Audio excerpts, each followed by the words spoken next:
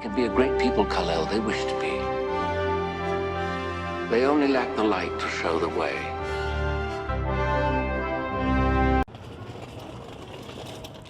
Let me flip this around here. Get a good angle here. Sun's in my eyes. It's been a minute since I've actually filmed here at the flea market.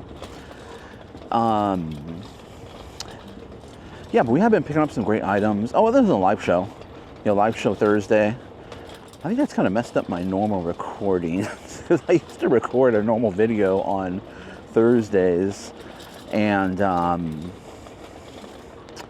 then Wednesdays and Fridays were kind of like, if I feel like filming, I feel like filming. If I don't, I don't, kind of thing.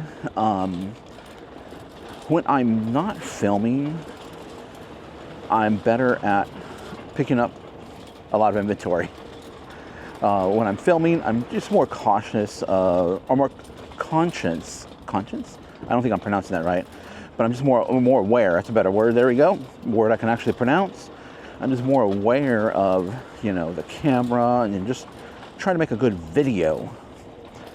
So I guess trying to find the balance in both is where we really want to be at. But we're here. It's Friday. It's cool morning as far as weather goes. You know, we're gonna get in there. I like Wednesdays and Fridays. They're slower days, but I find great items, great deals as well too. So let's go and get in there. I do got to make a quick pit stop, and well, we got to get paid first. So you make a quick pit stop, get in there, find what you guys find for eBay. Subscribe to the video, like the video, hit the thumbs up, hit the bell notification. Let's see what we can find. Oh, look out for the link. My email is down below in the description now. So if you guys see anything you guys want, shoot me an email. Let me know, and I'll send you a link to buy anything that you see me pick up. Here we go. Okay, we're done there. We got the quick pick stop. Let me tell you something. The bathrooms here at this flea market, you know, clean, amazing. You know, they always have a bathroom attendant on duty every single day, and at least every single day I'm here. So it's always clean, fresh. If you have to use the bathroom at this flea market, don't hesitate. So either way, okay, we're inside. Let's go ahead and see what we can find. On my live show yesterday, a lot of the produce and plant vendors were displaced due to construction. They're putting new asphalt in. And so let's go see what we can find out there. It's kind of throwing me off my game a little bit, but we'll find them. Box guy's here, so that's pretty good. Let's go see. Okay, here's box truck guy right here. Let's park our cart. Let's go through this.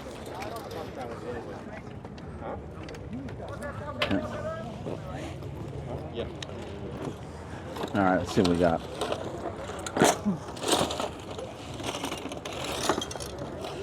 Purses here. Usually everything's $1 here, so most of the stuff.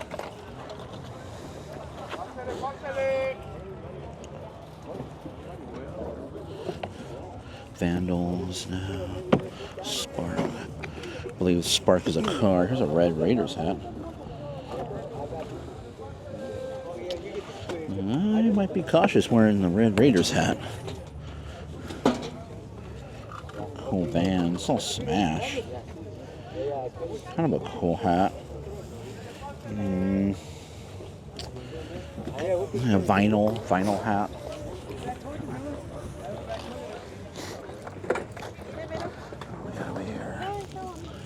What do we got over here?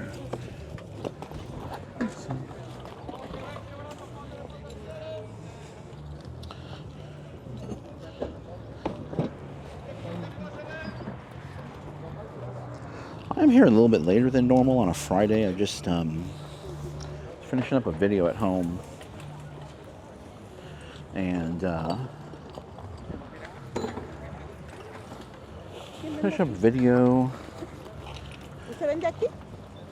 Oh, no. And then I had to get pork and beans, and then I had to get daughter to school. Things were a little bit late this morning. I got my coffee,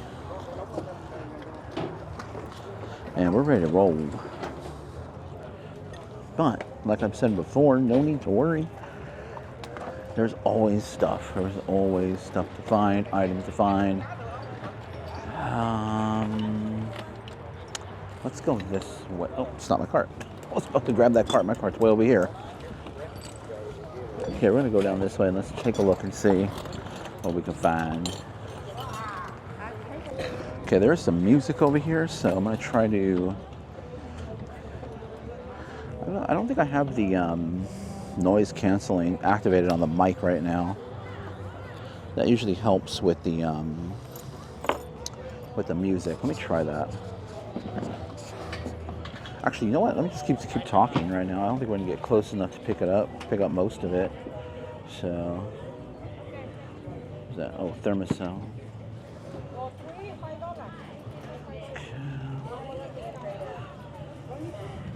Up rolling. Up rolling. What's this? John McCain. Oh shoot, those are heavy. Yeah. John McCain.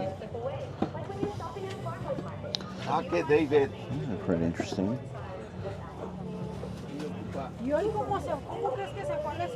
I'm just gonna look that up really quick.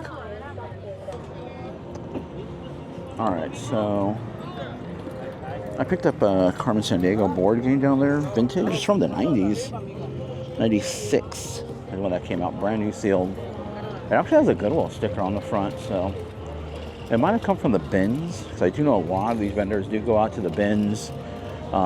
There's one north of me in South San Francisco, Oakland, and there's one in Salinas, California. And I know there's some up in Sacramento as well too. I don't know how far they go out, but there are a lot of bins, a lot of people that go to the bins, as well as storage locker buyers too. So that should be about 25 bucks there.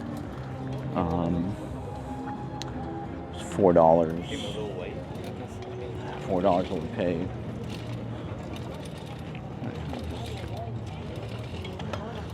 Actually a group of people here walking around. I'm actually trying to get away from them because they're kind of just loitering. I think they're just looking for something, very specific. They look like video game people. They're just, hyper focused on that, and they're just kind of loitering. Basically, what I'm trying to say is they're in my way.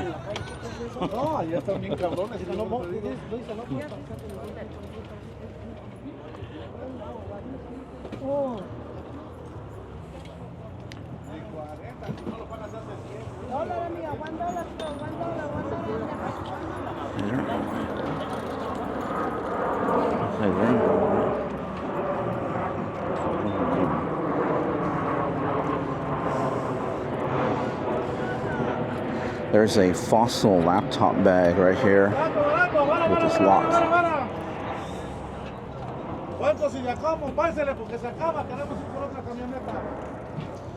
This right here. Pretty dope. Pretty clean. Check the condition. Laptop, green. I love green. How much on the laptop bag? $5? All right, cool.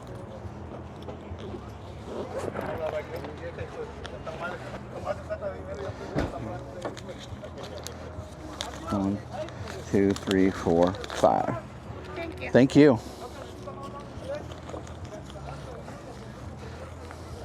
All right, that's.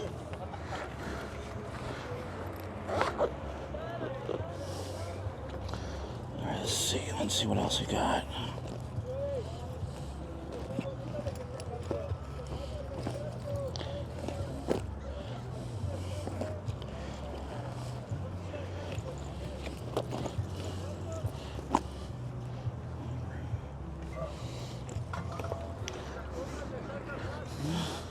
It was really the only thing I actually spotted.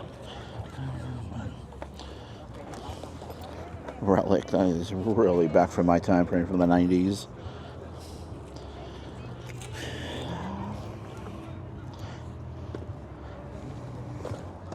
Let me tell you what an emblem inside this thing. This is Michael Kors. I might pick it up just because it's black, it's leather. Kind of nice, like some issues there with the zipper. Obviously wear and tear, but I'll tell you what, I like the price. Let me move this out of the way a little bit really quick. Vans. Igloo. Give me that. Go for a little read.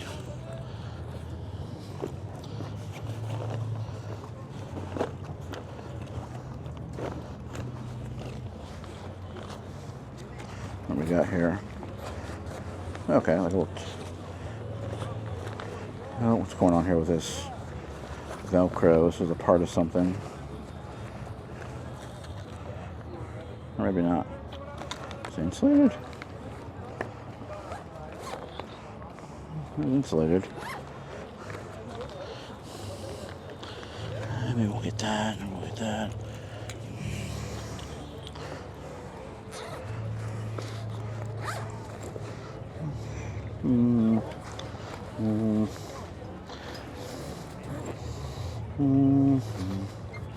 How much on these two here? This one is $5. Okay. $5. This one is $5. It is $20. $20? Okay. I'll just take that one for now. That's cool. All right, thank you. Let me get you a 5 here. No. ¿Lo dejo aquí esa mochila? Dame 15. 15? Yeah. I was thinking like $10 on it, but No. that's okay. No problem. Okay. That's all right.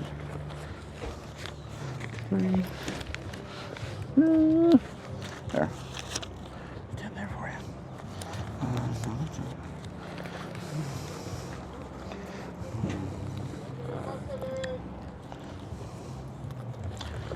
Excellent. Thank you very much. Thank you.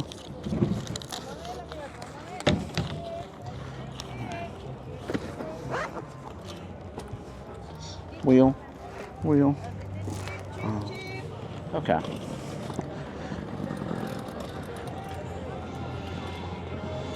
It wasn't, the Columbia wasn't the best. It was pretty like lightweight. It wasn't, they gave me like stadium, like a baseball stadium type of giveaway vibe. And I only think it's worth about $30. So, which is why I didn't pick it up for 15, even though they dropped the price. I would have been comfortable at 10. I was thinking 5. I was hoping 5. But let's get past this music here. All right. Hello, dollar.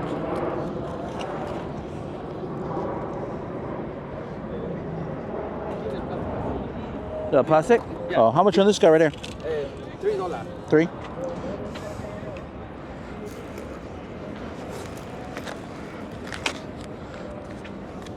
I'll take that. Okay. Cool, thank you.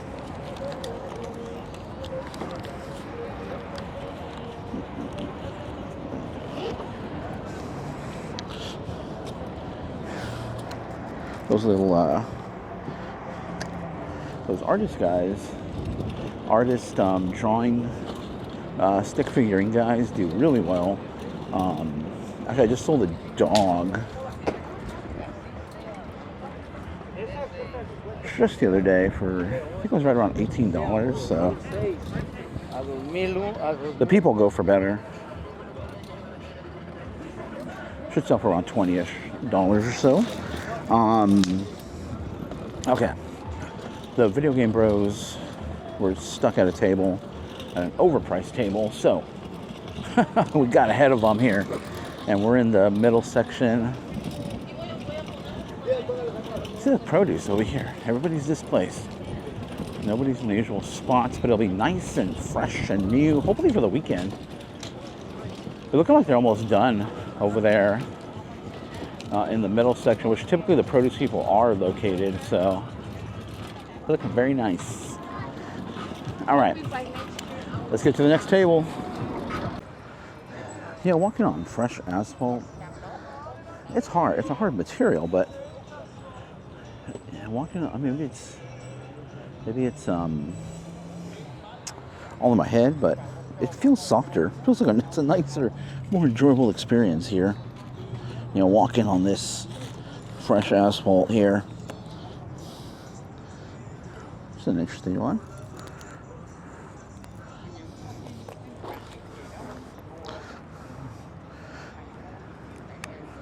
Don't open, sir. Leave in there. Has the price first. How much is it? Always has the price first. I don't sell to you. Leave in there. All right. Adios. Okay, that was interesting. First time it's ever happened to me here. Basically, someone getting upset for checking the battery, making sure there's a battery.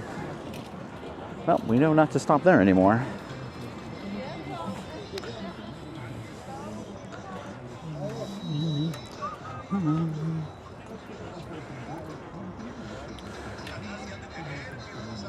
Hello. Hey, how are you? Good, good. Any other keyboards or just Yeah. just this one? Yeah. Oh, okay. Not that one, huh? No, I'm looking more for like Apple ones or Microsoft, Oh, okay. like the ergonomic ones. Yeah. Yeah, like those ones. That'd be cool. Okay. All right, have a good day, man. Thank you.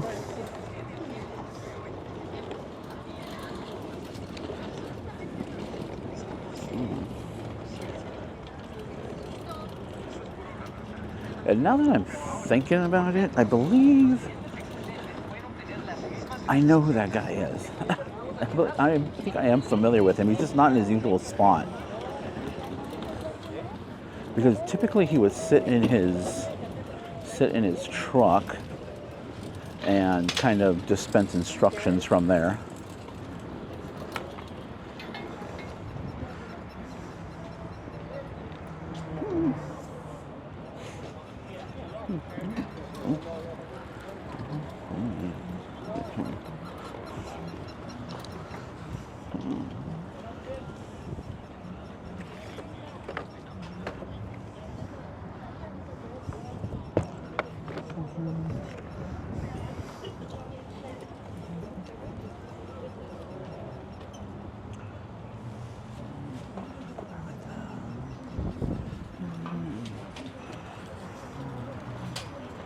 Okay.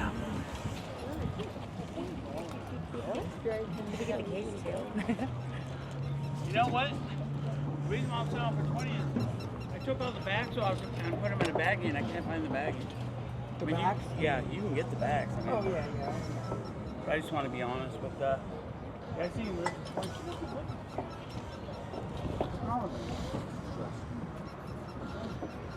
Hey, all my prices are good. She got trouble with a family. They don't want to work. You want to buy them all? You know, we can talk. She has to hire. We do 25 for those. She has to hire. Even Richard don't come. You want to get these All those people that she hired. So the family don't want to help. You got a bag? Not big enough. Those are my big bags that I carry them all in. I'm going to get that. 20. A lot of dealers, but there's also a Willie Nelson and a Paul McCartney. I like Willie Nelson. Hey, look at that. When he dies, they're going to burn him and then we're going to smoke him. Those are like fighting.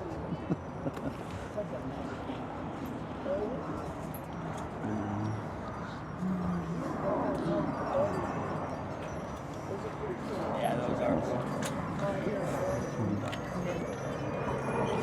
My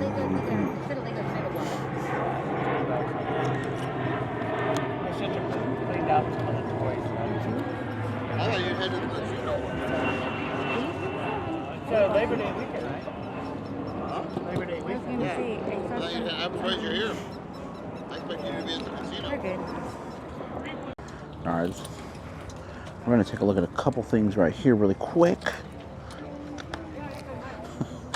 Oh, fix that handle. The handle tends to go down over time. Oh, no. $5.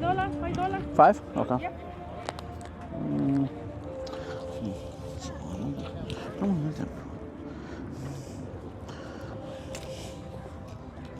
Yep. esta línea 10. Yes. Okay. 10, esta 5, esa 5, 5, 10 la de allá y estos diferentes precios. Okay. De $8 a 20. Okay. Okay. De 8 a 20.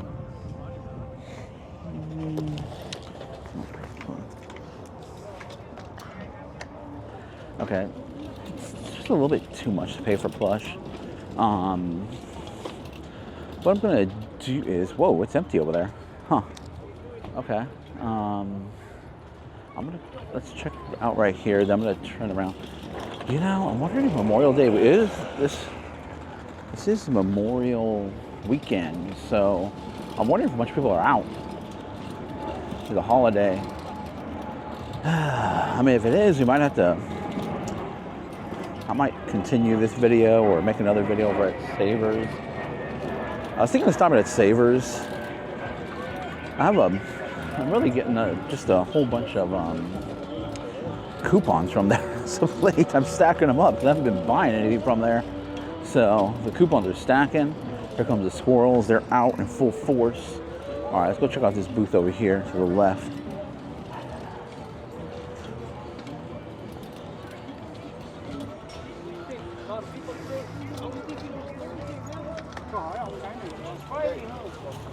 The one through the line was shorter.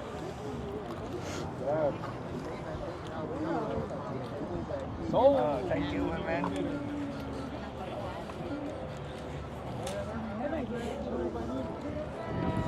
you see the parking over there? No. Too small. Pretty tight? Too small. Spot. They're gonna get mad water. They're not gonna like it, huh? Nobody's gonna be there.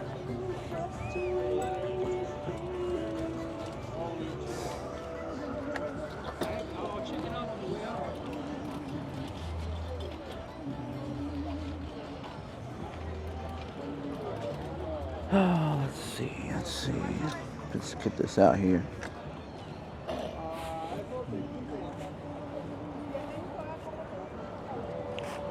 What are we saying? I'm not really seeing too much here.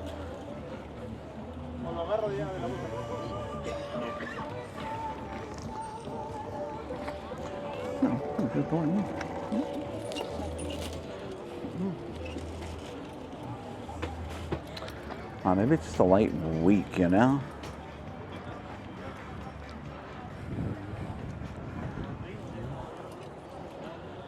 All right, what else?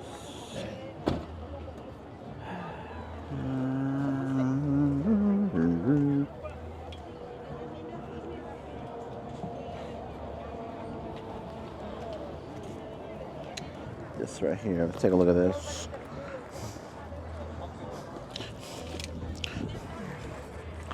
We got a Samsung.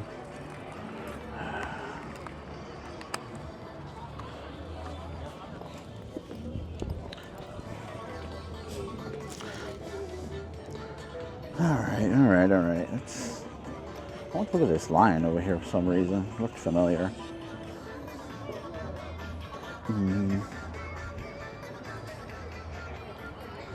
No, I thought it was an older one. That's a classic. Dwight Yoakam. Guitars and Cadillac. Reba. Oh, man.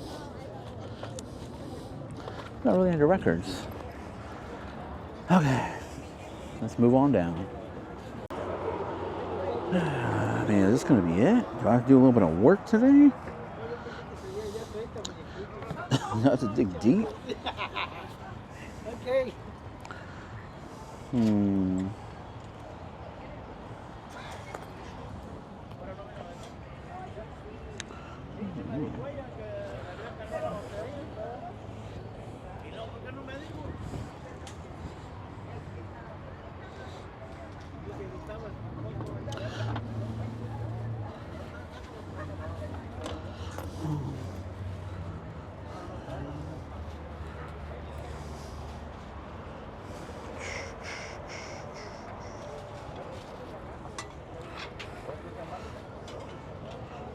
Lego horse. Oh.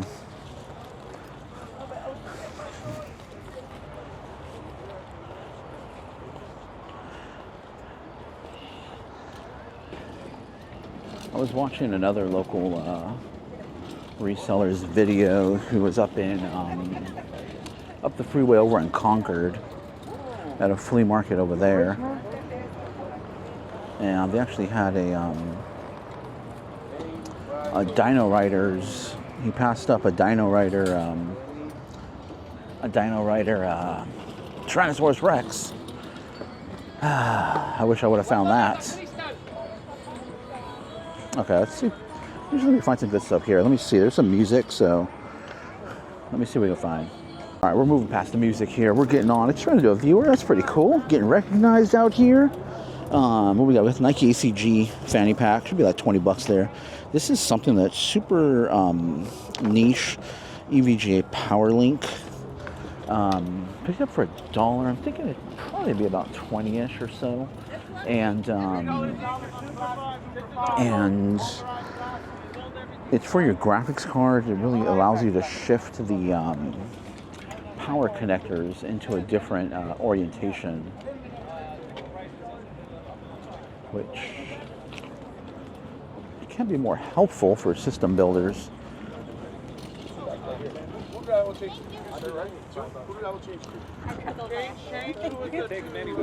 Okay, thank you. All right.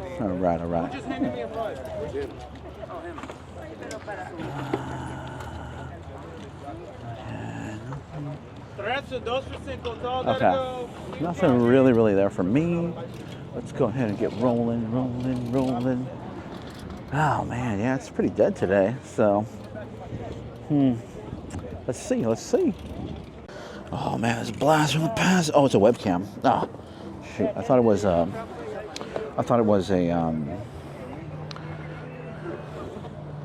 what do you call it? Sound card or sound device. Doggone it. Okay.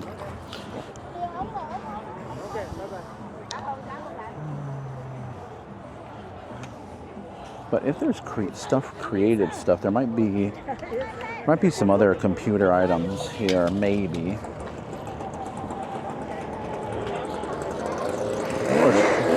Oh no, here we go. I'm gonna save you guys the noise. Okay, I think they're done. I keep looking at this camera. Same one I keep looking at.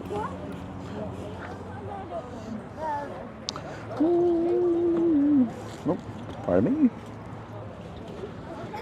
What do we got over here? We got some toys, some keyboards there. Oh no, he's gonna fire up that thing again.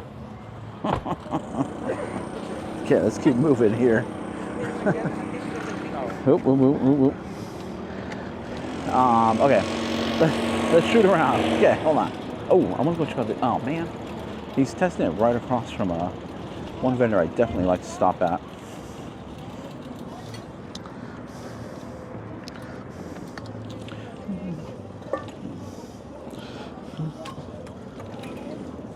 Okay.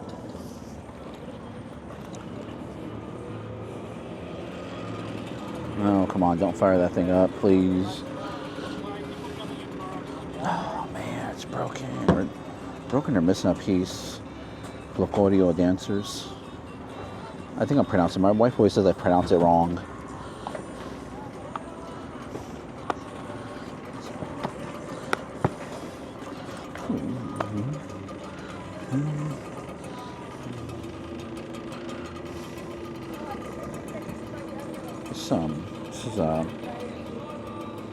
It's really nice. It's a Brighton piece. What do we got here?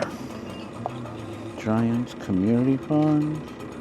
Olympic Club. Got the Jurassic Park guy. The pressure.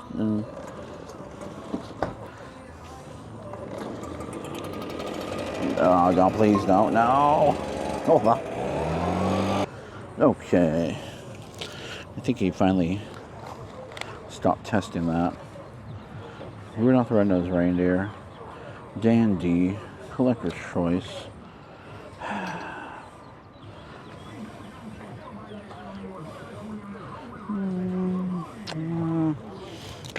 don't know.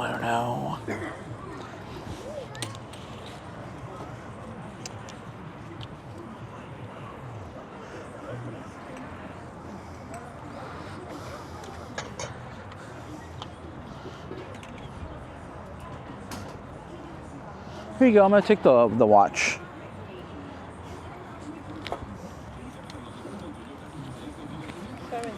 Excellent. Thank you very much. Thank you.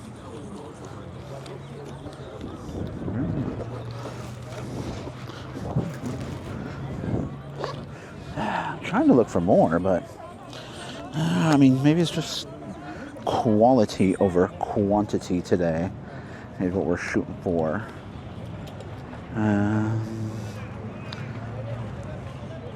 Trying to spot those hidden gems. And Brighton has a very that'd be kind of cool if he was dispensing. If it was dispensing pineapple, that'd be kind of good right now. Brighton just has a very distinctive pattern to look out for. It's once you see it, you can't stop seeing it. You'll spot it every single time. Is this Lupe station? I don't see Lupe. It's in her area.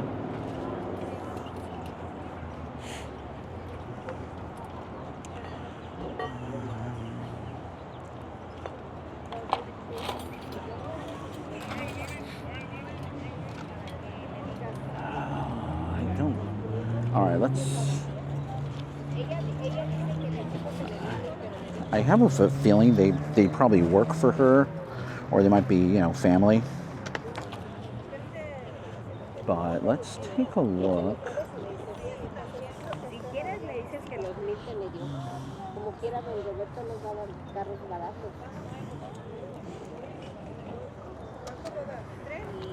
Oh, look at these. It has probably used for soy sauce. It has painters, like it's more geared towards painting. I was drawn to this right here. This is, I think, yeah. It's just not in condition. All right. Come on back. All right, what else? If there's a hobo there.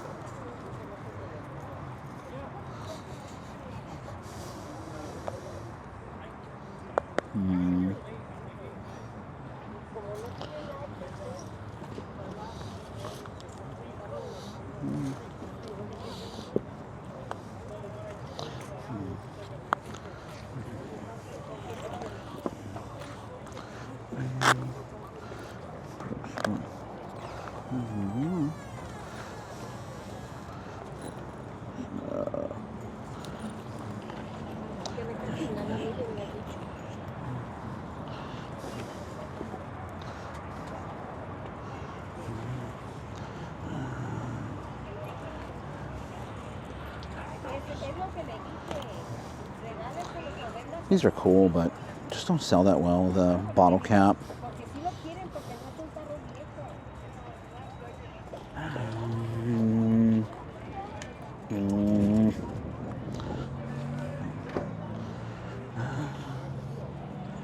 Let's look over here. I'm not liking the condition.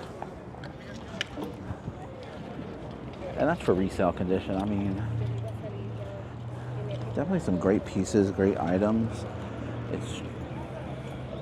I don't know, I'm just looking for better, trying to find stuff that's gonna sell quicker, and it's gotta be clean.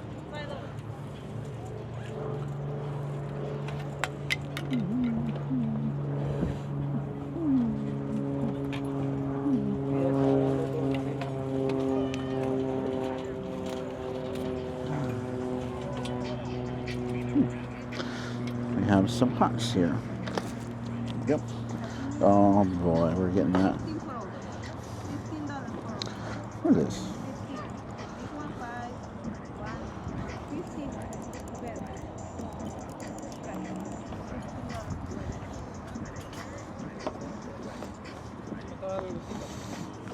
$1 cada uno.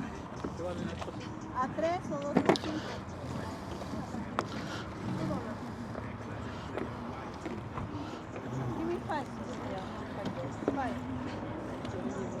This is minutes. Válganos uno de personaje a $5 los dan. Eso no me le pones porque las... ¿Quiere una bolsita? Sí.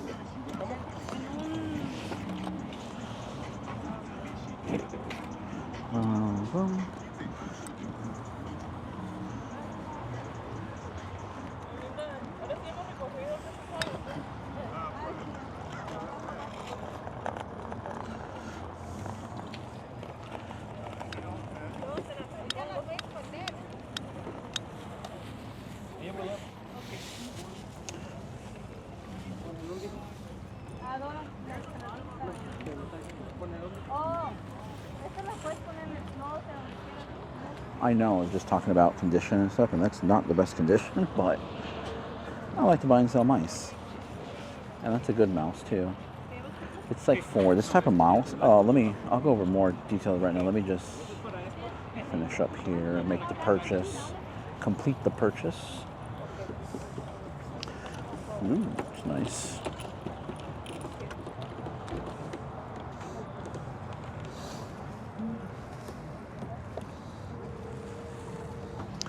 How much is the speaker?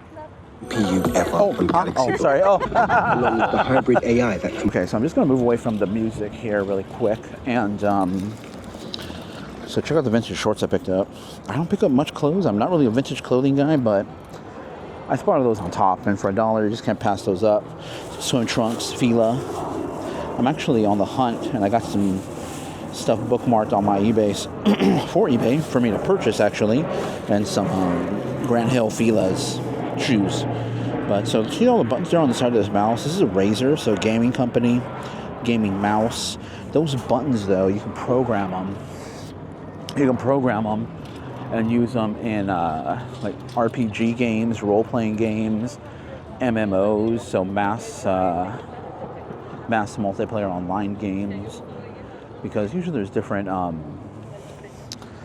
types of powers and stuff you can use, and you can just program it into the button on the mouse, which, you know, you have your hand on the mouse all the time when you're playing these games. So it's a really good mouse. I use one, although I don't play that much anymore. So.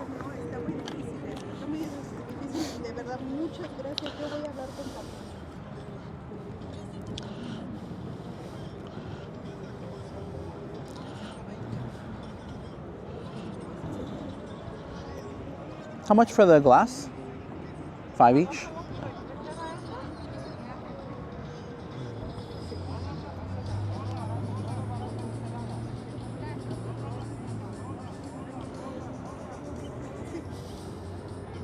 Oh, it's just a round ball.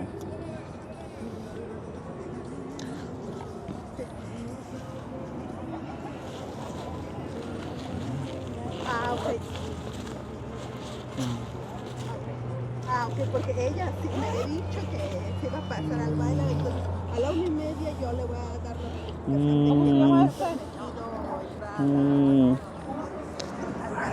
I don't know.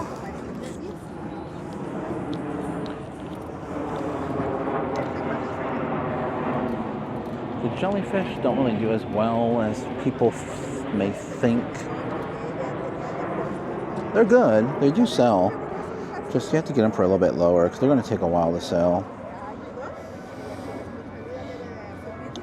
More Razer products here. This seat over here. However, oh man, that is heavy. Okay. However, that is probably going to wrap up this trip. Not the video, the trip. I will stay for some talking points at least. And we'll look at a few what solds. However, I love the smell of leather. If I find anything else as I'm walking out, I'll let you guys know. Okay, so I did buy some stuff off camera. I'm back. It's the same day. I did buy some stuff off camera. There was a lot of music going on. A guy that rolled up kind of late and set up. But we got Lego minifigures. You know we can never turn down Lego minifigures. These here, I don't really know. I'm thinking about $15 a piece on these, but I got 2 of those. I got these uncut cards here, Flea Ultra, Fox Kids. I'm not really sure. Maybe about $10 each on these is what I'm thinking. Power Rangers. That's the original Power Rangers when it first came out. Yeah, those are some of the characters from the original. This right here sell for hopefully close to $100, but Starfleet Battles Volume 2. And we paid $40 for everything. So this right here, this Google Nest thing should get us close to even after we sell it. And this will put us into the profit. And all this other stuff, I recently sold this too for $10 or $12, if I remember correctly. I couldn't pass that up. You know, Halo, I'm not really sure what that goes for, but Halo on the PC. Brand new PC games. I'm going to have to look all these up, though, and just see what they go for. 3DS game. I'm not sure. I just threw it in the bundle. Not sure what it goes for. Here's actually a good one that actually will go for close to, you know, around $15 to $20, but eyes wide shut. Brand new seal, though. That's really, really what you have to look at. Yeah, that's what we got. And this bag. It's really cool. I forgot. I have no idea what this goes for, but I'm guessing at least around $40 or so. But JanSport, Made in the USA, Notre Dame. So, all right. Now we're heading out, and now stay tuned for the recap. Hey everybody, welcome to the end of the video, and we hope you guys enjoyed that trip, first of all. And I was back at the flea market. I haven't done a regular flea market video in a little bit. And like I said in the video, I think primarily because I'm doing those lives on Thursday, so it kind of, you know, cut into my a regular normal release videos for the flea market. So no big deal though. You know, hey, we're still going to Goodwills. We're still finding great items. We found some great items today, as you saw in the video. What do you call it? Thumbnail. I did get scolded at the flea market. And you know, as I was walking, you heard me thinking through it. That guy is typically, now I'm remembering where that vendor usually is, and he's further in, not usually where he was at, and he's very much don't touch any of my stuff. Ask me first, and I'll give you a price, and you essentially can't look at it, or you can't examine it or anything. He's going to tell you what it is, you pay him, and that's it, done. I'm like, what? So I don't know. I don't operate that way. I got to be able to look at it. I got to be able to know, you know, especially electronics. You don't know if it's working. I want to make sure there's a battery in there. At least, the very least, I want to make sure there's a battery, and, you know, check inside, make sure it's clean, and you know, I have some assurances that it may or may not work. So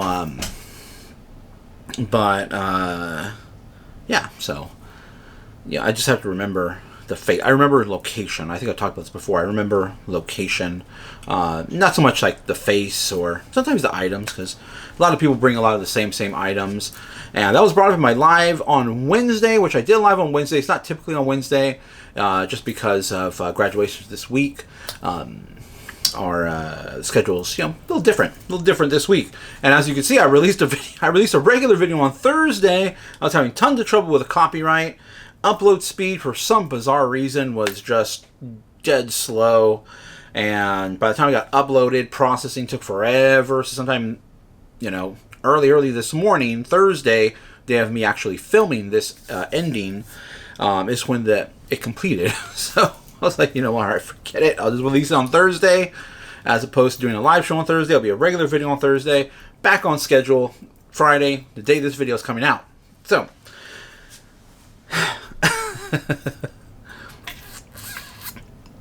a lot going on this week, but the show must continue. Reselling must continue. Still, you know, we're still doing pretty well this week as far as sales go. Great weekend. Like I said in the other previous video, you know, Friday, Saturday, Sunday are pretty much on par what we're expecting. Monday was a little bit slower, and holiday Mondays do tend to be slower because, you know, people are out and about on the holidays and not really necessarily staring at their phones. Although a lot of people do, but not a lot of people are necessarily buying, you know, spending time with family, loved ones, you know, those that, you know, had a family member in the service, you know, they're honoring them. So, you know, I don't expect that on Memorial Day or any other holiday for that matter as well, too. And then, so what I want to talk about today is sell-through rate. You hear it all the time. I've talked about it, and you guys know I do not necessarily follow sell-through rate here. It's a very helpful tool to look at, and so everybody has a different ways of doing their calculations. Yeah, just, all you gotta do is look at, what are the solds and how many are listed. If there's a bunch listed, then and only a few sold, then there's not that much, not that many buyers for that item, so might want to leave it behind. If there's a bunch sold and a few listed, all right, that's going to be a good item to pick up. And then, depending upon that ratio, if it looks like it's about half and half, if it looks about like, 10 listed and 10 sold, it's pretty good. There's a pretty good or a healthy, customer base for that item. But I don't really pay attention to that. And I have a case in point for this video. And what I'm going to do is I'm going to cut the video right now. And it'll appear over here to my right, just like my what solds. We're still going to do what solds, though. Okay, so first I'm going to show you what I sold. So it's going to appear right over here. Blue Sky Wisteria, I believe it's how it's pronounced. Teapot, Floral, Bluebird. It had a little bluebird on the lid. Kitchen Home Decor. Really cool pot. I was kind of shocked at the price when I saw it in the Goodwill. I think it was right around $8. It was under $10. It was up I think it was like $6 and something cents if I remember correctly. But I just rounded up. Let's just say $8 for the sake of the video. I took an offer, originally priced at $40. I have a 10% off running right now on my store, on my promotions. I'm doing some testing, some trial, testing some things out. As far as my store, so I do have a 10% running right now. And so brought it down to $36. Someone still shot me an offer because I had offers open. Someone still shot me an offer of $30. That's what it sold for. Now the next one that's going to appear right here is the breakdown of the fees and everything here. So sold for $30. Shipping they pay $9.24, and then you have sales tax $3.38. For a grand total of $42.62. Now, what did eBay collect from that? First of all, you subtract the tax, $3.38 from that. Transaction fees, we have $5.14. No promotion fees, which is good. It's sold organically. And the shipping label ultimately cost $8.12 to ship that out. So total, what is going to be deposited is $25.98. So then we take that $25.98 in my calculator, minus the $8 it cost for the item. We have $17.98. Minus maybe a couple bucks for the box. It went in a 12 by 10 by 10, which is box is under $1. I forgot. I'm just remembering right now. I should have looked up what the cost of that box. I totally forgot. I don't remember. It's kind of everything's on autopilot now. But the box is under $1, and the packaging material was probably about. In reality, it really didn't take that much. It was mostly packaging paper, which is dirt cheap. So let's just say a couple bucks, for the packaging stuff. So we're right at the $15 mark, which is what we like to make on each item. That's our goal. Everybody has different goals. Some people like to make more per item. Some people like to make less per item. It's up to you how you would like to run your business. What profit margin would you like? How much would you like to make on each item? Really depends, up to you. So when I'm buying individual pieces, like at the Goodwill, I'd like to be around $15 or more profit on each of those items. It does kind of matter, the size of the item, what the item is. This is a piece of pottery. I knew it was going to be easy for me to ship, and I knew it was going to go into a box that I already carried, so I didn't have to invent a box, basically. So there wasn't going to be much effort into the shipping involved in this item, and I knew I could get it there safely and safely and not broken, basically. I was going to get there, in the shape that I have it in. But 12 by 10 by 10 box, packaging paper, it's going to Southern California, so it's not going to spend too much time in the USPS system here. Okay, so that's the item. Now, I'm going to pop up right here, as soon as I can get to it, is a little video of what I saw when I was looking at here it's going to be right now. So this is what I was looking at as far as what was listed. So you can see there, we have $95 one listed, $65, $48. There's one for $41. So there's several listed right now. There were none sold. So currently mine is the only one that has sold. So it should sell. I believed when I was looking at that those were a bit too high in my opinion. How do I know this? So I've been doing this for well over 20 years, and I don't really rely on sell-through rate at all. Pretty much, it's can I sell it? And when I'm looking things up, I'm looking at what do I think this item's going to be priced at. I looked at what was listed, and I felt it was just too high for this piece. It is a blue sky, which is not, it's like it's more like a novelty. It's not like giftware. It's kind of like a gift brand, or you're out at a little gift shop somewhere, like a Hallmark, and that's where you would kind of find this piece. And it was nicely decorated. It was a nice piece, great condition, but I just feel it was probably more of around a $30 to $40 item, and everybody else is priced a bit higher. I don't think it was going to go for that much. It was great quality, but it wasn't good enough quality to demand anywhere close to $40, $50, $60. And you just have to learn these things over time. It takes time. With with YouTube, with social media, you guys can see exactly what I'm picking up. You see the exact title structure. Title structure is incredibly important too. Keywords are incredibly important as well. That's like your window dressing. That's what stores used to do, window dressings, to draw people in. People still do it, not to the extent that it used to be back in the day, like when I was a kid. You got to draw that person in. How are you going to draw them in online? Pictures, title. Try to put as many pictures as possible. Everybody loves looking at pictures. If you want, you can do videos. I do put videos occasionally. It takes a little bit of time. Don't get me wrong, it takes a little bit of extra time when you're doing your listing, so it has to be worth it. It has to be something that's going to sell that item, that you need to sell that item. So I will throw a video in there occasionally. This one did not require a video. I can get it sold with just pictures. So you're taking pictures of the front, the back, every single side, the bottom. This one has a lid. Open the lid, take a picture of the inside, take a picture of the bottom of the lid, top of the lid.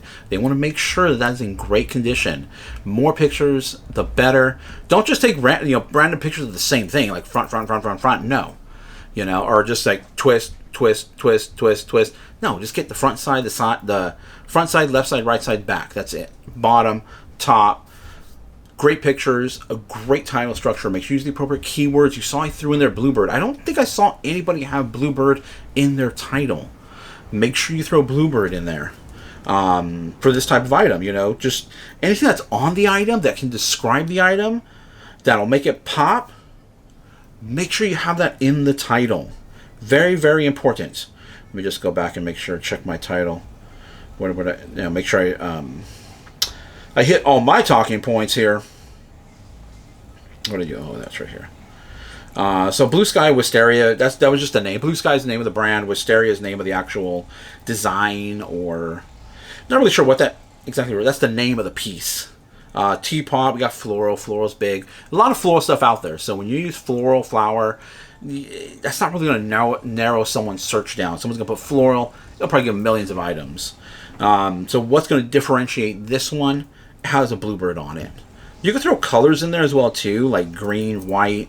One thing I do like to use a lot is decor. What is it decor for? What is this thing gonna, where is this thing gonna be? It's gonna be in the kitchen. It's gonna be in a home.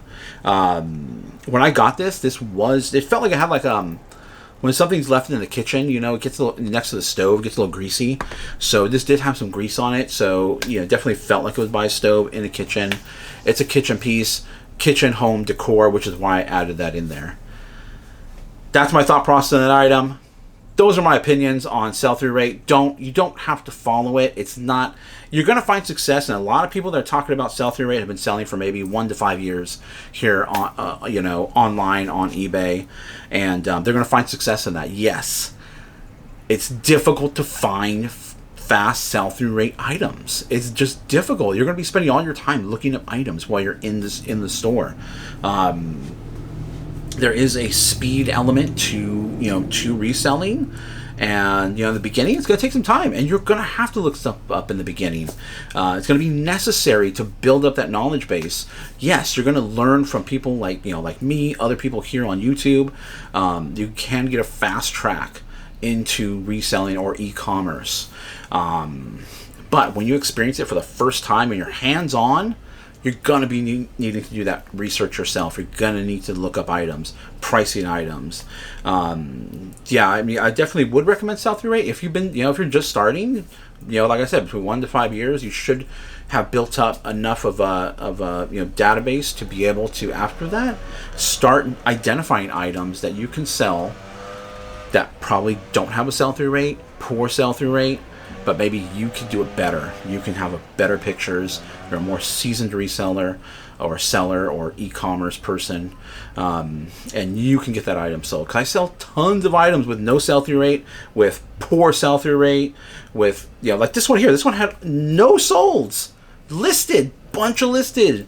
No solds. Mine is the only sold that's out there now. So how did I do it? Exactly what I'm telling you guys. Sell-through rate isn't everything. It's not. You're going to leave if you follow sell-through rate all the time. If you've been doing this for a while and you're just following sell-through rate, you're leaving money behind. You're leaving profit behind on the shelves at the flea market. Wherever you go to source, you're leaving money behind. So the name of the game is make money. The name of the game is to make a living. Make a living doing this. Full-time living doing this. That's the goal. Or if your goal is part-time, you still want to make money, right? So that's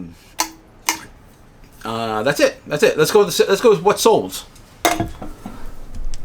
Okay, it is a little bit later in the day.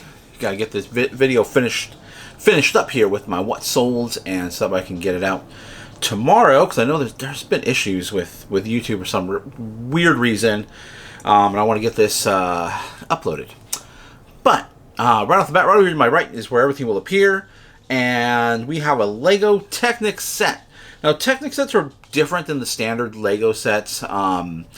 These are more geared towards older builders, older people, not necessarily children. And they kind of have more of a technical... it's like a construction-esque type of look to them, a little more realistic. They use different types of pieces that typically aren't found in standard Lego sets. But I personally don't care for the Technic sets. I'm primarily a minifigure collector when it comes to Legos. I like the regular Lego sets. But some of these Technic sets can go for quite a bit. Brand new. Or used, complete. A lot of these pieces, though, that are in these sets are not unique to the sets. You can get these pieces on places like Bricklink. That is a third party, people on there. It's kind of like it's eBay sellers, but just for geared towards Legos. Pretty crazy. If you watch some of these videos, some of these people that sell on Bricklink, the organization that is required for these is amazing. They buy like whole sets and they break them all out into the individual pieces. Every piece has a part number. Not for me. Probably not for a lot of people.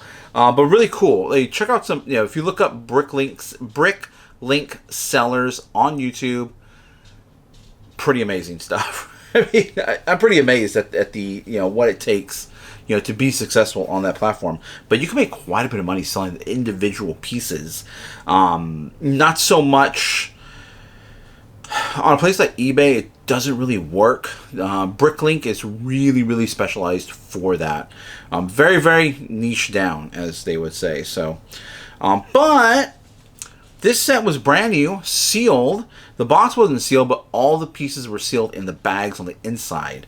So you always want to double check these sets. If they're open, don't necessarily think, they're open, that's it. Check inside. The bags on the inside still may be sealed. Make sure that all the bags are in there, along with the instruction manual. The instruction manual should tell you how many bags you're going to need for that set. So everything was still sealed on the inside. Picked us up at Goodwill. We sold it for $70.80. So a great sale. Lego set 42036 is the one you want to look for, but it's a 2-in-1 bike. Okay. Now the next one here. This one I picked up at the flea market. and it's a Jim Shore. Now, Jim Shore is fairly saturated, but they do still sell incredibly well. There are still, collectors still pay up for them, and you just have to get them for the right price. On average, I mean, standard Jim Shore stuff will be around $20 to $30. Some of them a little bit more, some of them a little bit less. Pretty unique design, very easy to spot once you start to get, once you start to see one, you'll start to see two, three. Check them out. Make sure that they are still in good condition and not broken. Notorious for finding them broken. They are resin, so a little bit harder to break, but still breakable. Either way, this was still in the box. It was brand new and sold for $72. We have, I'm assuming it's one of the reindeers, from Santa's sleigh. But Jim Shore Dash Away reindeer from 2004 and $72. So definitely look out for this Jim Shore reindeer Dash. Not sure if all reindeer do well, but Dash. You have seen in my videos from one of the Goodwills they frequently visit, and they have a bunch of Jim Shore Easter baskets with the Easter eggs in them. The sale recently hit, and they still were sitting out there because they're overpriced. So, just be cautious when you're buying Jim Shore. Don't think Jim Shore, it's going to be a home run every time. You got to buy it for the right price. Generally, it's going to be around, the standard, like they do like these large, like kind of exaggerated, like angels, with scenes on them. And, those do really well, and they sell incredibly fast. But you have to get them for the right price. A lot of it is getting stuff for the right price. Buy low, sell high. That's what you got to do. You hear that in, stock market and stuff. Buy low, then sell high on the high. Same thing applies here. You got to, when you're going in, sourcing, buy low, sell high. Another interesting piece here is a Hulkbuster helmet, or the head. And the BAF is build a figure. And so Marvel has done these action figures where you'll see them at Target, you'll see them at Walmart. You buy them, and they come with extra pieces on the inside to actually build a larger figure. They've been doing it for a while now. One of my favorites that I haven't pulled the trigger on buying it just yet, although I would like to purchase it, is the Apocalypse one. So you would buy the different characters. It's an older vintage series, but you would buy the individual characters to get the pieces. I mean, you can buy them. You can go on eBay and buy all the pieces as well too, which is what somebody did. So this one was part of the Hulkbuster set, and so the figures that came out in 2015, they had a bunch of pieces in there to build a Hulkbuster set, and so just the head sold for $14.71. I got this in a big old pack of other action figures, which I already sold all those other ones off, and I'm already made money on it. So just a little head, like this big, for 14. Like it's not that big at all, and that's gonna go out of here. So great sale. Otherwise, this video has gone long enough, but I just definitely wanted to hit on a few talking points and wanted to stick to my 3. Even though I showed the what sold earlier. On that other item, I want to stick to the 3 what sold at the end of this video. Cool, unique items. Lego isn't really unique, but the individual sets can be unique, so definitely look out for that set number. There are other sets, to be on the lookout for, and I'll try to get to them as I remember, or if I do pick them up myself and resell them. I don't really resell a lot of Lego too much because I'm a Lego collector. I love Legos, so if I find Lego sets, I typically tend to want to hold on to them, even ones I don't really like, or I don't really collect. It's not that I don't really like them; I like them all, but ones I don't really collect, I pretty much stick towards Star Wars, Lord of the Rings. There's a few Lord of the Rings sets that there's the Rivendell set I would like to get, but I can't justify paying $500 for it because I'm probably not going to get around to building it. I have so many sets. I mean, over there, up in that top corner over there, I have 1, 2, 3, 4, 5, 6, 7, 8, 9, 10, 11, 12. I have 13 sets just sitting up there in one corner over there. I have sets back here. I have sets behind the camera. I have sets in the house in 2 different closets. I have too many sets. I'm not going to be. I'm probably not. I don't have enough time you know, to really get to these, start building these out. And I don't really have the space to build these out. Eventually I'll probably get to the point where I'll just sell them all off. You know, that's really what ends up happening. Or what I'll do is I'll go through the boxes with the minifigures in them, and I'll cut out the little baggies and take out just the minifigures to add to my collection. And then I'll sell off the sets on eBay. I've done that before, where I've gone through a big old purge of all my sets and pick out all the figures and then sell them off. I mean, one day maybe, I don't know, I'll have my own room to display everything the way I would like to, but we'll see. Everything costs money. So we got to make more money here on eBay. Otherwise, we'll catch you guys in the next video. Thank you guys for watching. Thumbs up, like the video. Hit the bell notification. We'll be back to the regular schedule next week. Regular videos Monday, Wednesday, Friday, and Thursday live show. Catch you in the next one.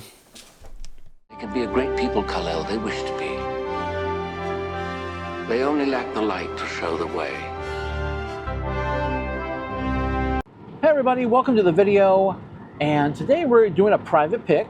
I know the title's a little clickbaity, but you know, where I live, here in Silicon Valley, almost every home is $1 million or more. So, little outrageous as far as home prices go in this area, but you know, lived here my whole life, so yeah, it's expensive. And when you look at it, you know, from the outside looking in, everything seems expensive here, but everything is relative. So, you know, like I said, I lived here my whole life. There are great jobs here and everything, great paying jobs. And, you know, if we were to move somewhere else, yeah, cost of living might be down, but, you know, the jobs might be a totally different scenario. So, you know, everything's kind of a balance. And one thing I do like is living really, really close to the coast. Let me show you this really quick. Now, we're not near the coast, but, I mean, well, we are near the coast. However, just over those green mountains over there is the coast. And so, those aren't quite the Santa Cruz Mountains, but we're getting close to the Santa Cruz Mountains here. Kind of taking one of the back roads. A lot more agriculture out here in this area. Did I say I was in Gilroy? I was in Gilroy. We're going to pass through San Martin, Morgan Hill, head back to San Jose, and then we're going to go up to Santa Clara.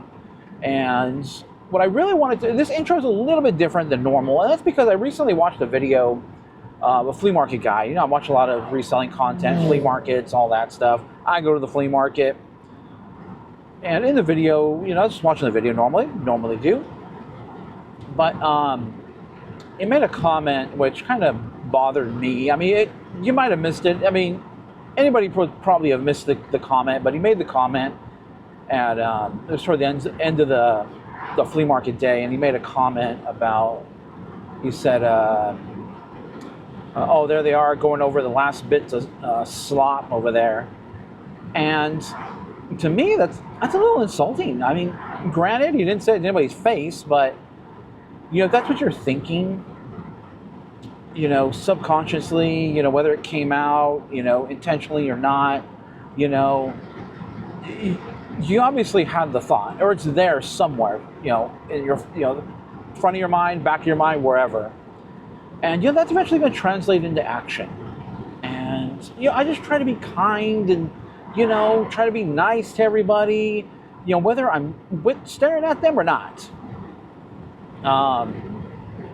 In my opinion, it should have edited that part out of the video.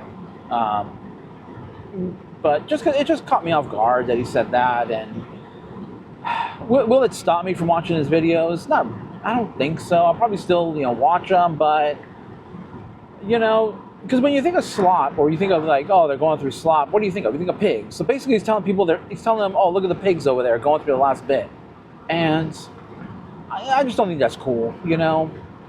If you're gonna think that, yeah, but you know, I can't read your mind, so you can think it all you want, but the fact that you said it. So just and the message I want to come across is just be kind and nice, and you know, everybody's a human. We're all humans. I'm a human. The other person's a human. You know, whether you're a millionaire or not, you know, we're all humans. You know, whether or I should say we're on YouTube land or reseller world, whatever. You know, whether you have 1 million subscribers or 1 subscriber, we're all still human. To kind of translate it to YouTube, YouTube talk, I guess, or influencer talk. And everybody deserves the right to be treated with respect and dignity, whether, you know, you're staring at them in the face or not. So, yeah, those are just my thoughts on it. You know, just not my usual intros, but I just wanted to, you know, put that out there for everybody. Otherwise, let's go and get into the video and hit the thumbs up, like the video, subscribe, hit the bell notification. I put socials down below, so if you want to check out those links. I did start a Facebook page, Facebook group as well too, because I did have people asking about that. My Instagram's down there, email's down below. If you see anything in the videos that I pick up that you guys would like to purchase, shoot me an email, and I'll send you a link with how to purchase that item, and we go from there. Yeah, but let's go and get into the video then. Okay, everybody, before we jump into the video, I want to just show you guys this. Check this out. So there's this road here. You know, there's to the left and right, you know, pretty much nothing. There's a building over there. You might see some cows. Lots of power lines here. But as we're driving up, this is the back road. There's 3 ways to go to and from, you know, to get to Morgan Hill, Gilroy, and all that. This is the route I like to take. A little more scenic, a little more outdoorsy, more to see out here. Well, I don't know, lots of nature, I should say. If you like nature, this is the road that I like to take. And this is a very well, like, bike ride. Like, you know, a lot of road bikes here and everything. I used to ride my bike through here back when I was riding. But so here we come. We're coming. Here we go. We're coming down the road. You know, we're like, you know, somewhere in the. It feels like the middle of California, Highway 5 right now. Nothing going on. But then watch this. As soon as we get up and over this hill, pardon the wind. Boom, just trees, neighborhoods, there's houses to the left, to the right. It's just been kind of wild to me. Like, all of a sudden there's no signs of life, or human life, I should say. And then all of a sudden, boom, you're in the middle of a neighborhood. So I just thought I'd show you that really quick. I think that's kind of cool. Okay, we are in the house. A little bit. We're kind of giving a little bit of a tour already before we, you know, fired up the video here. But let's go ahead and take a look and see what we can find. We'll show you guys a lot of old stuff here. Let's see. Let me flip the video around, or flip the camera around. Okay. So, a lot of, you know, I don't know, if I had to guess, 70s, 60s type stuff here. It's a little claustrophobic here in this room right now. I'm seeing that sailing ship right there. That might be, that would be pretty cool, but shipping wise, might be a little bit of a, I could probably make that work. What does this say? Genuine horn. I mean, that might be actually kind of cool. Now, a lot of this stuff, I don't know. I don't know if there'd be prices on a lot of this stuff. It's probably have to do a lot of Google imaging here and see what we can find. Let's see. Genuine horn sail ship.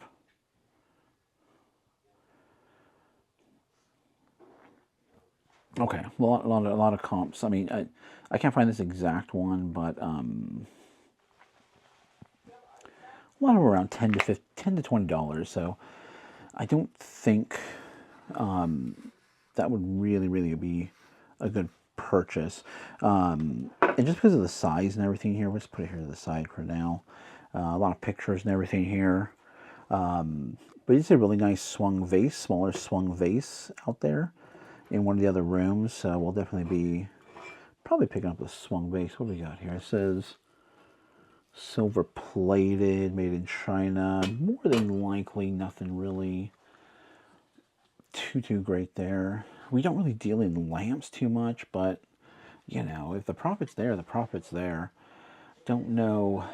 It's got like a street light, old school street light kind of vibe. I like this like amber glass. Gives me old like bar theme to it. It always reminds me of, I haven't mentioned this in a while, but I'm a huge Three's Company fan, and the bar they would go to, the Regal Beagle, I'm trying to kind of recreate that in my house somehow with different decor that I find. That lamp is kind of cool. I don't think my wife would really like that for our decor, but oh, here we go. Okay, inside the china cabinet. I mean, it's a good mix of older. Maybe some of it does have value, some of it, you know, doesn't. I thought that was glass or swung. What do you call it? Spun glass. I thought that was spun glass. There is a bunch of jewelry. It appears to mostly be costume jewelry, but costume jewelry and vintage stuff can do pretty well. The arts, little hammered aluminum. I mean, there's definitely profit around here, and you know, I just don't want to buy just to fill my store, eBay store, that is. This glass right here, this might be a nice one. Oop, oop, oop, oop. That is nice glass. Okay, all right. I gotta go help real quick with something. I'll be right back. Okay, where were we? We actually had a little bit of lunch really quick. We had grilled some burgers and stuff, so yeah, we have plenty of time here. We're not, you know, not really in a rush or anything like that. So we're back. Okay, so this is really cool little desk piece right here I just spotted right now. It was underneath this picture. We don't really do too much in pictures. Some of these are personal pictures, so we're not gonna, you know, get too much into that. But this right here is just, at first I was thinking maybe left in, but it's actually, it's got a few little, you know, like little chips and stuff on there. Let me just, it's actually not too bad. I want to make sure this dog just hasn't been reconnected, which I don't think it has. There's no chips on the dog, but actually Swank, which Swank I know them more for jewelry, so I didn't know they did like these little desk caddies or something like that. So we might take that. That should probably be around $30-ish. We'll look into that a little bit. Little piggy bank here. This is actually a left-in. Yeah, that's a left-in little piggy bank. And if there's no chips on that or anything, we'd probably be taking that as well. Not all left-in is necessarily great, but it's a pig. It's got some, you know, little flowers, which I don't think they're chipped or anything, but I'll do a little more closer examination. We tend to stay away from these doll or these porcelain people, just because they don't really go for too much. I think we were here when I last stopped, and not really going to be too worth. A lot of silver-plated stuff, which isn't that great. We got some stuff up here. I was thinking of getting the fisherman guy, but he's chipped in several locations, so we're going to skip on that. We're also going to skip on the George Washington. That face as well, too. They do okay. They're just not very fast movers. But, let's see, is this a little like a radio here, or what? Oh, man, that is super dusty. Oh, let's see. It just says Japan on it. I don't think it has a brand or anything, but we might Google image that and see. We did pick out some stuff already. Like I said, we did a quick walkthrough already. So I'll show you what we're definitely going to pick up. Here's a little swung. Ooh, this is like attached to this thing. Or is that attached to this? These are all wrapped up over here. All right, it's on the hand. Okay, a little swung vase. Swung vase.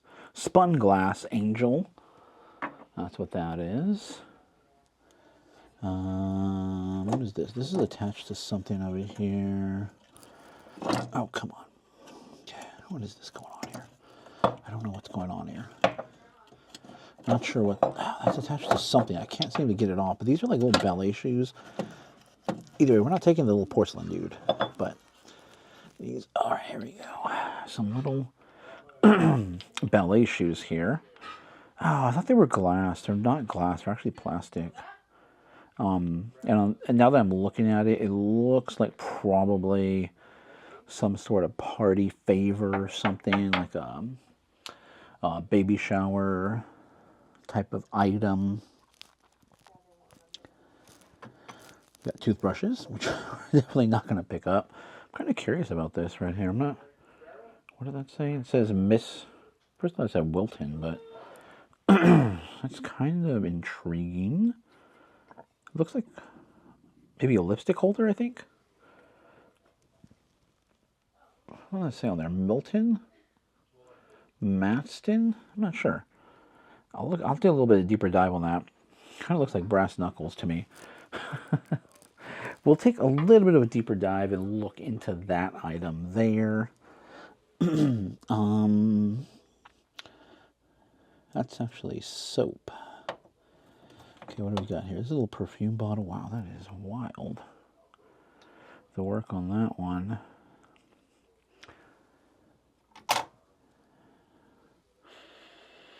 Doesn't smell like perfume in there, but oh, that just comes off. Yeah, I think we might. I don't know. Let me know what you guys think. Cool, but I don't think it's really worth it. I mean, I don't know. I'm gonna leave it behind. Is what I'm gonna do.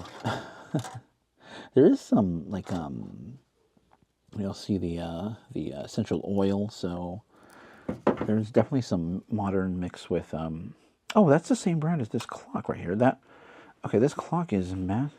Let me look this up really quick. Give me 1 second here. I'm going to look up this clock, and I'm going to look up this thing right here, which seems to be the same brand. Okay, so I did quickly look up the brand because I'm not familiar with the name, but we're probably looking about $20 to $30 if this works. I don't know if it works. And this one here, we're also looking probably around $20-ish or so on that piece as well, too. So, a lot of items that fall into that price range of bread and butter type of items. Will these sell quickly, though, like our typical bread and butter? I don't know. I think if we price it right, it will. This looks similar to that other. What is this? This is also a thing? Now I'm thinking of this. All Matson. Matson is the name. I don't know about these. They're not cut glass. That's definitely a pressed glass type of piece. Lots of clothing here, and we're not really clothing resellers, so I am going to stay away from that stuff here. I've seen ROM before. I'm not 100% familiar with it, but I don't really like the subject matter there. Okay, well, there's just a lot of personal stuff over here, so let's stay away from that. Little candle. Put that on top of the personal stuff. Oh, we have some. Here we go. Okay. Let's bring this out over here. It's getting hot in here. Okay, we got. So this is, obviously a men's caddy. We have a lot of couplings here. We have it's a nickel coupling. A little mother of pearl. Mother of pearl. Bowling. Nothing. Just kind of novelty stuff. Novelty.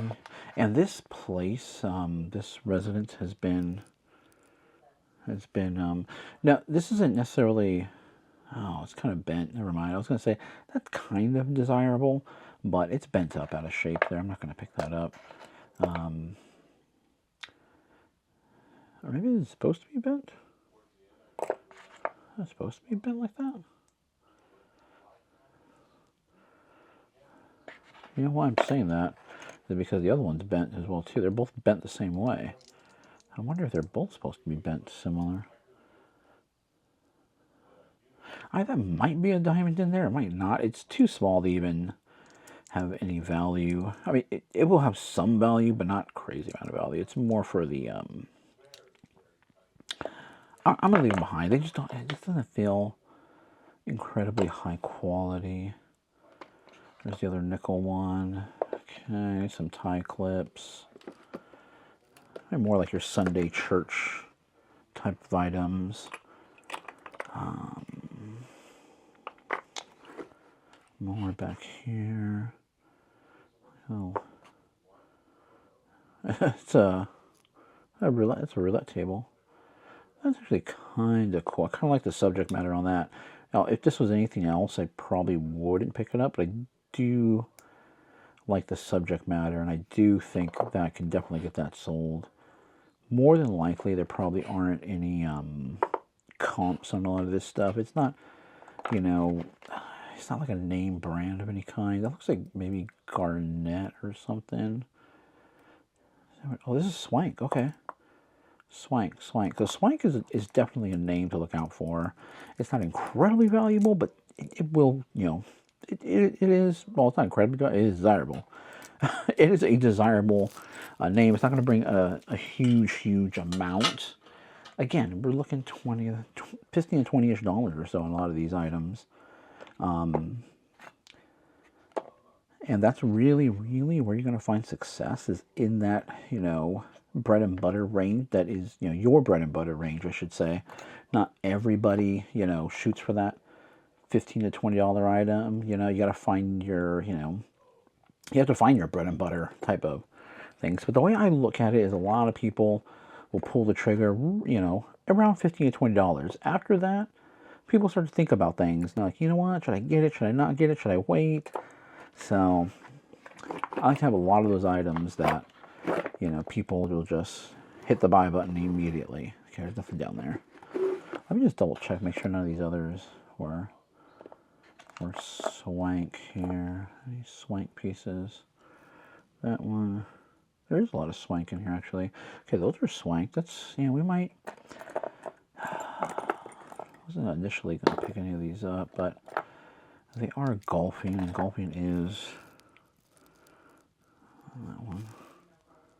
That one is not Swank.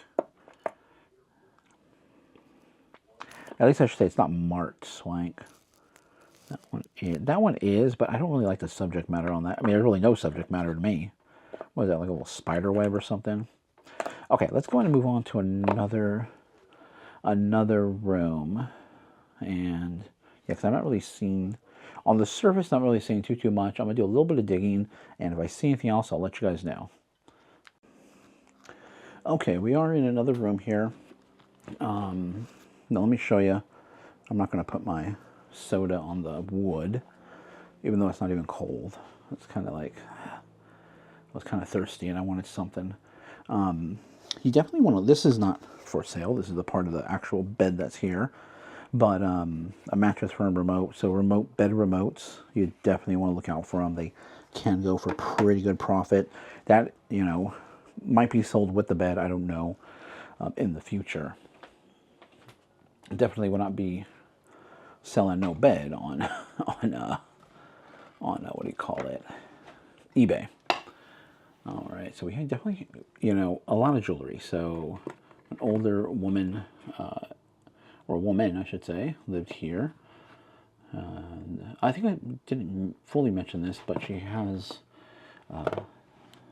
been here in about a couple years, and the house hasn't been touched in a couple years. So we are kind of the first in, again, I'm going to say it again, a couple years, we're kind of the first in a couple years to be here looking at this. So that is kind of cool.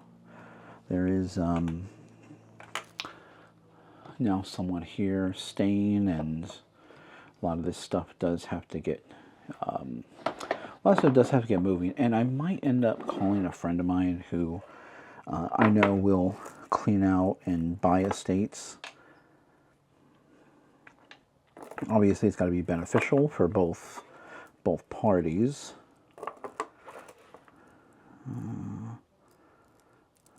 Trying to see if these are real pearls. I like the clasp on it. Sometimes just the clasp can be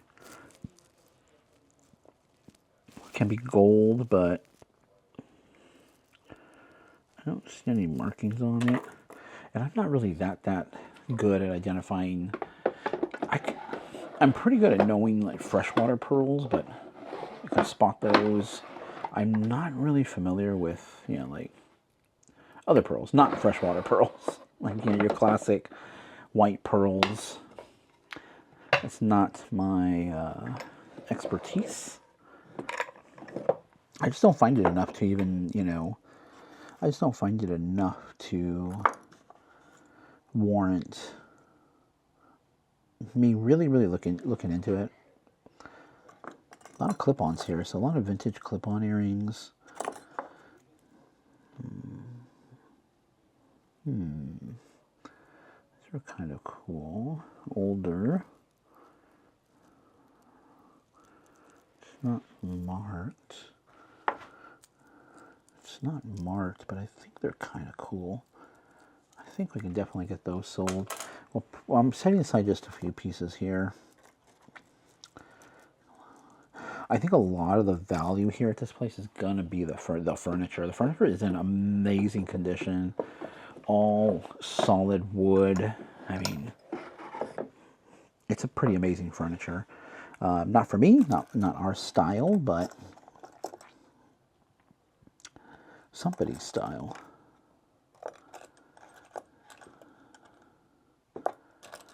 Okay. I don't really, it's like I said earlier, a lot of costume. Did I say that earlier or not? A lot of costume jewelry. So with costume jewelry, I'm just really looking to see the quality of how it's made. And can I sell it online? Like, am I going to be able to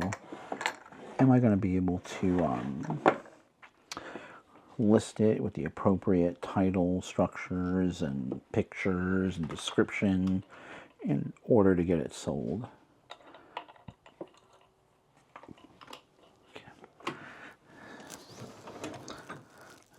I know there's some personal items in some of these drawers. I think the other... Oh yeah, so the other thing we were told, there was some... come over here. There's some jewelry in these upper drawers. So vintage brooch. You know, in my opinion, just a tough sell for us. You know, these clear ones. That is a Weiss, marked Weiss. Let me just look up that name. I'm not familiar. This is similar to these other ones over here. I might put all together in a pair. I'm not sure. I really like the colors and the colors and the flowers on that. There's really nothing missing on it, so we'll put this over here. Let me look up that name really quick. Okay, so Weiss is definitely a name to look out for. Nothing crazy though. Like I said, nothing really wild here. It's going to be probably just a bread and butter item. Oh, but there's, you know, there are some rhinestones that are missing out of that. What we got here? That I don't know. That, not sure. What we got here? This is just kind of unmarked there, but really nice piece. I'm really looking to make sure that they're marked at all. I'm not really... See, some of them are marked, some of them aren't. So that one I think we looked at already. What's down here? Let's see. Get my camera angled here. Oh, here's some nice... that is abalone, or mother of pearl. This is one thing. This is Mexican piece made in Mexico, and really gotta look for the because sometimes the Mexican jewelry or Central American jewelry is, it may feel and give you the look, or it may even say silver on it, but it'll say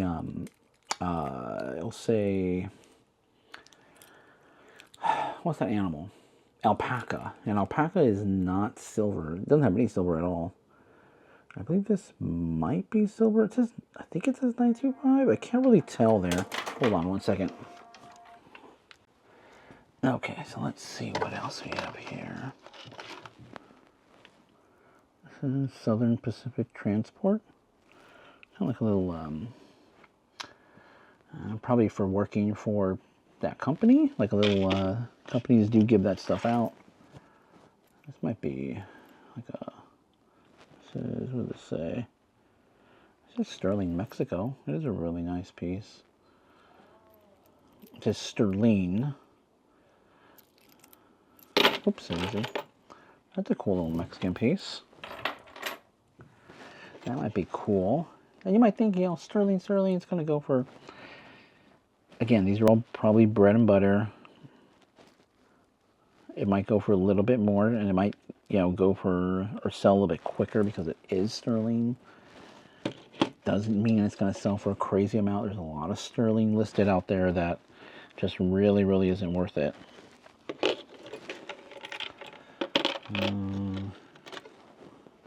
I mean, it's worth it because of the sterling, but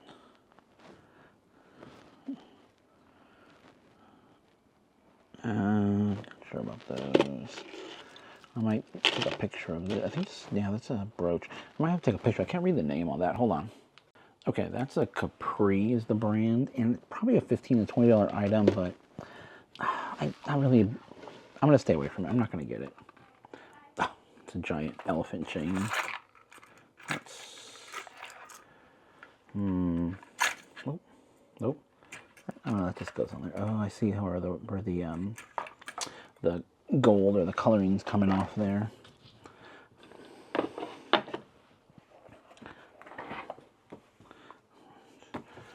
Let's see here. Just like a little rhinestone necklace here, choker. Pretty cool. Nothing really there that I'm interested in, not really. Nothing really there. Okay. I think there's one more. Okay. Here we go. A few more pieces down here.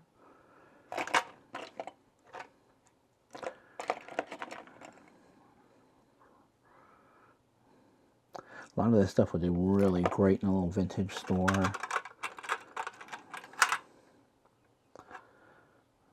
Oh, little pins. Oh, there's someone's old badge on there. I'm going to cover that up. Some like, again, some little abalone earrings there. I'll probably pass on those. These are interesting. A lot of clip-ons here. What does it say? It says Listneer. I'm familiar with that. A little Christmas tree. I've sold like little Christmas ones for $5 to $10. Pretty cool. They do sell. They do move. Obviously, they move closer towards Christmas, but they're not, you know, it's like I said, $5 to $10, which we're going to be looking at for a lot of these Christmas brooches, these vintage ones. They are really cool and well made. It's just that people just don't pay up for them. And what do I want to look up this Listner really quick. You're going to hear me say it again. $15 to $20. That's what we're looking at right there for those ones. So, pretty good. I mean, definitely some great items that I can list pretty easily. They don't take up too much Coro. A lot of this, I mean, I might just pick it up just because it's colored, it's nice, and everything I've been finding here have been in that bread and butter price range. So the items aren't necessarily always have to be bread and butter. But the price range can be bread and butter too, if you get what I'm saying. You know, like I said earlier, you know, I want to have items in the price range where people will just pull the trigger and not even think about it. So, and there's buyers for this stuff, for this vintage jewelry stuff. There are buyers. That's a pretty, oh man, that's pretty cool. Oh, these little, I know these would sell, whether they have a name or not. They have some sort of name, but these would definitely, oh, here we go, here's the other one right there. These would definitely move. Should I get the brooch with it? Should we get the matching brooch and earrings? We'll see. I'll think about it. I'm not 100% sure. This is interesting. This is Sorelli, which I'm not really familiar with either. But it is a nice piece, and I don't... Yeah, it's not sterling or anything, but... Not sterling or anything, but it is nicely made.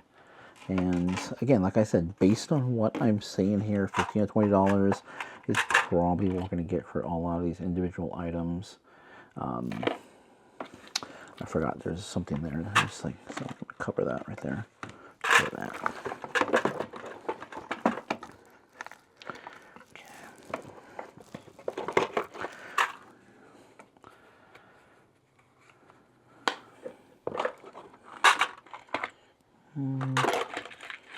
More costume stuff back here. That was like an earring, but it was missing. It was missing a lot of stuff there. Oh wow, look at that. That's a brooch with the matching earrings. Wow. Did I set aside that Christmas one? I think I have a name. This doesn't have a name on it. No. I mean, no name. But it is really nice. I don't know. What does it look like? It look like a maple leaf to you? Oh, I forgot it wasn't in the camera. Does that look like a maple leaf or something? I don't know. I'm gonna adjust the camera so I make sure I get everything in the. What do you guys think? I'm gonna leave it behind. I don't know. I'm probably gonna poke myself.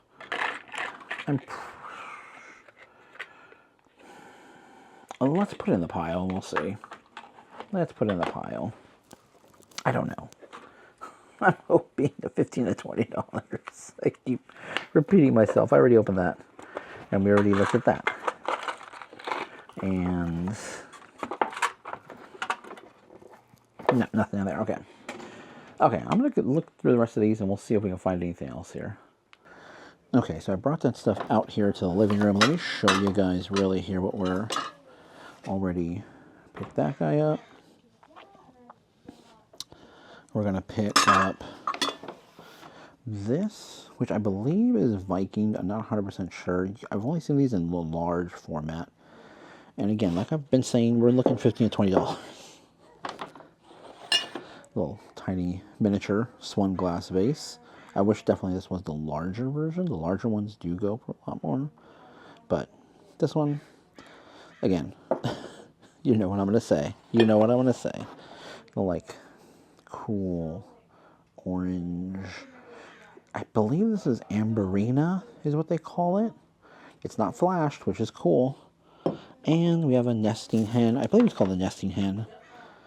It'll need to be washed. It's been by a kitchen, so a little greasy, but that's cool. We'll wash that up. That'll clean up nice and neat. So some nice cool little items here. We're in one of the front rooms, which not too much here, but let's go look over here on the other side. Okay, we're over here in another room now.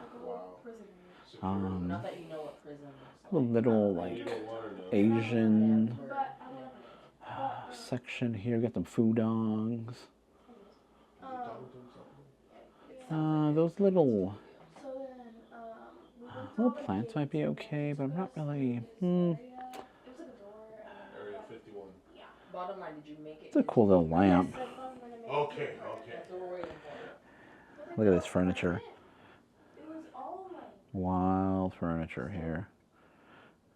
Oh, the exterior? I mean, if we had a warehouse and we were, you know, into selling furniture, this would definitely be worth picking up, but it's not our, it's not for us. More like porcelain figures that, like I said, we already did a once over, and I don't really, I don't think it's for us. Not that there's no value, it's just I don't think it's for us. And we're primarily looking to sell online. Kind of like these little grapes here. These aren't like the lucite. These aren't really even.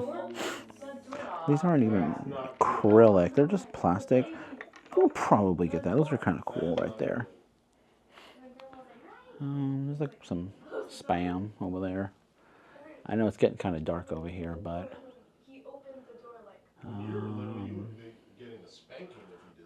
lots of Asian-esque.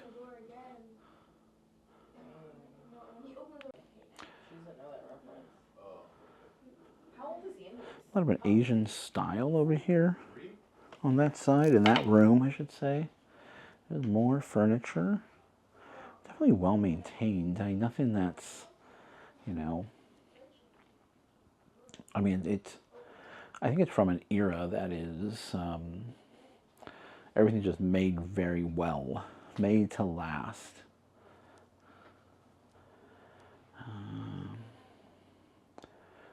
Some glass, just maybe a little bit too big for us here. Not really.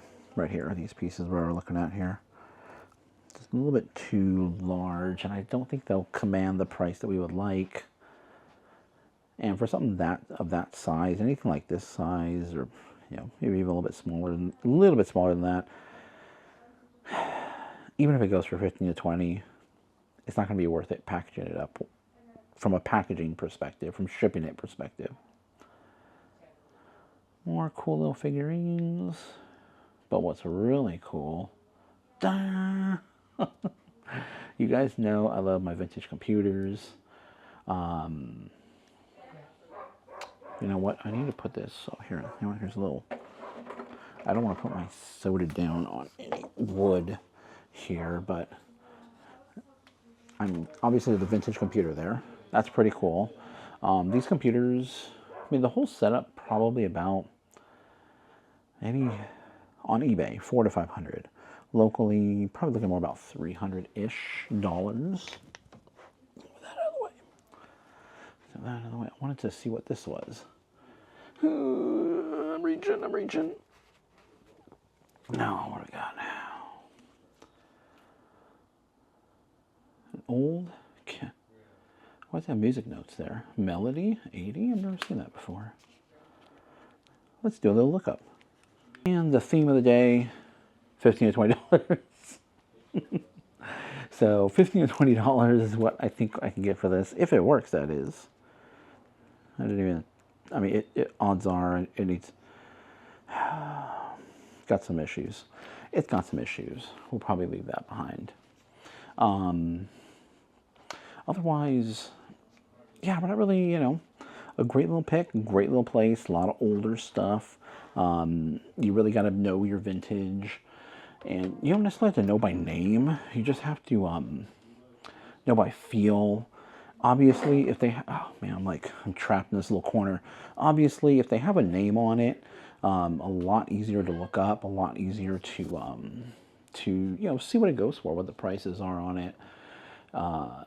When it comes to quality, it's just something you have to learn, you know, as far as the feel. I mean, I can show you guys what the quality is, but it's getting hot in here, by the way. I can really show you the quality, but as far as the feel of the quality, a lot different and a lot harder for me to convey to you via camera. So if you see some of the pieces out there just that I've picked up, just know around $15 to $20. If you guys aren't interested in any of the items that we're going to pick up, look down below in the description.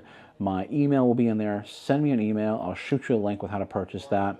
Otherwise, we're going to look around a little bit more. We are full. We're kind of like, you know, we have the burgers and stuff. And yeah, that's the wrap up for the video. Hey everyone, welcome to the end of the video, and I hope you guys enjoyed that. A little different, something different. It was an estate. It wasn't necessarily, they weren't necessarily having a sale for that estate just yet, but they're in the process of the beginning stages of cleaning out the house. Getting it ready for whatever plans they have in the future. So they would like to move a lot of that stuff out of there. And actually, I'm probably going to have them get in touch with a friend of mine who does that kind of stuff. I mean, he'll go in there and just clean the whole thing out, wipe it out. He primarily buys storage lockers, but he does do estates, and he does garage sales. But he'll go in and just buy up everything and just pack it all up in one day. It's pretty amazing, like what he does. These storage locker guys, like the real storage locker guys. The ones that have been doing this, they do a lot of work in a short amount of time. Let me tell you, definitely not for me, not what I'm looking to do, but there's some good money in it, and that's who I'm probably going to put them in touch with. But we're able to get some great items, smaller items, nothing crazy. A lot of jewelry, some little ceramic porcelain pieces. A lot of the stuff you saw in the video, we did end up picking up that I said I was going to pick up. They didn't want to be on film, and we spent $40 on all those items. So it's going to be a great. We'll have some great profit in there. Like I was saying in the video, a lot of bread and butter prices. There's bread and butter items, and those items typically, like I said, for us tend to be around the $15 to $20 mark. They tend to move pretty fast. And it's all about getting them to hit that buy button without thinking about it. So the price point for our bread and butter items usually about $15 to $20. Sometimes a little bit less if we buy big bundles. We will accept a little bit less for items. As if we look at the overall, how much we paid overall for the bundle. So a lot of great items, a lot of great stuff for the store, a lot of vintage items, vintage jewelry, which we actually don't pick up. We actually don't really pick up that much jewelry. We do look out for it. The name of the thing is Gem Flipper, but it's really just finding those hidden gems, those profitable items out there, no matter what it is. It could be a gem, it would be kind of cool. I did see some receipts or price tags for gems, like rubies and stuff in there, but obviously those weren't there. So dealt mostly with costume jewelry, which we're okay with. Because it's nice, it's small, goes inside poly bags, easy to list, easy to store, doesn't take up much room. So that'll be pretty cool. Alright, I already did my talking points at the beginning of this video, so because most of my talking points I get from just watching YouTube and seeing what's out there, and just putting my own 2 cents into things. And you guys heard my opinions at the beginning of the video. So let's go ahead and jump to the what sold. We have a lot of great what sold items. I don't want to smash them all into one video. Like I said, I want to keep it to 3 what sold items per video. But we have some great items go out. Very unique items as well to go out. So I'll have plenty to talk about for the next few videos here as far as what sold and what to look out for. I always like to stop the camera. Like I've always said, I do my editing by really turning off the camera, turning it back on. That's kind of the extent of editing, because editing can take a lot of time, and anything to reduce the time, because we got the shipping to do, all kinds of crazy stuff. All right. Plus, it's this is coming out on a Monday, so I'm shooting this on Sunday. So weekend orders, it's always crazy come Monday trying to get orders out. So I start it on Sunday night and then finish it up Monday, and then everything's got to be out. And it's 3 days. It's Friday, Saturday, and Sunday. Where these orders all come in from. So it's always a crazy Monday. But great sale right here. Awesome sale. Great profit. We spent $2 on this item. Pretty much $2. I got in a bundle of 4 items, so under $2. A bundle of 4 items. And when I saw this, I knew what it was, and what it is. It looks like a little circuit board. Plugs into a UPS, and UPS stands for uninterruptible power supply. Well, Oh, I didn't type that in. I thought I typed that in the title. I guess I didn't. Maybe it didn't fit. But an uninterruptible power supply is essentially a power strip surge protector with a battery backup in it. And generally what it does, it's not necessarily to run your electronics off of for an extended period of time. That battery will really allow you to save any work that's happening.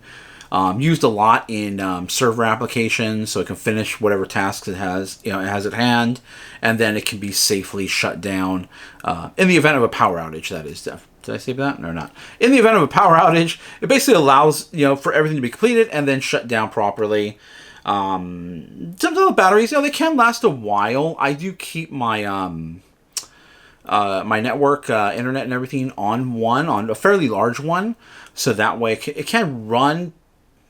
For actually a long time on the battery that on the one I have, and I do that just because through the power outage, the internet might not necessarily be out, but the power might be out, and we could still have access to internet. In the event of there's anything we need to be aware of. You never know in this day and age. So it will keep small electronics going for a while. Computers and stuff, they just take up too much power. TVs take up too much power, so those batteries, it's not really meant for that. Okay, but that's a UPS for an uninterruptible power supply. This isn't a technical channel, but I saw this on there. I knew what it was. It was a little adapter or a little module card that you plug into one of those UPSs, and it gives you a network connection. Why would you need a network connection? So that way you can remotely control it or communicate with that device. So I thought it was a $20 or $30 piece. I really am not familiar with these things. I didn't, I knew what it was when I saw it. I just wasn't like, it's like 20 or 30 bucks. I didn't think it went for that much. But sure enough, it goes for around $200. So if you ever see any of these, they're just little circuit boards with a couple of network attachments on it, and it'll say on there the brand is CyberPower. It said CyberPower on there, and then it has the what do you call it? The product ID or what the actual card is, or I can't think of the word right now. What the model is. It'll have the model number on it, so easy to look up. This was still sealed in the anti-static bag, so I'm pretty sure it was just an open box item. However, testing it, if you find it loose, I don't know. I would probably just sell it as is, as working, because it would be very difficult to test. I wouldn't be able to test one of these. So if I can't test it, I doubt many others that may find it can. You may just want to sell it for parts. It's up to you. You may want to sell it as used and just take the chance. Maybe it's not, and just risk a possible refund. But it could be a big reward. So I'll leave that up to you guys. This was still sealed in the original static bag, so I listed it as open box. It looks like it had never been touched. So that's how I sold it. Okay, next item, which is probably really unique to my area, is vintage computer company merch or merchandise.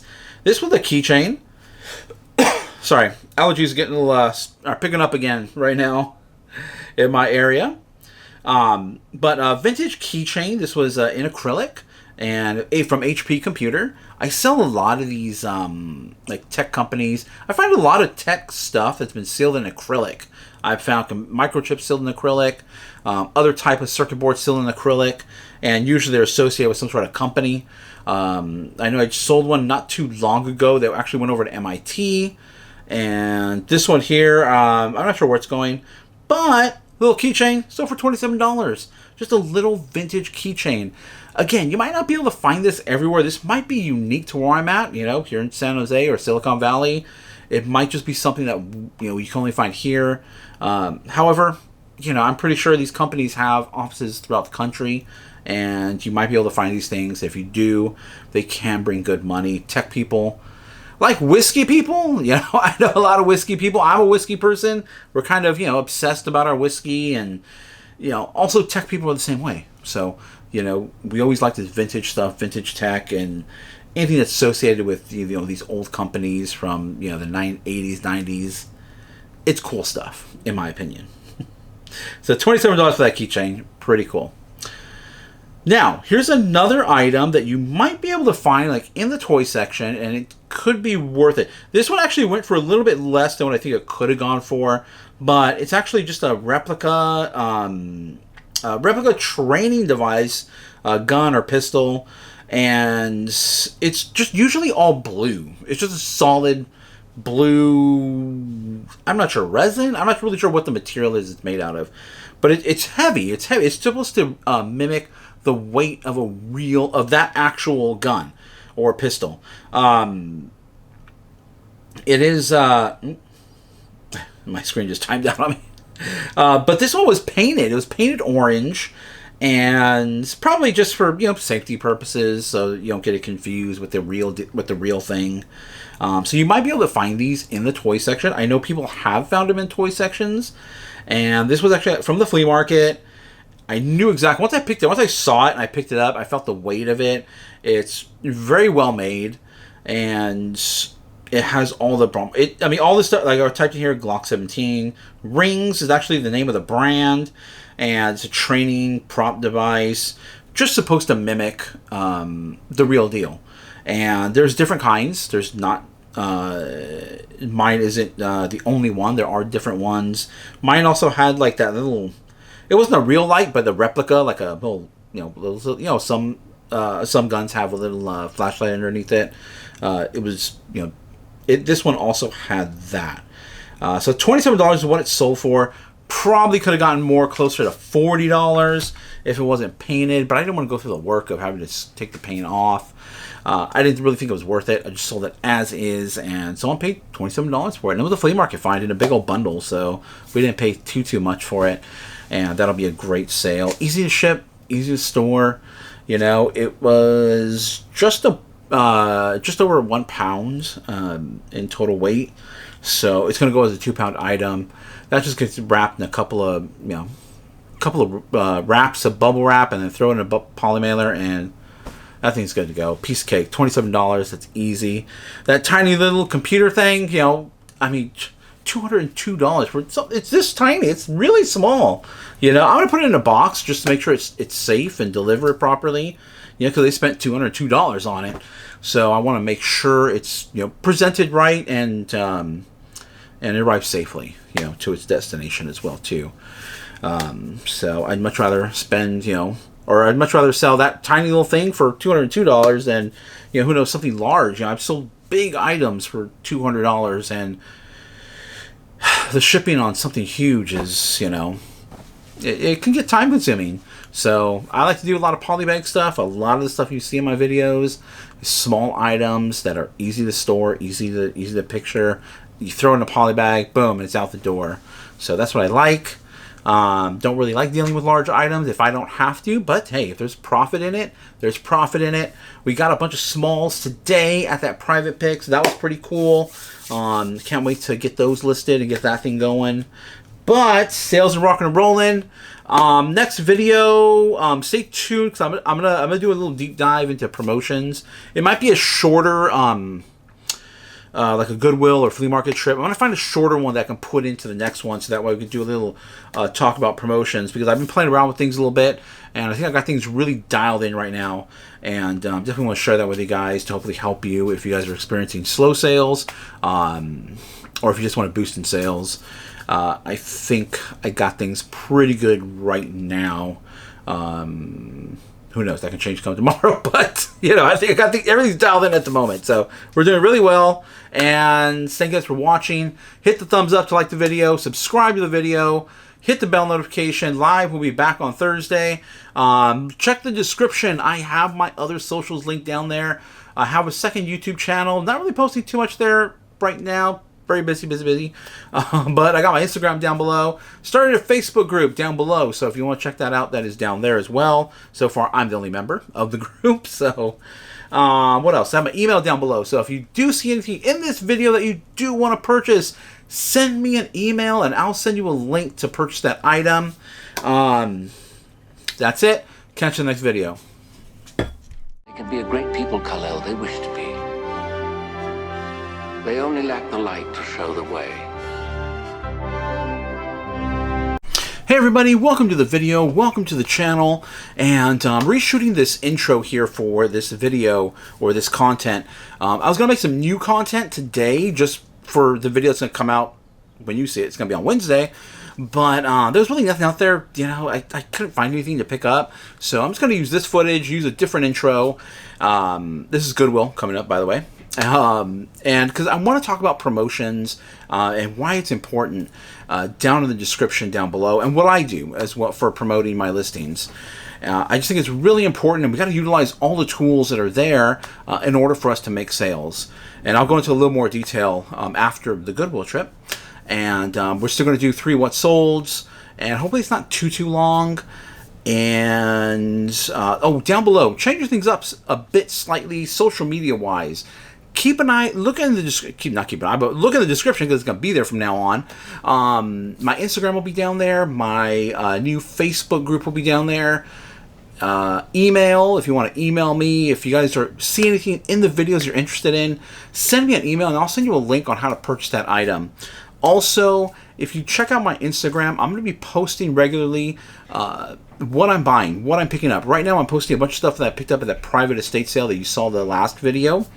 So, more close-up pictures of items, and if you guys are interested, you can always DM me there, or you can also send me an email there as well, too. And then I'll be posting as well to the Facebook group, too, as well. So, check the description down below, and what else? Subscribe, hit the thumbs up button, hitting the thumbs up button to like the video, subscribe, and hit the bell notification. We're back to a normal schedule this week, so Thursday will be a live show. It's going to be really hot. Next 2 days are going to be really hot. Then it's going to start to taper off again. So we are scheduled to go to the flea market tomorrow morning. We'll see how that goes. It's supposed to be like 90-something degrees, which is insane for where I live. It's insane where we live. That's too much. It's already too much. We're going to start heading out to the coast now. Hanging out over there. Unfortunately, you guys, I've talked about this before, the Goodwills out on the coast are not that great. But, let's get to the video.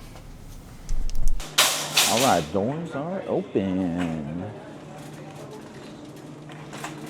Here we go. Let's go.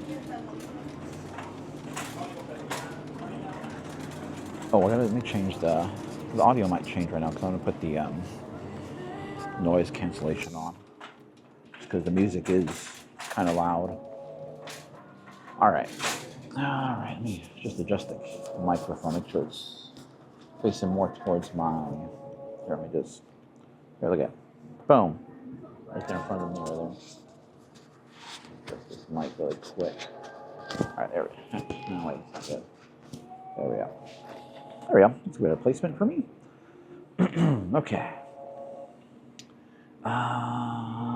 Nothing.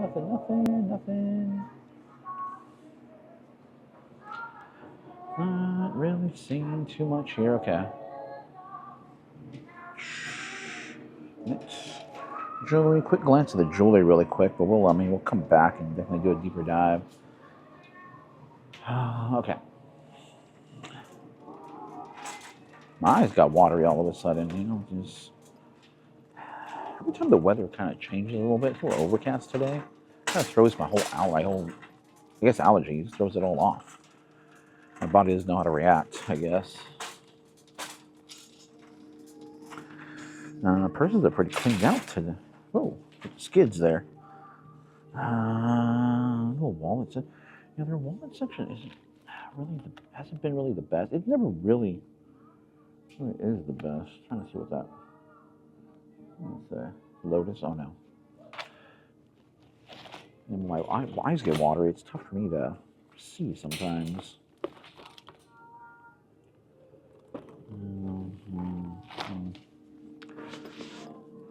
But then again, their wallets really haven't been, aren't really that great around here.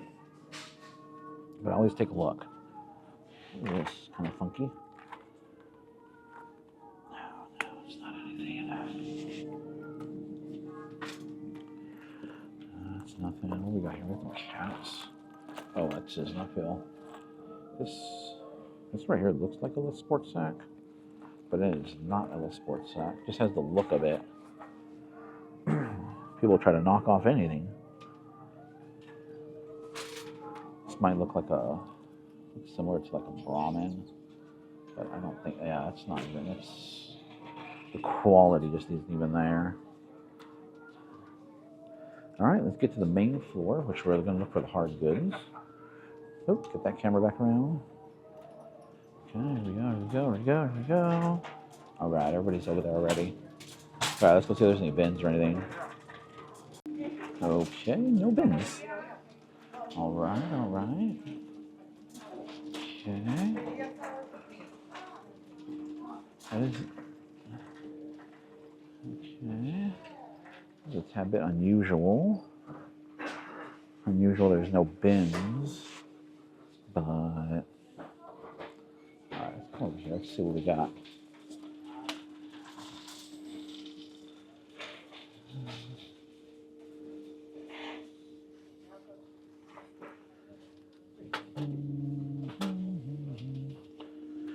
This right here keeps fooling me. I always think it's a Lego set, but it's not. It's a puzzle.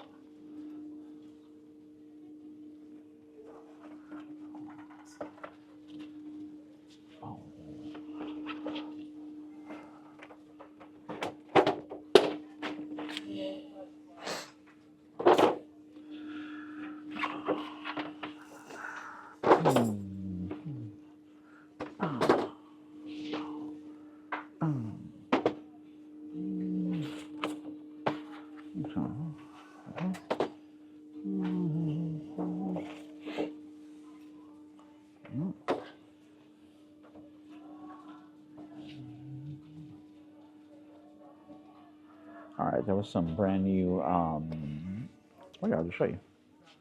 Brand new Avatar. Avatar does really well. $11. I'm gonna look that up really quick and just make sure. I actually might, right here. These are priced fairly, oh, that's actually not bad. $7?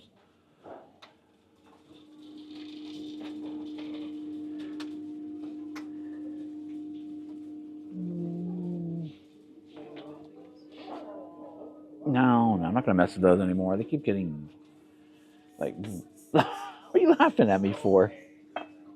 They get like rusted on the inside and they, oh, look at that. And it's from the broken egg, another broken egg. This is from Huntsville, Alabama. It's a nice one too. I like the purple on that. All right, score. That's probably the most exciting thing I'm gonna find today. Did you go check out the Target aisle yet? Anything good? Any toys? I think all the toys are over here. There's a He-Man. Priced fairly well. I think it's from that animated show, which I don't know if that show really did very well. I didn't even watch it. I wasn't really a huge He-Man show fan. Like, watching it, I like the toys.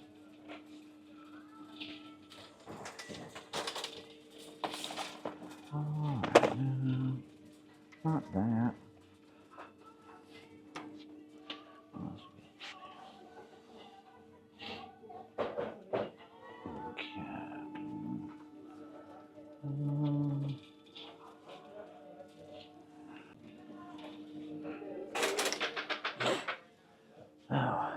Let me tell you, my eye just got super water. I get I'm like tearing up here. Hopefully it dries out a little bit. But look at keyboards, of course, you guys know. Oh, these are nothing exciting. Nah, nothing there.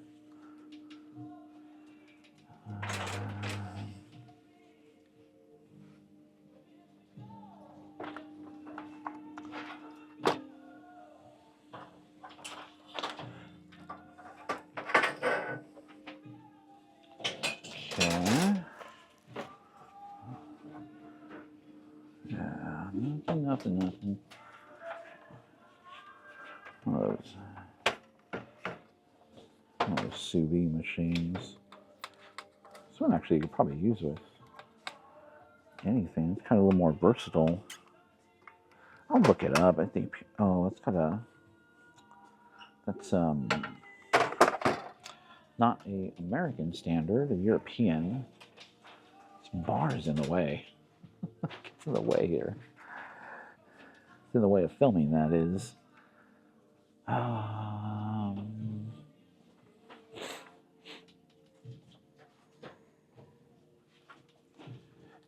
Let's see. The Mother's Day Scentsy. What do they want? $6. Let's see what it is.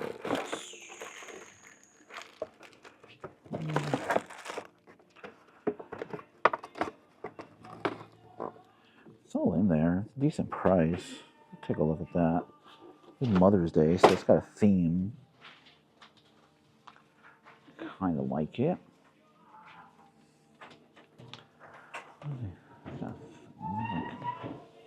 Uh-oh. Uh-oh. Something's coming out. Is there a cart coming out? All right, roll around the end cap.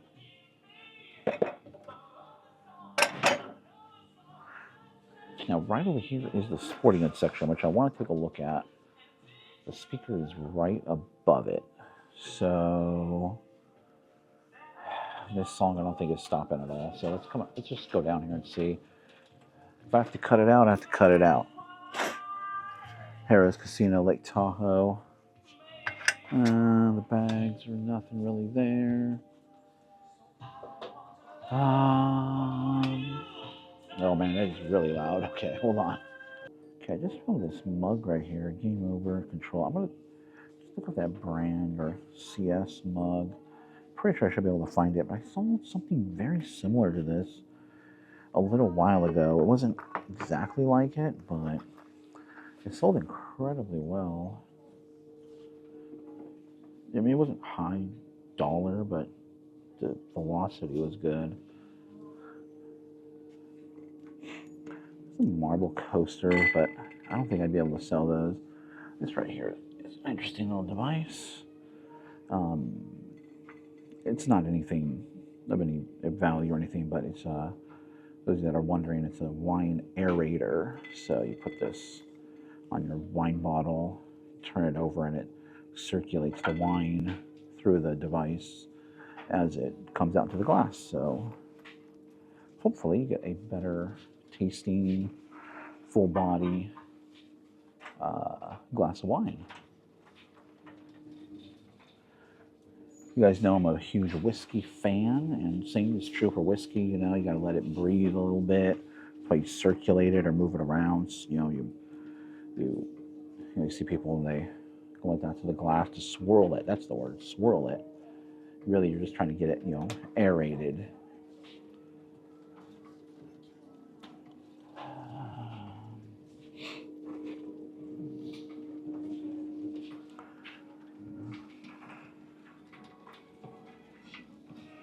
Okay, we're going to get into, we're kind of moving a slightly different route than what I'm used to. I'm just kind of flowing with, you know, traffic. It's a little busy over in the other areas that I wanted to go to, so it's okay. Forces me out of my normal little comfort zone, and maybe there's other areas I should be looking at. Or areas I neglect, I should say. Bailey's to Bailey's. Oh, Bailey's cup there. Not anything really that great. Bailey's makes a lot of branded glassware. All right, but let's move on down to the next aisle. Let's look at the Target aisle. All right, check out this wood aisle. This wood aisle is stacked today. Jeez Louise. Man, I've never seen this much wood in this aisle. This is wild. All right, some Nutcracker.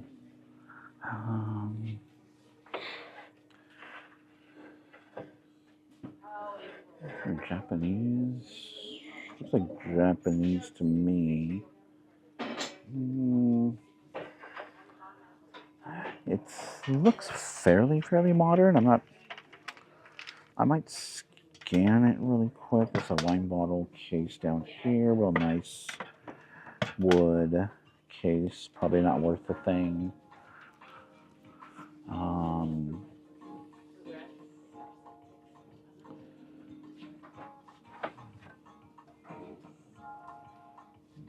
Some. I'm not sure on that building. I'm thinking I have to scan it, but I'm guessing Notre Dame. I'm guessing Notre Dame. Let's say there. Pretty sure. Let me scan it and just be sure. There's carts coming out. That is Notre Dame, by the way. I scanned it just to make sure. Double check my knowledge. Cast iron ones seem to be around $50 or so, but those are pretty badly chipped up, and they've been well used. This is a tie rack here, an automatic tie rack.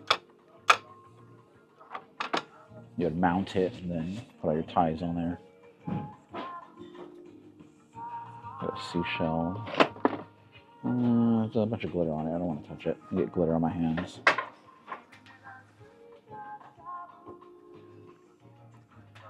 But while I was double checking my knowledge, I picked up that Japanese wooden boat thing. I scanned it really quick and it piqued my interest. So I'm gonna put it in the cart, do a little bit of research here, and see what we can find. Look at this. Willy Wonka. That's funny. Oh, this is a theater.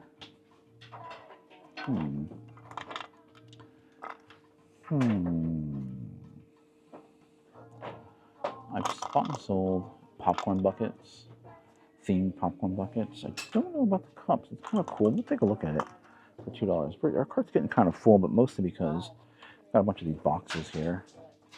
There's some more G.I. Joes. So, I know the $7 is a decent deal, but the other ones that are $11, the Avatar ones, I'm going to double check the pricing on it, or double check see what it's going for, basically.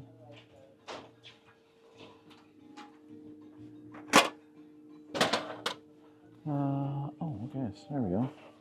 There we go. Disney Vacation Club, so it's exclusive to Vacation Club members. They sell stuff like in the Disney. Oh, it's a dented cap. I'll look it up and just see. But when you go to Disneyland, there are items that are exclusive to like Vacation Club members, annual pass members. So you have to be a member in order to even purchase those items. Even for like their Halloween special and everything like that, they bring out certain merchandise when you pay the extra for that ticket, and then it gives you the opportunity to buy those items. So they're a little bit more exclusive. But let's go check out another aisle. Okay, kind of in a little miscellaneous wood / metal sculptures. Cool, but not going to be worth it. Little fishing boats.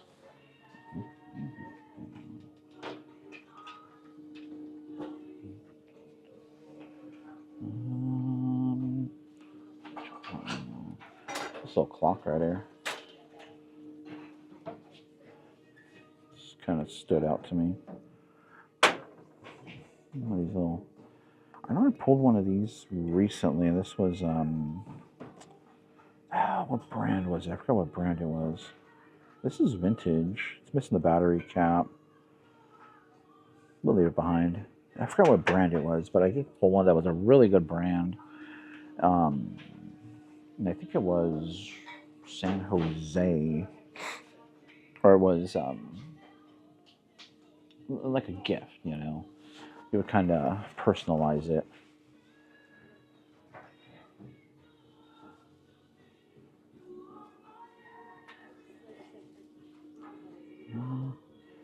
All right, we're going to turn the corner and check out Target stuff. And it is not a Goodwill trip unless we look at the mugs.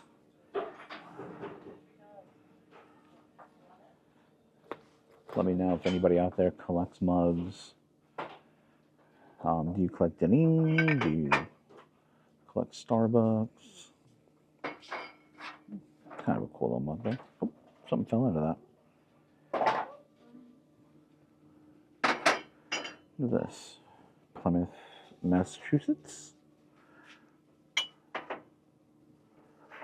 kind of got a cool little mug with a there, but nothing. There's nothing here. Nothing. It's not shocking, but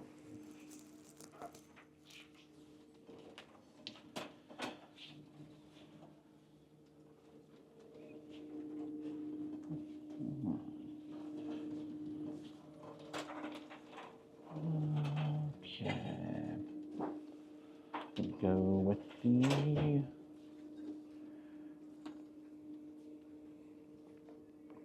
Target. What is this? Beth, 30 gallon of just. look at that. Nada. Okay, we're going to progress over to the. Can't figure out what this is. No, IKEA. IKEA. Let's throw a balancing thing. No, it sits like that. Boom. And just like that, we're over in the miscellaneous pottery now. This has been making its way around the Goodwill store. It's over here now.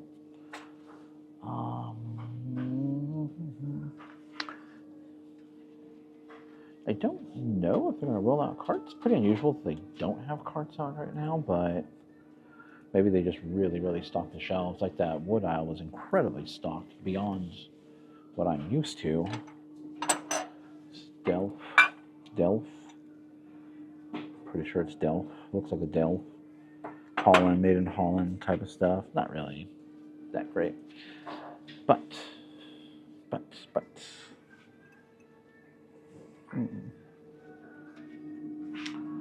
Like taco mug that has made its way. It's a really cool mug, but not really worth anything. But it's made its way around.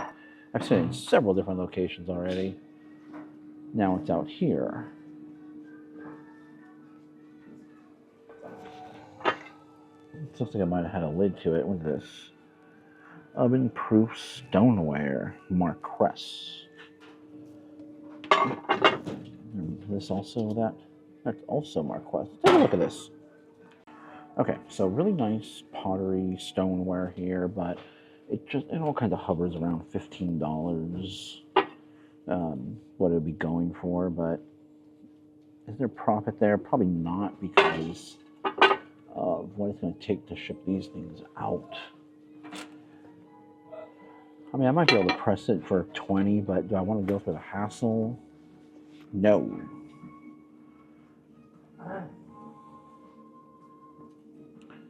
Have a cool little teacup. I want to look up that little that Japanese rowboat. Here's a teacup. Gotta make sure the camera is looking at what I'm picking up, what I'm referencing.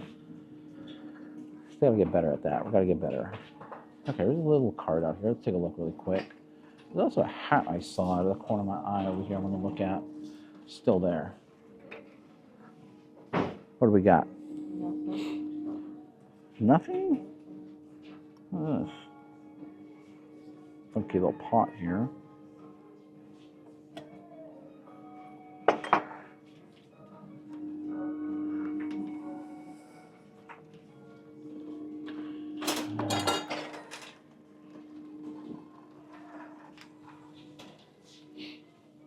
Okay. I have right here. I wanted to look. Oh. That's falling everywhere. Oh. Okay, no. Wasn't what I was.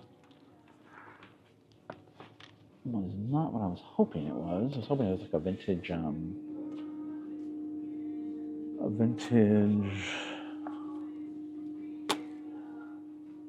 Padres.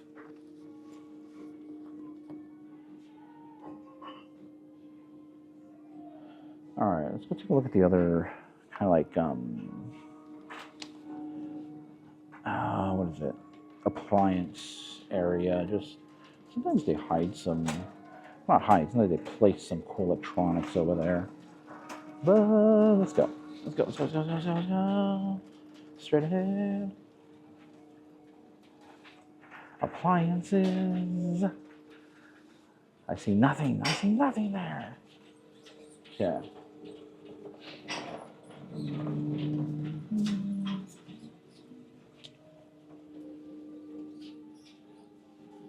Okay. Speaker bars we don't really mess with. Check this out. What's this doing over here? Jake Sully. Oh, heard it. Jake Sully. That's kind of. Oh, I bet you. You know what? I bet you look up here. Look up there. I bet you it slid down from up there, or it was up there and it slid down. Maybe it's just a toy haul today.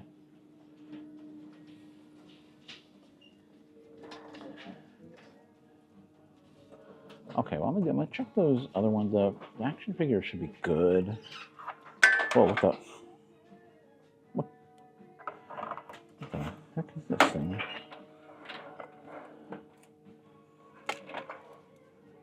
I'm telling you, find the strangest things around here. Look at this. Okay, give me 1 second. Okay, so I'm just looking up these ones that are $11. Get that camera up a little bit. So looking at the ones that are $11, and they're not going to be really worth it for $11. They're the ships, primarily the ships, and the one with the Pandora animal from it. But the ones that are actually the action figures, these are going to be worth it, and they're up to around $30. And then also the G.I. Joe one should go for around 30 or so. So those are definitely going to be worth it. The mug goes for like $5, so I'm not going to take that. The Willy Wonka, I can't find anything on the Willy Wonka, so the tumblers, well, I think I might take it just because it's kind of unique. It's only $3. The Scentsy we picked up, the Mother's Day one, brand new, it's selling for $20, so we're not going to be able to take that at $6. And the He-Man toy we're not going to take. Oh, check out this furniture over here, though. Holy cow, look at this. Whoa. What the? This is crazy. $75. $75. There's another one. Oh. Oh. Oh, okay. It's kind of like. I don't. It's probably old. I'm guessing it's about $75 as well too, but pretty nice. I mean, that I know that would do well at a. There's a once a month flea market over in Dianza, Cupertino area, California. I know those would do incredibly well there. Those are probably, if you were to take it at that flea market, you'd probably get $300 a piece for each of these. They're that nice in person. Okay, we're gonna go put away, back to me. We're gonna go put away those toys really quick. I still need to look up that old Japanese boat with the figures on them. I'm still doing a little bit more research on those. So I'm gonna do that really quickly and see if it's worth it or not. I might go swing by the shoes. I think the shoe aisle might be kind of, no, there's people over there actually looking up shoes right now, so we won't disturb them. First thing in the morning, a bunch of resellers. Competition is everywhere. People are waiting at the door. It's not crazy like I see at other people's thrift stores where people are waiting around the building. It's not like that here, but there are people that wait. So there is competition. Don't let it deter you. Okay, let's go. Okay, we're gonna get ready to head on out here. I'm gonna go check in with my wife and see what else she picked up. But I put the other stuff back, and definitely taking the action figures, the mug. This wood carving, thank goodness for Google Translate because of that little sticker right there. I was able to translate it. I can't pronounce the actual place it's from, but it's Japanese wood carving, and some of them are priced pretty high. There's like a wood carved bear, I guess, that goes for $400-ish, but I don't see that here. Now, the item is not priced, so depending upon if they can price it at the front and what it is, we may or may not get it. We'll see. Otherwise, that's going to be it for the trip, and stay tuned to the recap. Yeah, stay tuned to the recap. That's it for the trip. Unless I see anything else as I'm walking out. But if I do, I'll pop back on here and show you. Okay, I'm popping back on because I just spotted these and just, you know, $11.89. Snake Eyes, timber. You would think this would be incredible value, but it's not. Or you think it would be worth picking up, but it's not worth it. Only some of them were selling brand new for $7. So the smaller just individual action figures do incredibly well. The bigger box sets, and even in the Avatar, don't do good. So maybe that'll change in the future, but I don't know. But you would think, if you're a G.I. Joe guy, Snake Eyes, you know, you would think, yeah, Snake Eyes, that's going to go for good money, but no. Also, watch out for these. Opolis, this Catopoly needs to say, let me find one right here. It needs to say Monopoly on it. If it doesn't say Monopoly, it's not officially licensed. So you can get a Vero for this. I've seen it. Be cautious. Don't. And plus, they really don't go for that much. If you do, try to get away with selling it. And some people do. Some people are able to sell them, but be careful. Yeah, you know what? American Girl for this. American Girl Little Crown. $3. That's a good deal. Pick that up. That should be like 20 bucks. Yeah. Oh, they just rolled out a tennis shoe bin. So it's about to get crazy over there.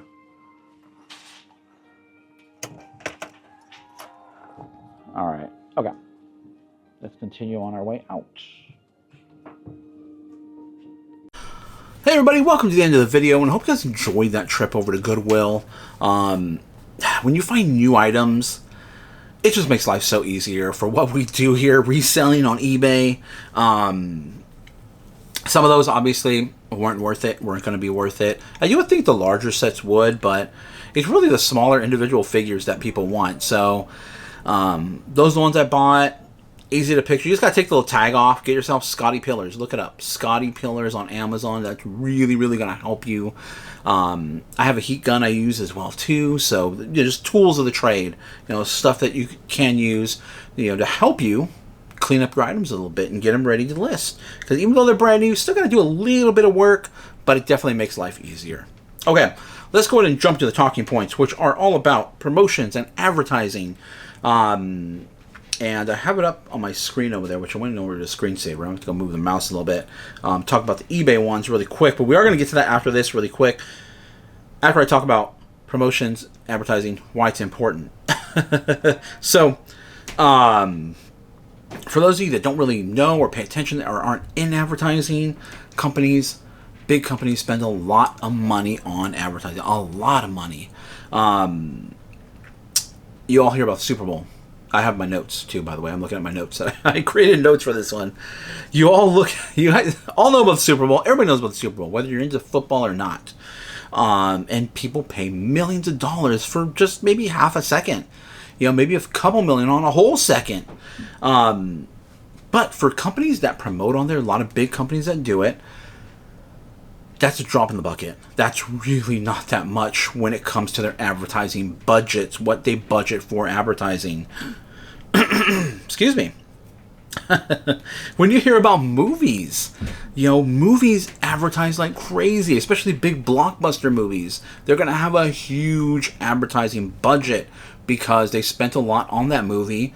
They're going to want to see a return on that movie, on their investment that they invested into it. What they paid the actors, what they paid the crew, you know, what they paid to set up all the, you know, if there was any animation involved, anything like that, computer generated stuff, you know, that stuff's expensive. The people that create that stuff's expensive. So they're going to advertise to help boost that movie and get their return back. First of all, get the money they spent back, and then get a profit on that. I keep saying I want to say return, but get a profit on that product as well too that they did. All those posters and everything, all that stuff costs money. And if you ever try to print anything, you'll know how expensive it is. It's really, really expensive to do all that. And these companies, they spent millions of dollars on advertising. Here in eBay world, it's really not that much compared to large companies and what they spend.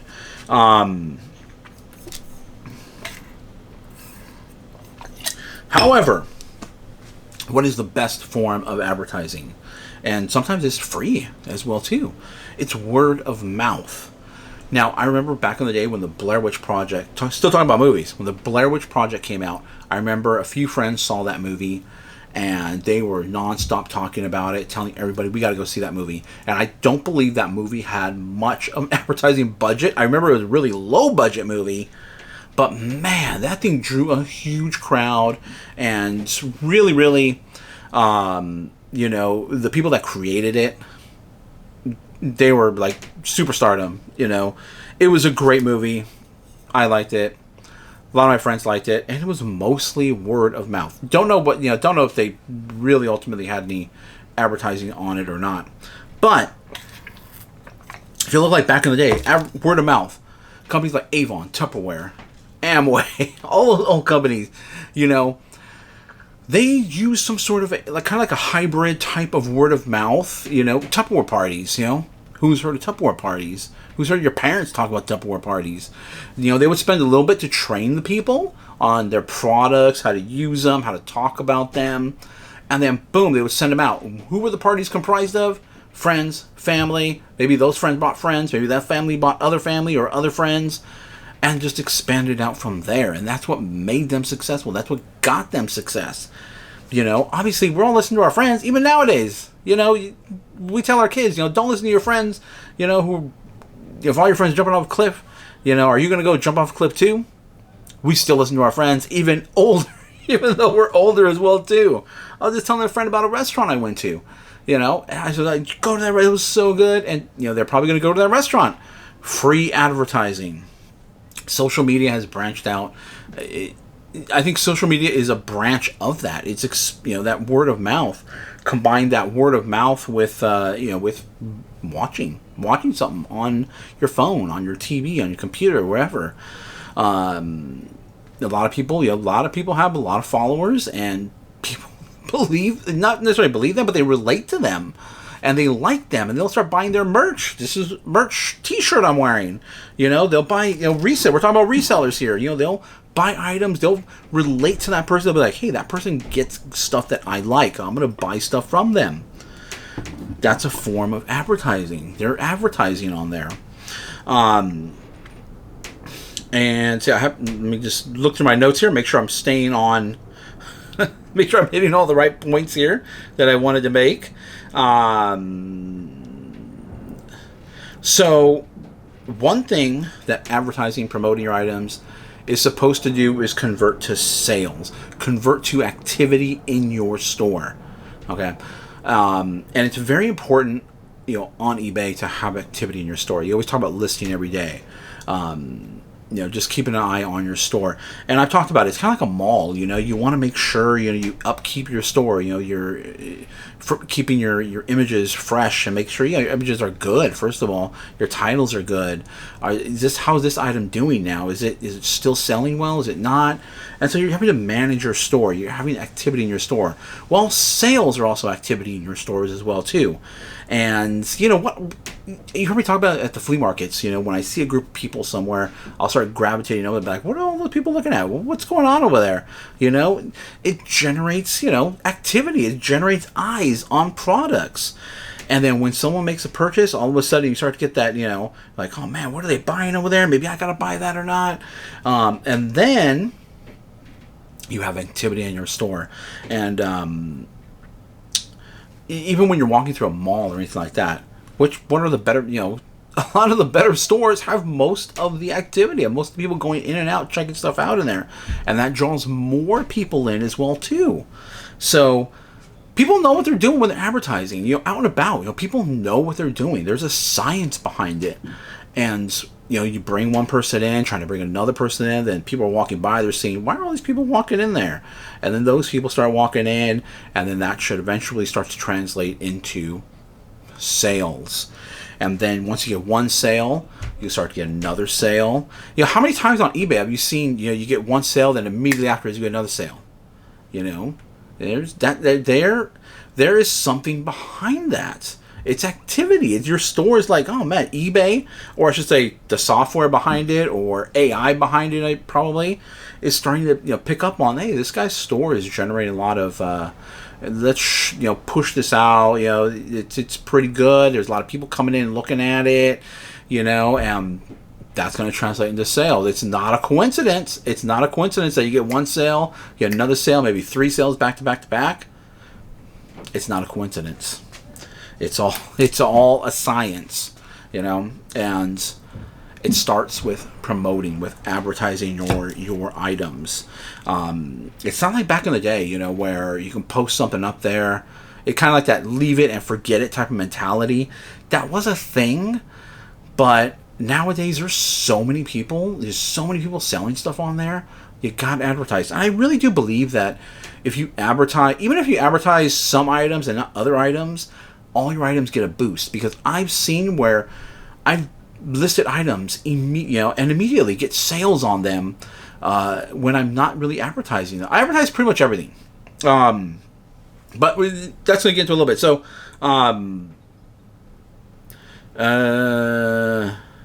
okay, yeah, I hit all my talking points there. Great, excellent. I hit all my talking points. But I'll tell you what, my strategy, and I really do, like I was saying earlier, I do believe if you promote some of your listings, all of your listings will kind of get a bit of a boost. Because I've seen where I promote higher on other items, but yet other items like that I just list, because I don't promote items that I just list very high, I've seen them not just sell through promoted, but also sell organically. And organically is basically just an unpromoted item. So for my store, usually it's 50-50. 50% of the time they're promoted, 50% of the time they're not promoted, the sales in my store. And I'm okay with that. I'm pretty, like this past weekend actually, most of the sales were actually organic. It was almost 70% organic sales. So 70% of the time, so 70% over the course of this past weekend, I didn't have to pay any promotion fees. And I really do believe that the other 30% help to boost the other ones as well, to help to boost those non-promoted ones and put it in front of people's eyes. Who's boosting it? AI? The software?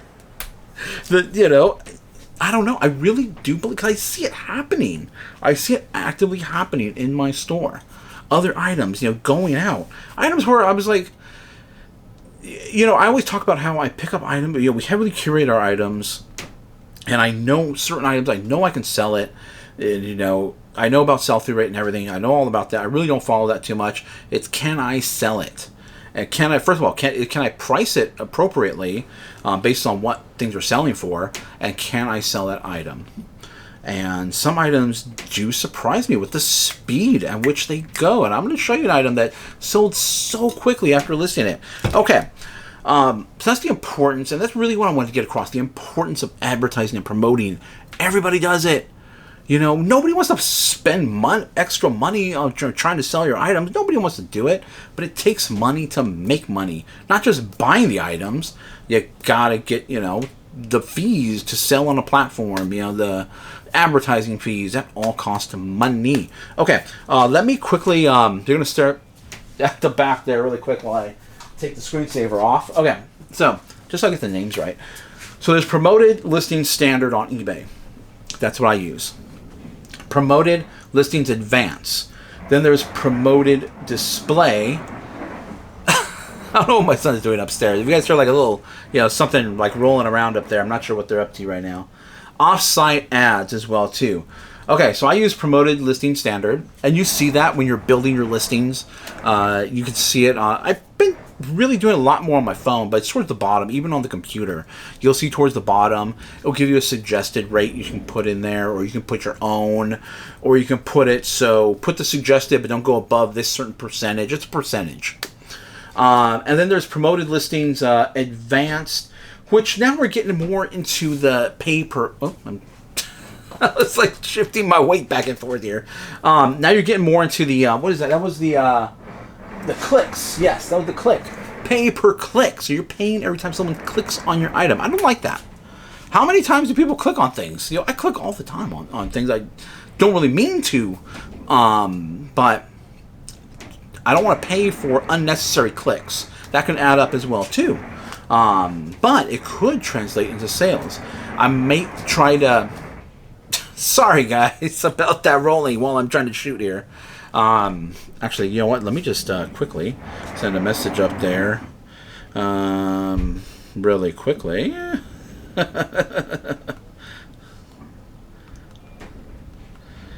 Let me see. No. I keep hitting the B instead of the N. Come on.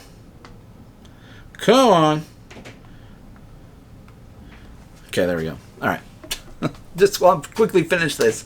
I don't really like to pay the click. Then there's the promoted display. Now, the promoted display, when you go to set that up, you have to set up a certain category. And then I've set up all these different categories. I don't want to do that either. I just want all my listings. And the reason is because I sell in about a little over 20 different categories. If I was isolated or niched down to certain categories, that might be an option for me. But I am not niched down into these categories, into like one category. Like if I was just doing clothes, I might use that one because when I'm using that promotion, I can just focus in on that one category, but I'm not in just one category. The one I'm thinking about trying soon and testing out is offsite ads. That is a pay-per-click, which I don't like the pay-per-click method. And the reason is I've used that stuff before, not on eBay. I've used it all before, and it can add up very, very fast, and I don't really like that.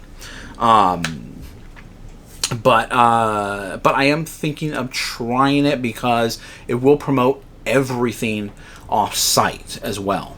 But however, your items do get promoted off-site anyway, and I've seen it before when I've gone to Google, Google image something, and an eBay listing came up.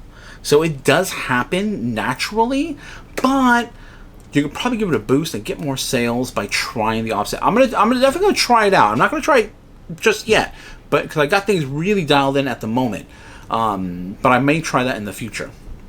What I am doing is standard listings, standard promotions. You see it when you're building your listing towards the end. It's all the way towards the bottom, whether on your phone or on your computer, and you can select a certain percentage. I definitely recommend it, especially if you're in a very flooded category, to make life a little bit easier, because I do know you don't necessarily have to promote all your items. You don't necessarily have to promote every single category. If a category is not very saturated, then you really don't have to promote it because you're only gonna be in there with a few other people.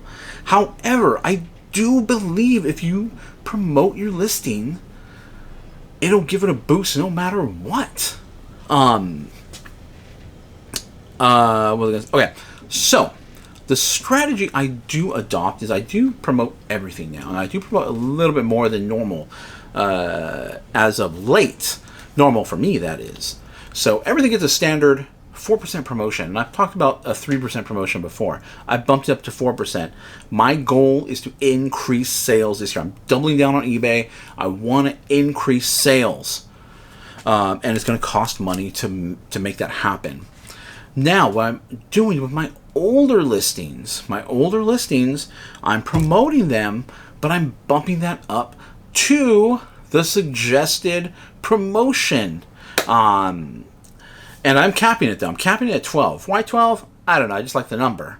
But I'm capping it at 12. So they're taking, eBay is getting an additional cut into my items. But I'm okay with that if I can get more sales, more growth in my store. And of course, because I'm going to be spending more on selling my items, I really have to be able to buy my items at a lower cost, because I have to take that in consideration. The other thing too is being top rated plus, so you get that 10% savings on final value fees. That is really playing a role into this as well too. If I didn't have that, I might go lower. I might not do the suggested, but my goal this year was to double down on eBay and increase sales. And like I said, I have things really dialed in right now, and we're really we were kind of sputtering at the beginning, beginning of the year, January, February, March. Then things started. I started making slight adjustments here and there, and now we're really hitting. We're hitting the ground running here. We're really picking up on that velocity. All right, enough talking. My throat's done. Let's get to the what sold section, or part of this video. Okay, welcome to the what sold part of the video, and it's a little bit later today. Decided to get some dinner really quick.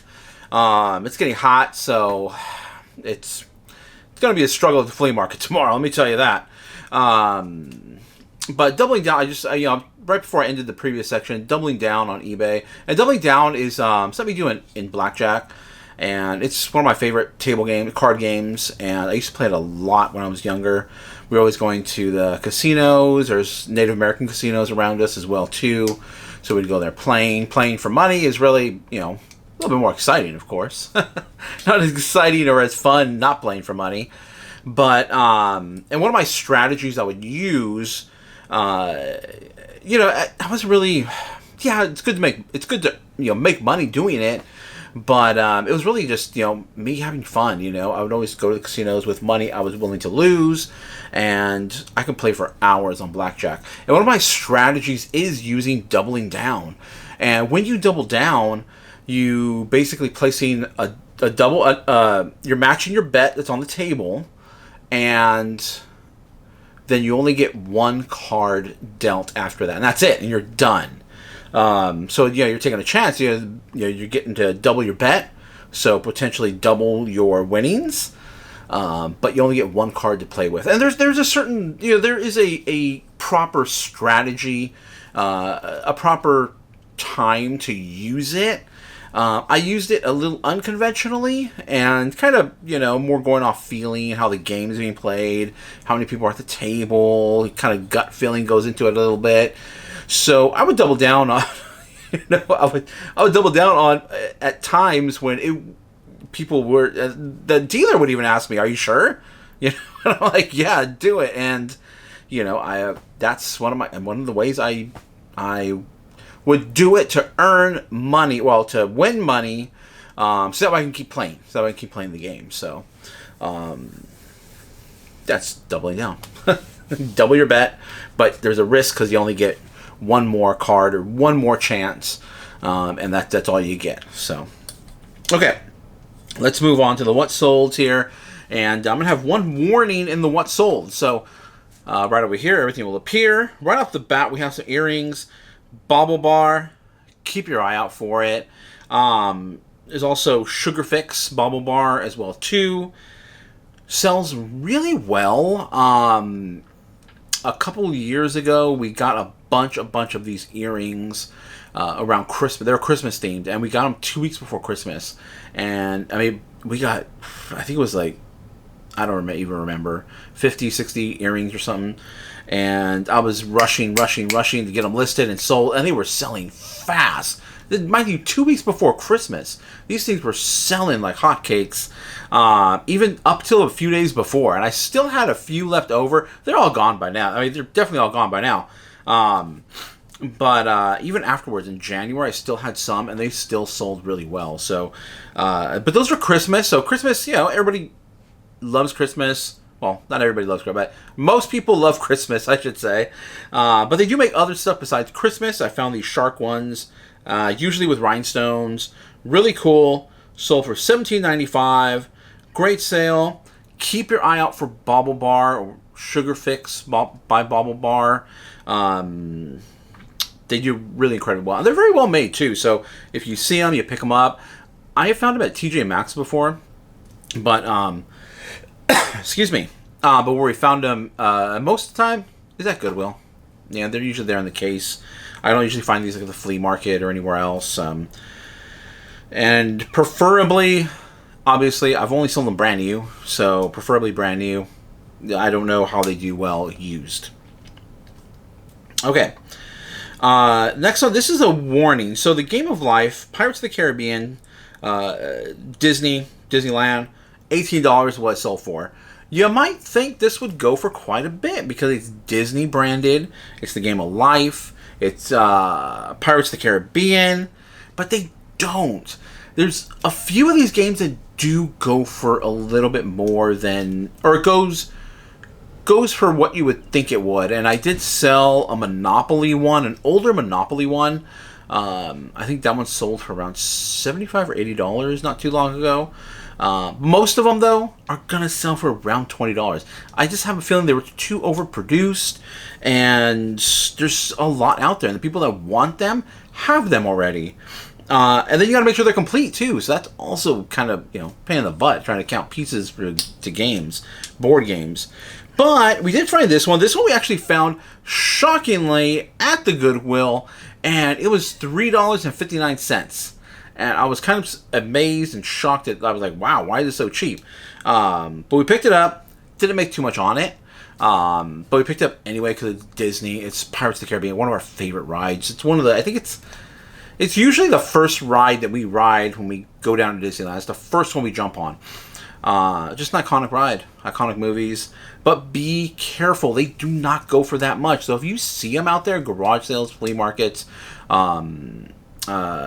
Goodwill, they will be priced up as if they do go for quite a bit, but they don't. So you gotta pick it up. I wouldn't even pay $5 for it. I would pay $1 to $2. I'd be comfortable at $1 to $2.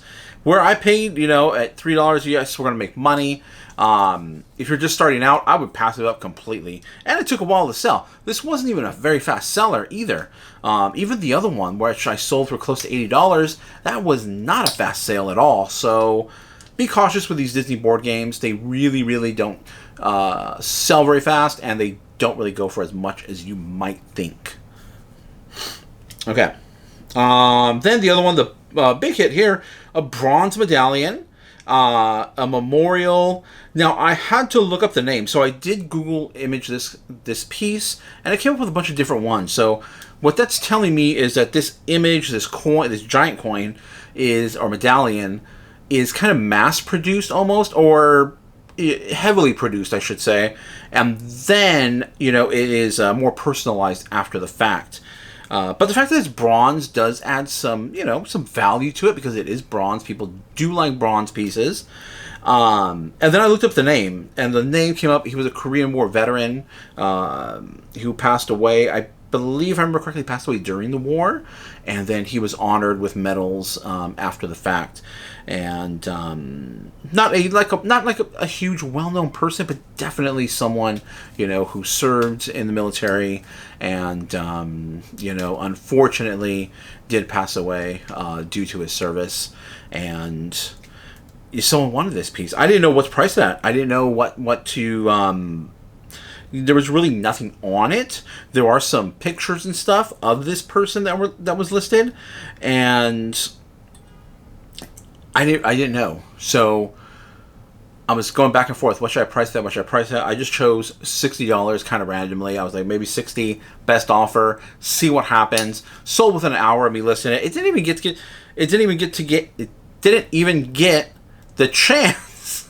Sorry, didn't even get the chance to get into the 10% off sale, which I'm currently running in my store. So they bought it full price, full asking price, and within about an hour. So really cool. Bronze, Frederick William Harris, Korean War. I put that all in the title. I believe that. I mean, obviously, I put the name in there because it's on the actual bronze piece, and then I had to look up the name to figure out he was in the Korean War, so I threw that in there as well too.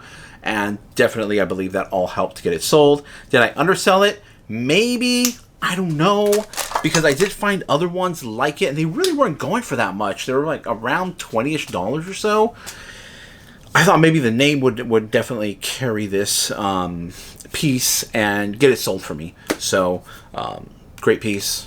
I'm glad it's off to its new owner, and $60 sale is not bad in this game here. Okay. That's the end. That's the end of the video. I know this is probably gonna be a little bit longer video, more towards the hour. I know most of my videos actually tend to be towards an hour because I probably talk too much.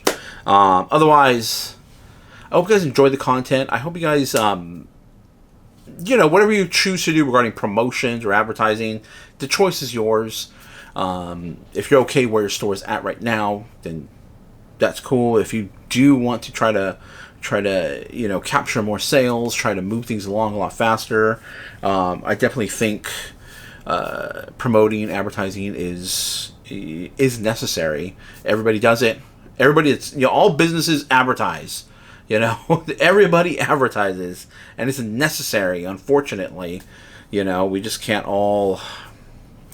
You know, like, you know, I was talking about the Blair Witch, but, you know, having something just catch fire like that, it's rare. It doesn't happen.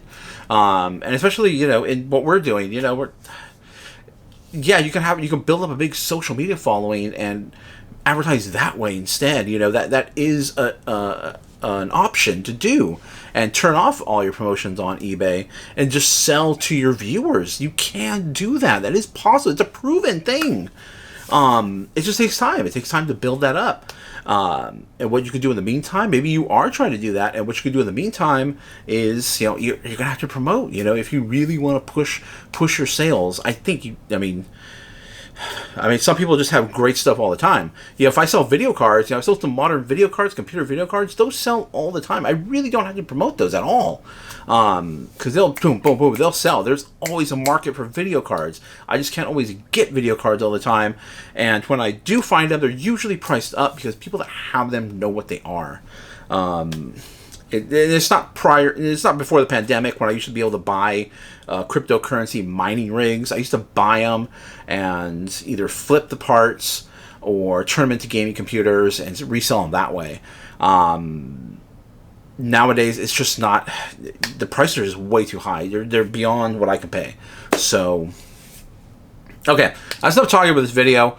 Let me know down in the comments down below what you guys think. Hit the thumbs up button to like the video. Subscribe. Hit the bell notification. We're going live. This video comes out on Wednesday. So Thursday, the day after this video comes out, we're going live at the flea market Thursday. We try to do it every single Thursday, barring unforeseen circumstances. And thank you guys for watching. They can be a great people, Kal-El. They wish to be. They only lack the light to show the way. Hey everyone, welcome to the video, and we're at Goodwill. We're searching for items for eBay to buy low, sell high. Got my, you guys can't see, my Loteria. Oh, it's fixed on my face. That's the problem. Look at Loteria shirt on. That's pretty cool. Hopefully it brings me some good luck. I fixed the camera a little bit. There we go. Like the video by hitting the thumbs up, subscribe, and hit the bell notification to continue to see, so you get notified of my videos when I drop them. Let's go ahead. We're in the store doing this intro, which I don't usually do, but let's go see what we can find. Flip the camera around. Okay.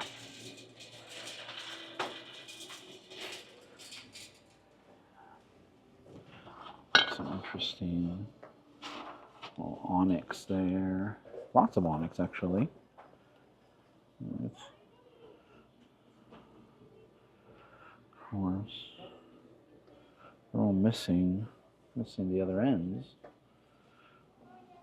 And for bookends, I think I want to have two. Okay, let's move down this way.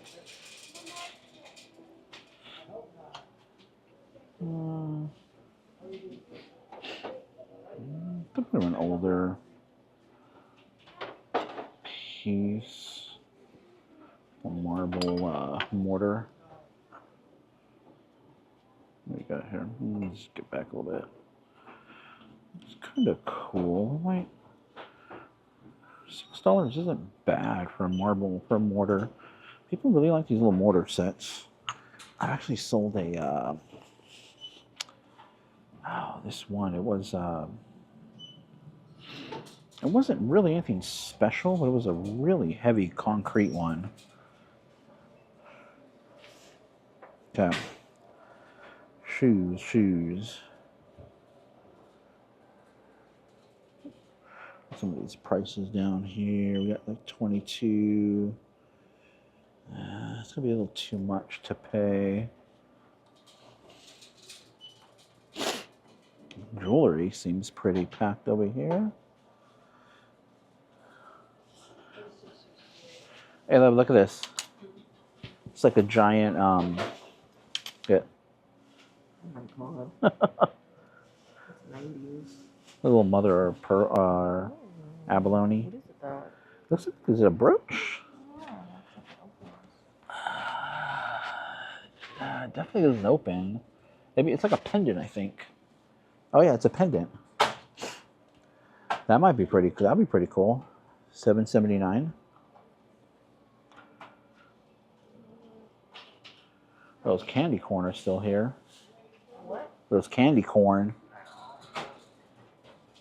Look at this ring back here. See that ring back there? No. No? No? Okay.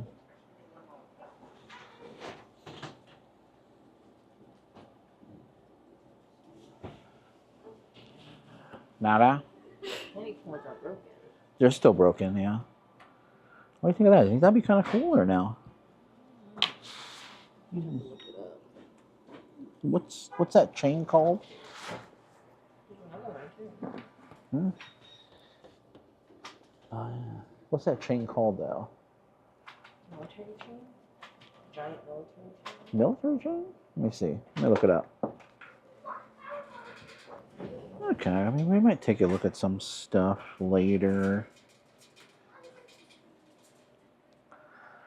Maybe. Some pops, which aren't really worth it at all. Just becoming too common. There's those Jim Shore pieces that are still here. It's from a few videos ago. Still overpriced. Insta ones are okay, depending upon what they're priced at. Let me see if I can see the bottom maybe. Oh yeah, is that 14? I can't even see. I think it says 14 on those, which is going to be a little bit too much.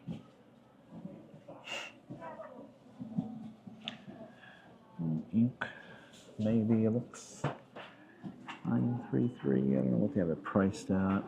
Oh, $16.89 is what the price tag is. This is that. Is this the graphics card that I sold? What's that one? It's the XFX. Oh yeah. It says 570 on the box, but it's actually not a 570. We looked at that already.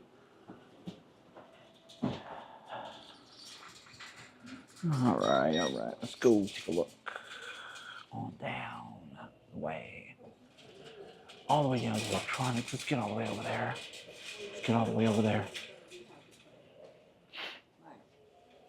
I'm going to glance at the end caps. Okay.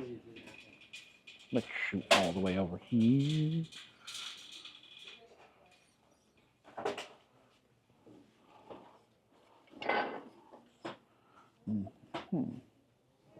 This is Jolly Express.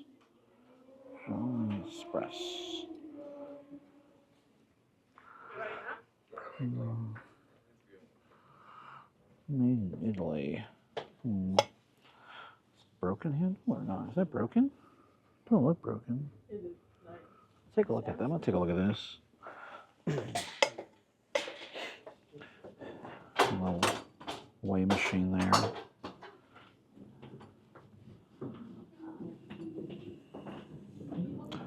Gotta make sure the camera angle's set here. Candle holders. Oh yeah, all of that is going on. I can't remember why public radio. Don't know about that. Don't know, but let's. And if it doesn't work, it says you gotta give it a ship. No money back, doesn't even.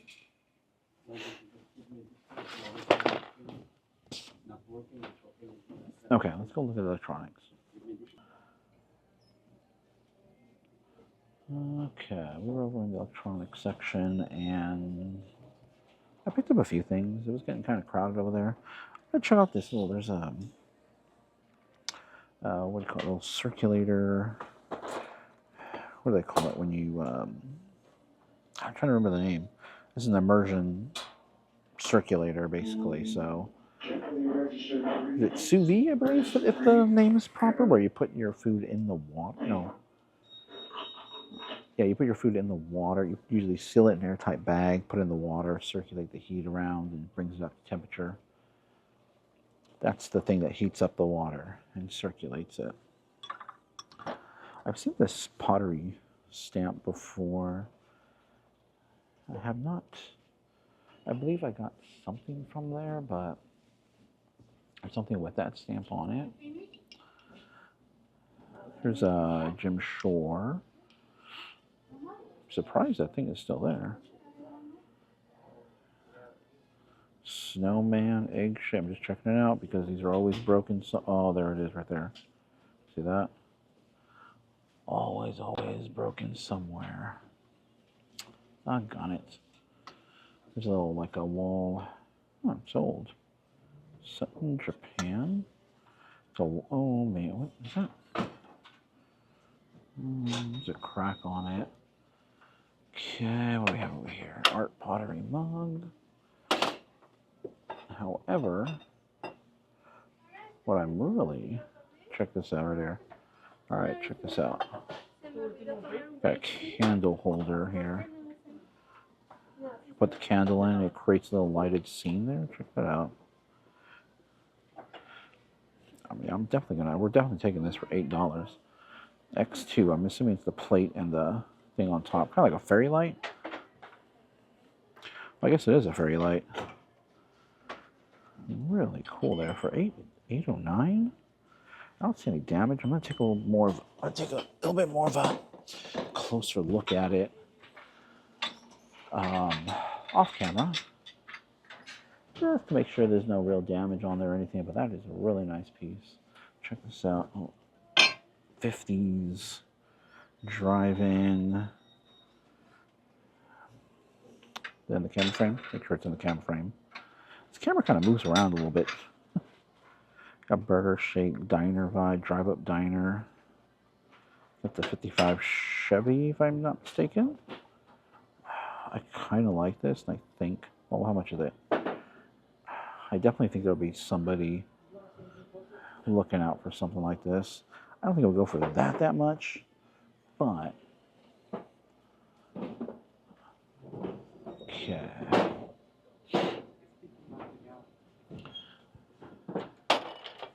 It's like beer, Corona. I don't think it's anything like official. Although I just sold some. Oh, you know, I'm going to feature that in a video. The Corona Domino set. I think it sold for around $45. That was pretty cool. That was a flea market find. Corn, salt, pepper shakers. Not cool enough for me. I mean, salt and pepper shakers. I mean, generally will sell around $15-ish or so all the time. There's some one-offs like there always is. Some milk glass here. I don't think you guys have talked about it before. Milk glass is popular. It gets a lot of views, but nobody wants to pay for it. So I'm not going to pick up milk glass. That's what's down there. I suppose there's Pyrex down there, but not today. What we got over here? Art pottery. Fix my. We're about to walk over to the clear glass right now. Like stoneware. Nothing. I love meetings mug. Look at these down here.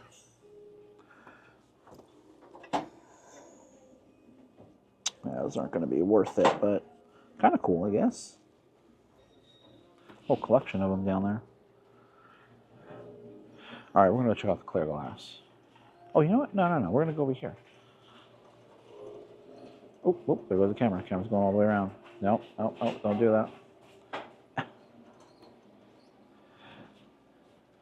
Come over this way. Hold on. Okay, we made our way over to the silverware. I'm not necessarily, I've seen this bag already. I don't necessarily like silverware, but I do like to list it. And it does sell really well, actually. That's unmarked silverware. Oops. Don't want to hit that. So, my cart's always... it's like a mixed bag. I'm trying to get in close here to see what it is. Nothing really that special here. And nothing really special there.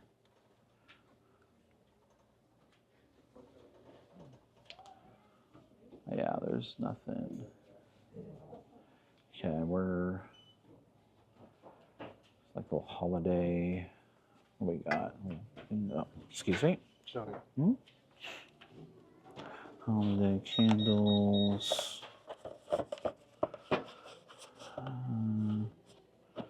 What is this right here? Let's see. What is this? Open up. Soccer ball. Soccer ball lights? Hold on. Okay, it's a bottle cap opener in the shape of a soccer ball. And it has a little net on the bottom. So when you pop off, the lids, it goes straight into the net. It's a bunch of Easter stuff.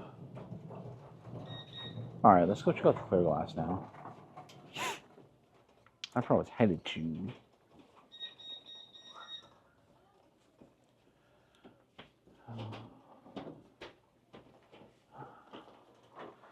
Okay, let's go.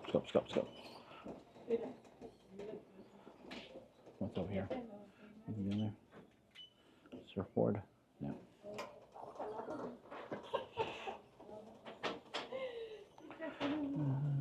Okay, forward.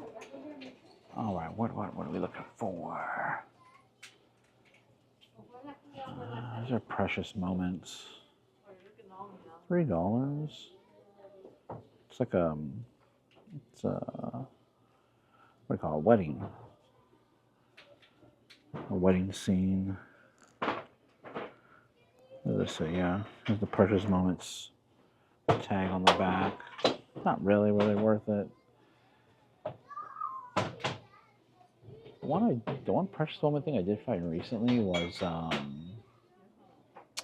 what do you call it? It was nativity. It was crystal too. Crystal glass.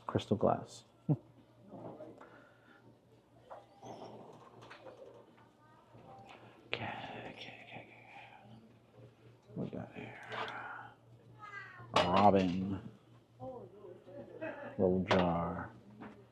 I'm showing you guys. Nothing. Nada.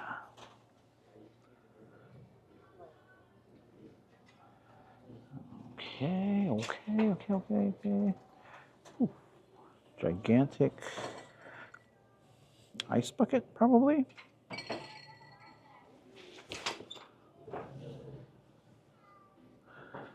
But I did find some Baccarat glasses here, rocks glasses.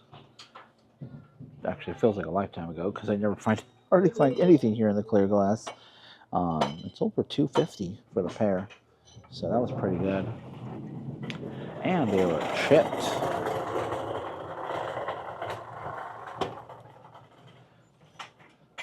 Okay, let's go check out the purses.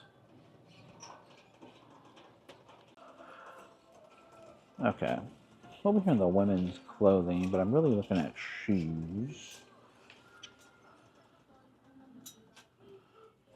I stopped off in the backpacks and wallet area, but I didn't see too much.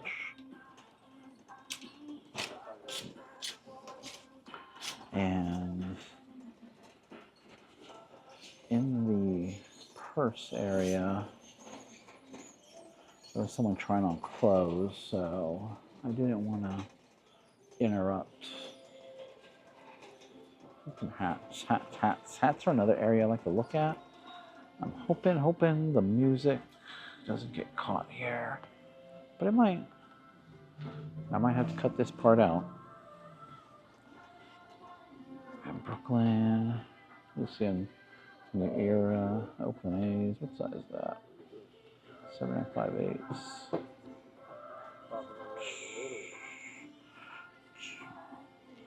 We got $4, $59.50. That actually might fit me. It's a nice colorway. I like that. We have here tigers. Hawaii. Something fell down here. Let me pick that up. Okay, let's go check out the hats on the opposite side. The music did stop right now.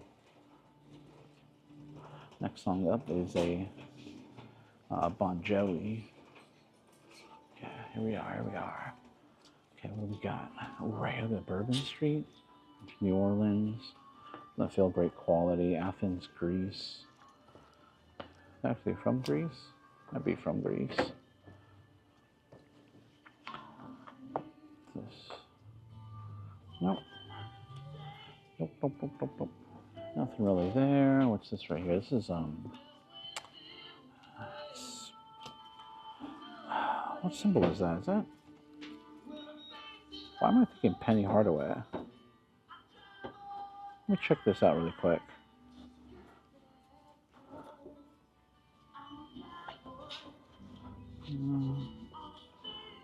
Okay. Okay, I was correct. That is Penny Hardaway. And actually a Nike hat, adjustable. We're gonna pay $4.35 for $39. That should go for $40. So that's a nice find. Well, it pays to have knowledge. Sometimes useless knowledge stored up in my brain. Or it pays to be educated, I should say.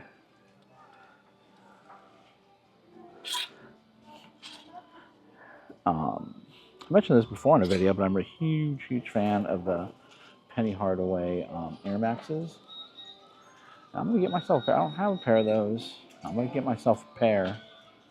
My preference really is the original colorway, but I did see the green. There were some green ones. There were some green ones over at a shoe store at the mall. And I think they were only at $80. I almost pulled the trigger on them, but I was like, oh man, the green. I mean, I do like green. It is my favorite color, but I don't know in shoes though. Here's some Vans. What's this? Day of the Dead. Dia de los Muertos. I'm gonna put some beads on them there. $14.89. I'm gonna scan these. Okay, so we're probably looking around $35-ish. And the number one issue I'm having with them are the size. So I'm gonna leave them behind. It's a maybe 35.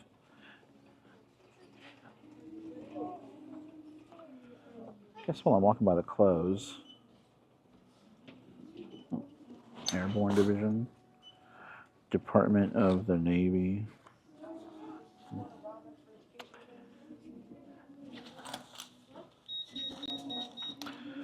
I was at the flea market today and I found a really cool jersey from my old high school.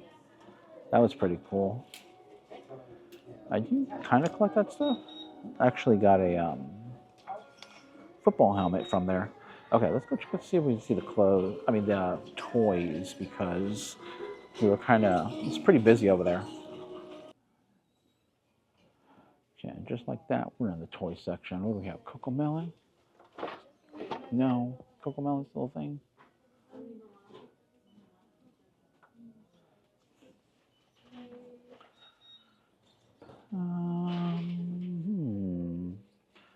did pull some pretty good stuffed animals the other day.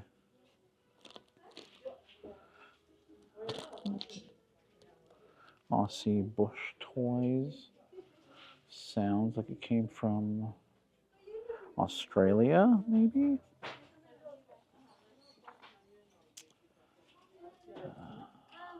On the surface, I'm not really seeing too much here.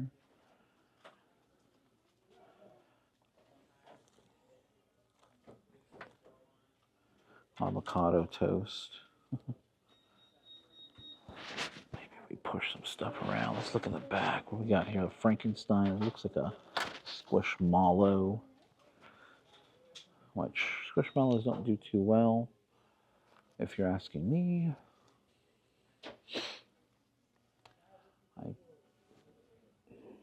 And they take up too much space, so that looks like Joffrey. Oh man, that fell. Pick that up right now. Dope, that fell too.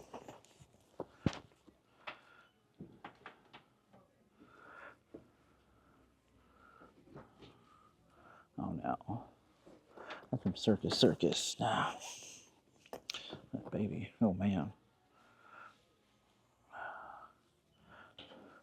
Stand by. It's one of those real life babies. Back in. We'll do some more investigation on that, but I'll pick this up.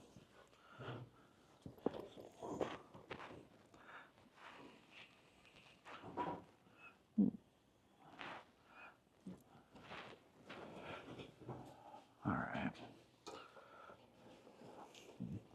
Let me fix that baby there. Okay. All right, just turn around. We're in the miscellaneous now. Miscellaneous baggy section.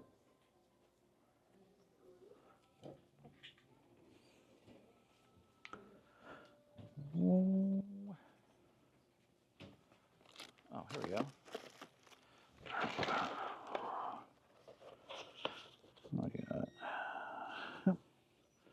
Take that for sure. Old school label maker here. That's pretty cool.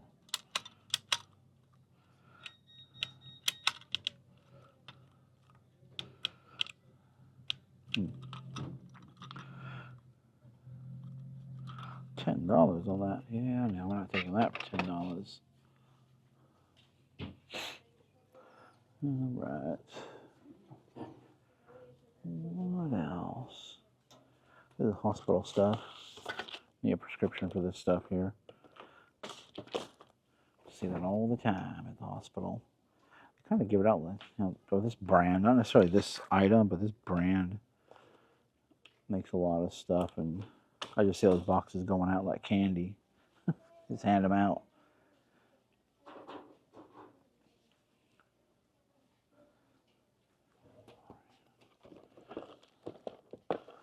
Whoa, there goes that heart. Nope, stay there. Don't come down. Everything's positioned, seems to be positioned just right.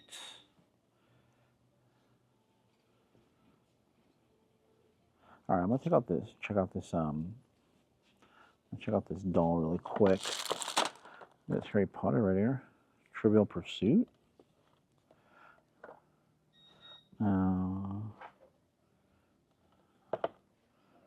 I will see what happens. I'll scan it really quick. Give me a sec.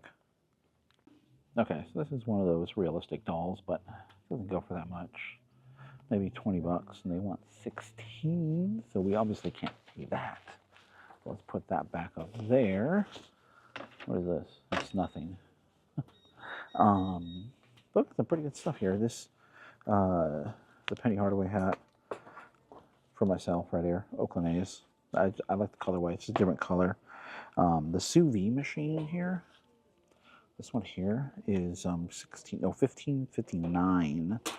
That should go for about $30-ish or so, but we're gonna leave that behind. This right here, probably not gonna take that. I'll leave that behind as well too. I don't know, I just don't feel like I'd be able to sell it after. There's a big mail. Hold on. Oh, Eyes all messed up. Eyes messed up on that guy. We'll take this right here for sure. Oh, this, definitely look out for this right here. Always be on the lookout. They usually see what the price is. And these sell really well, really fast. Probably around $12-ish. Not crazy, but it's something. Better than nothing. It's a little bit more than what we're paying for it. But it'll sell fast and it'll just add to our profit. Okay, stand by. Okay, there's one more thing. I don't know if I showed this on the camera or not, but Plantronics, there's the brand right there. Definitely be on the lookout. It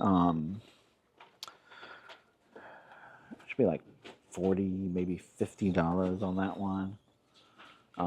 Here's your cart.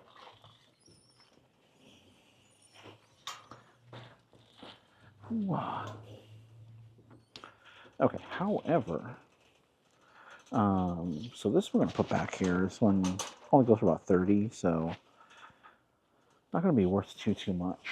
Now, I told you I was going to put this guy back. I'm going to put this back too. It's not, it doesn't really go for as much as you might think it would. Plus, I think they want $19 for it, so unfortunately, we're going to put this one back. I was trying to get the clock. I think it's glued in there. I can't get the clock out. You should pull out so you can put the battery in there. And I can't get it out for the life of me. So if I can't change the battery, we're just going to put it back.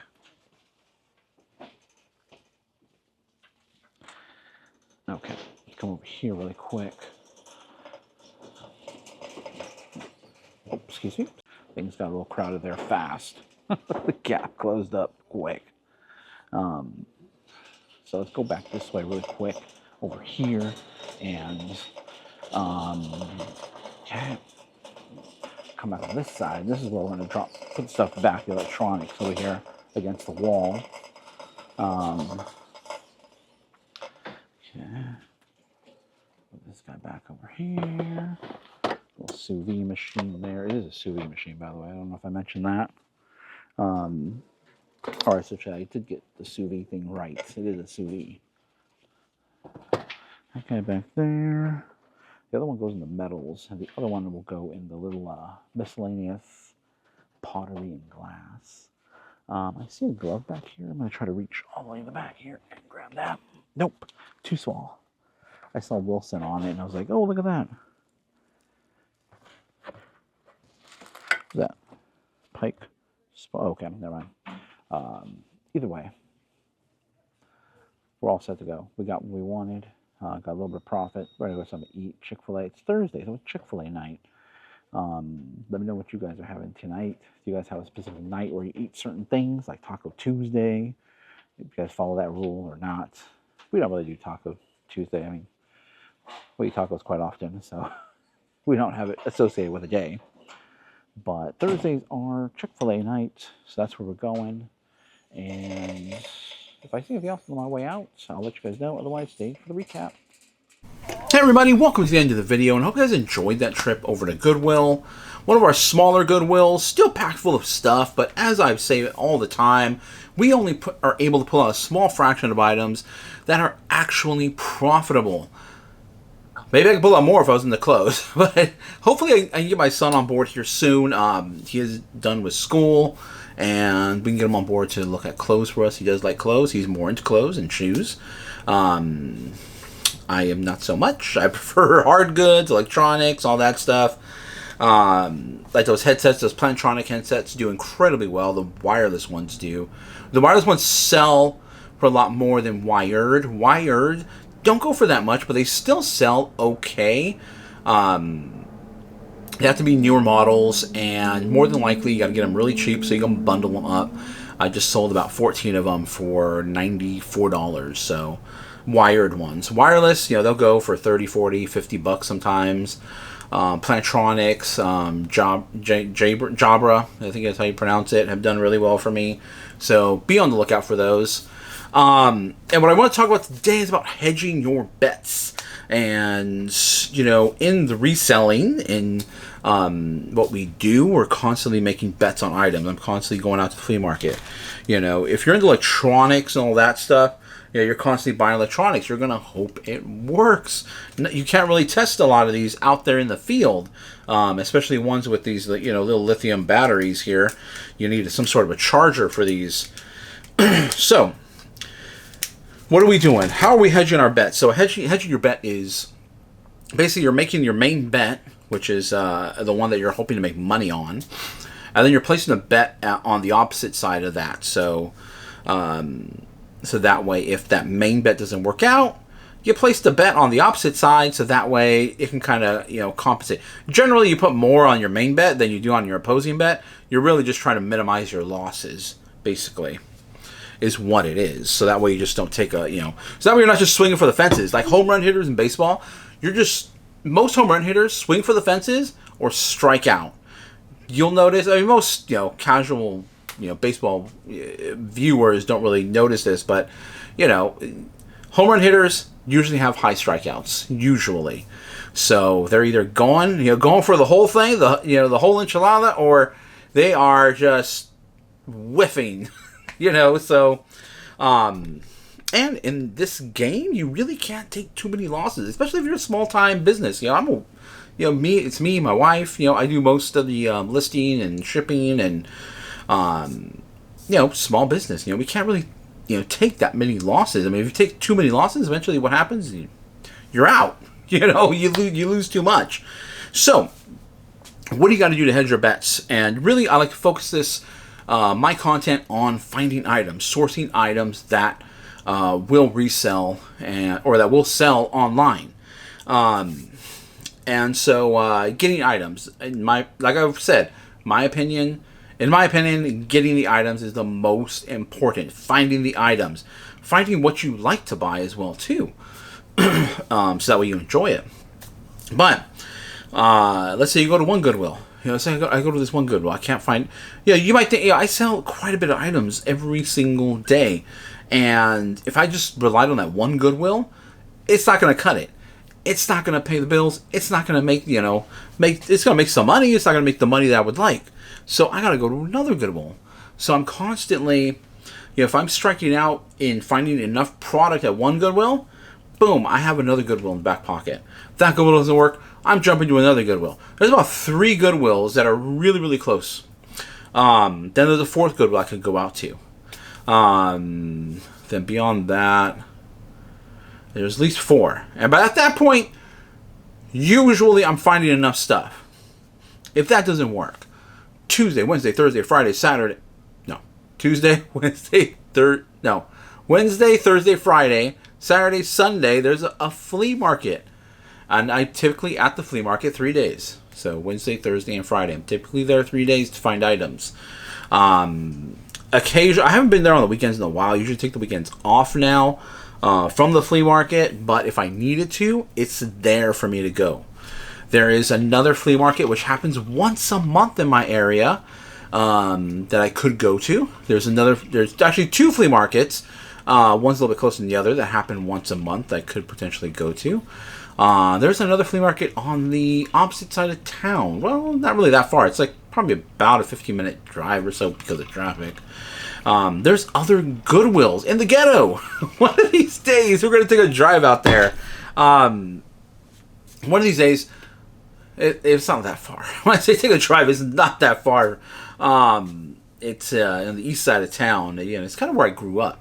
I've always told my kids, me and my wife told my kids, we grew up over there,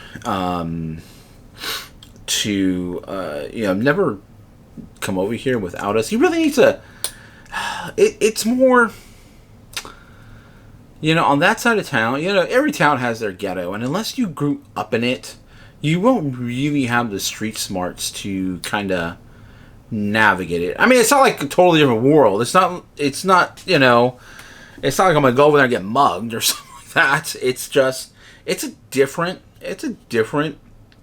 side of town, really. And, I've talked, it's funny because, there's people that I work with at the hospital that would not survive over there. They wouldn't know what to do over there. It's really a different side. I mean, it's kind of not really different, but it is different. But either way, we're getting off topic here. we're gonna go to the other Goodwills in the other side of town, because there are Goodwills over there that I don't venture to that often, and they even in the ghetto, they still have great items. You can still pull great items out of those Goodwills. I've pulled great items out of those Goodwills, great glass items as well too. Not just electronics, shoes, clothes, your typical stuff. I've pulled amazing glass pieces out of there. So even in the ghetto side of town, those Goodwills are still great Goodwills around here. Even those people have money. Trust me. Where we live here in Silicon Valley, it's expensive even over there on that side of town. So, but we will make a trip out there because they do have good food out there as well too. Like I said, that's where I grew up. It's kind of I always tell my kids, where I used to hang out at the liquor store when I was in grade school, like their age. That's where I rode my bike to with my friends. We would go out to the liquor store because it wasn't that far. Not that we were drinking or smoking or anything, but they had all kinds of snacks and food and everything, and you meet some interesting people there as well too. But that was our hangout spot with our bikes. Gotta make sure not to get our bikes jacked or anything like that. But I got way off topic there.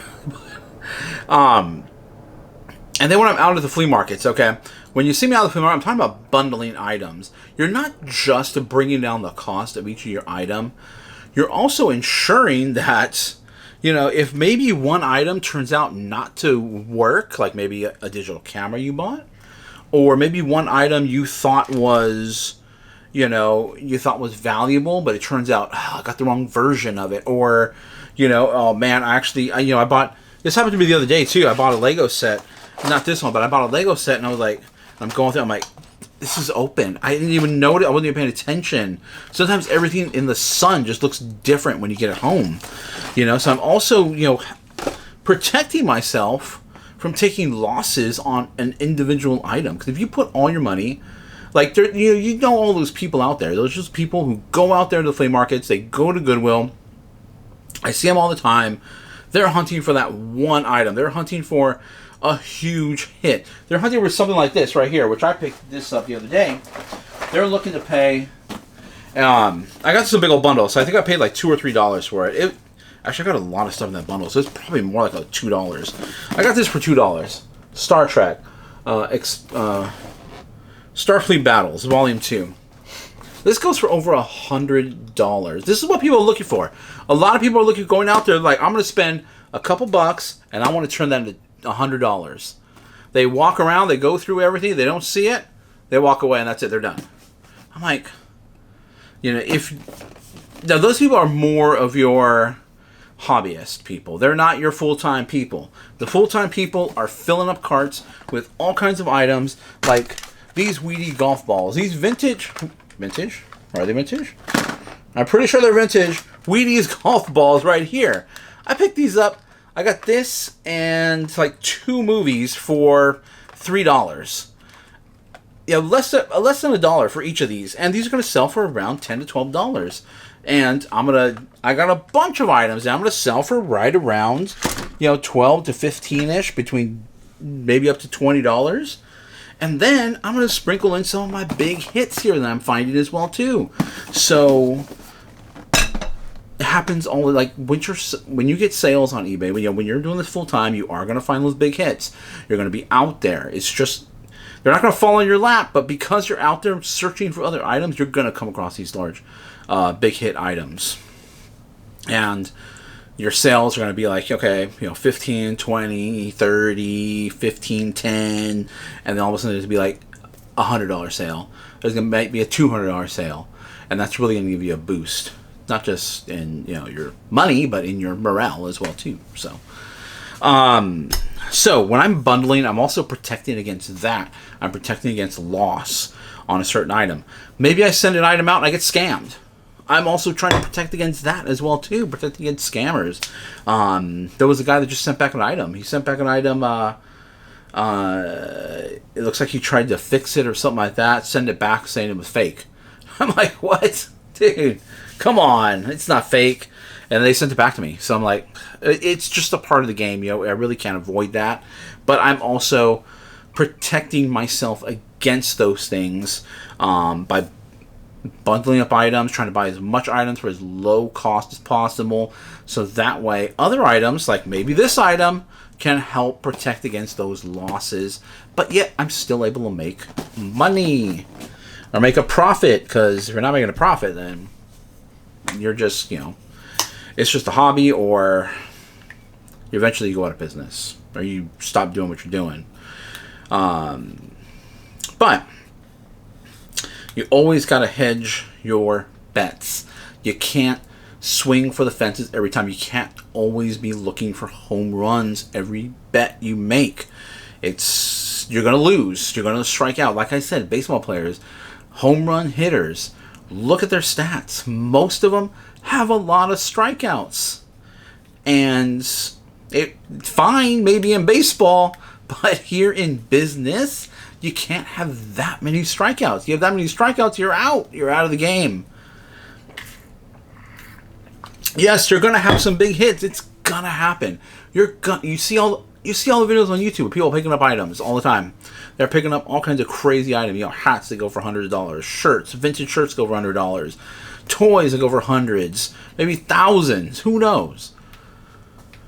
It's not their main source. They're not selling that consistent. They're not selling $100, $200 items consistently. Maybe furniture people are, but people like me or whoever, you know, we're not constantly selling $100, $200 items all the time. We're selling all little items as well too, and then you get those big hits, and then it's like, all right, now we're in the money here. But yeah, and also too, you have to be in the game in order to win, or in order to get those big hits. You have to be playing in order to get in. What do I mean by playing? I mean being out there at Goodwill all the time. Not all the time, but have a schedule and you're out there looking for items. You know, it's going to be different wherever you're at in the world. What your Goodwills look like, what you have available. Goodwills, flea markets, garage sales. I don't want to talk about garage sales too much because it's a lot of driving around, in my opinion, and a lot of the garage sales in my area are very heavily focused on clothing, and I'm not a clothing guy, as you guys know. I don't like clothing. If I had to do clothing, I'd probably quit. I do find clothing from time to time, but it's heavily curated, and it's got to be cool. So, all right, let's look at some what's old. Okay, what are we going to look at here? We got 3 items, cool, unique items that you should be on the lookout for. Maybe not everyday items, but, you know, things that do sell well that you might not be aware of. And everything will pop up right over here. And right off the bat, we have a vintage lipstick holder. This is by Matson. Vintage. It looks like brass, but it's really not made of brass. It's actually colored gold. It's some sort of, you know, base metal. It is heavy. It does have a weight to it.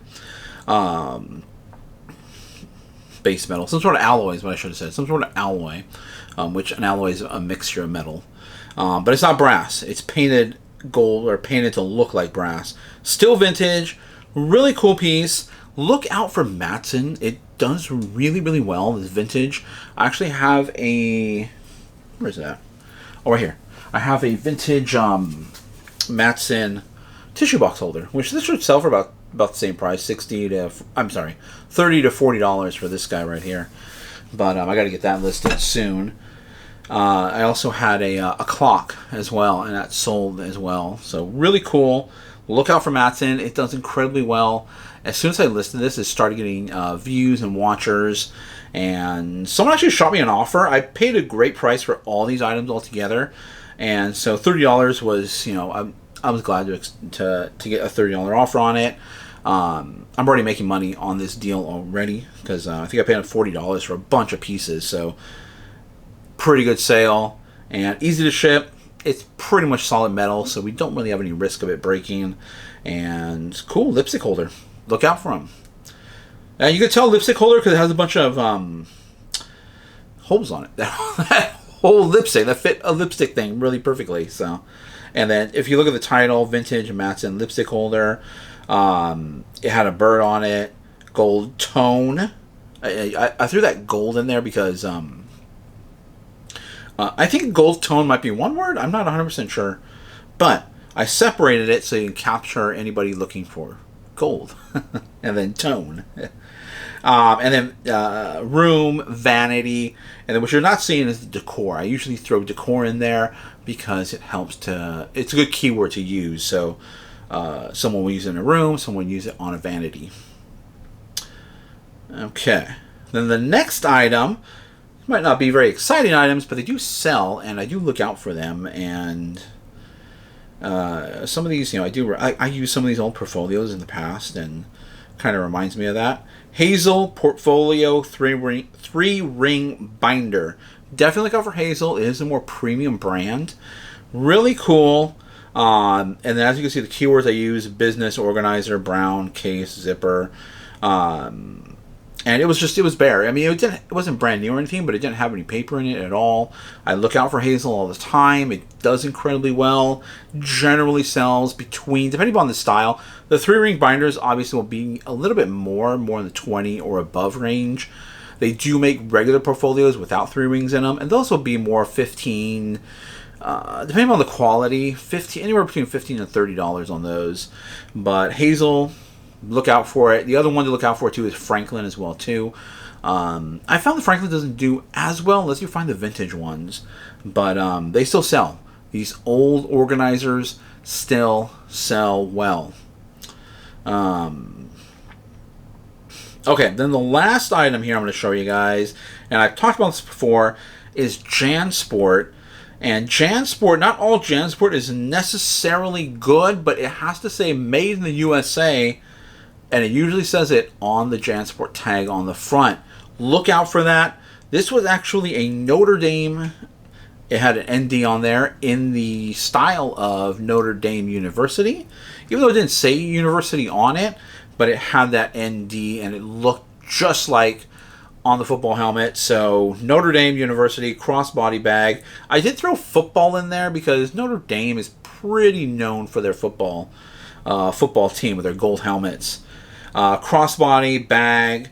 I did put this in the men's bag category, and it sold rather quickly within about a week for $32.40. This is a great sale. I actually got this JanSport at the same time that I got this Starfleet thing here. And I got the whole lot. I got a bunch of other stuff too.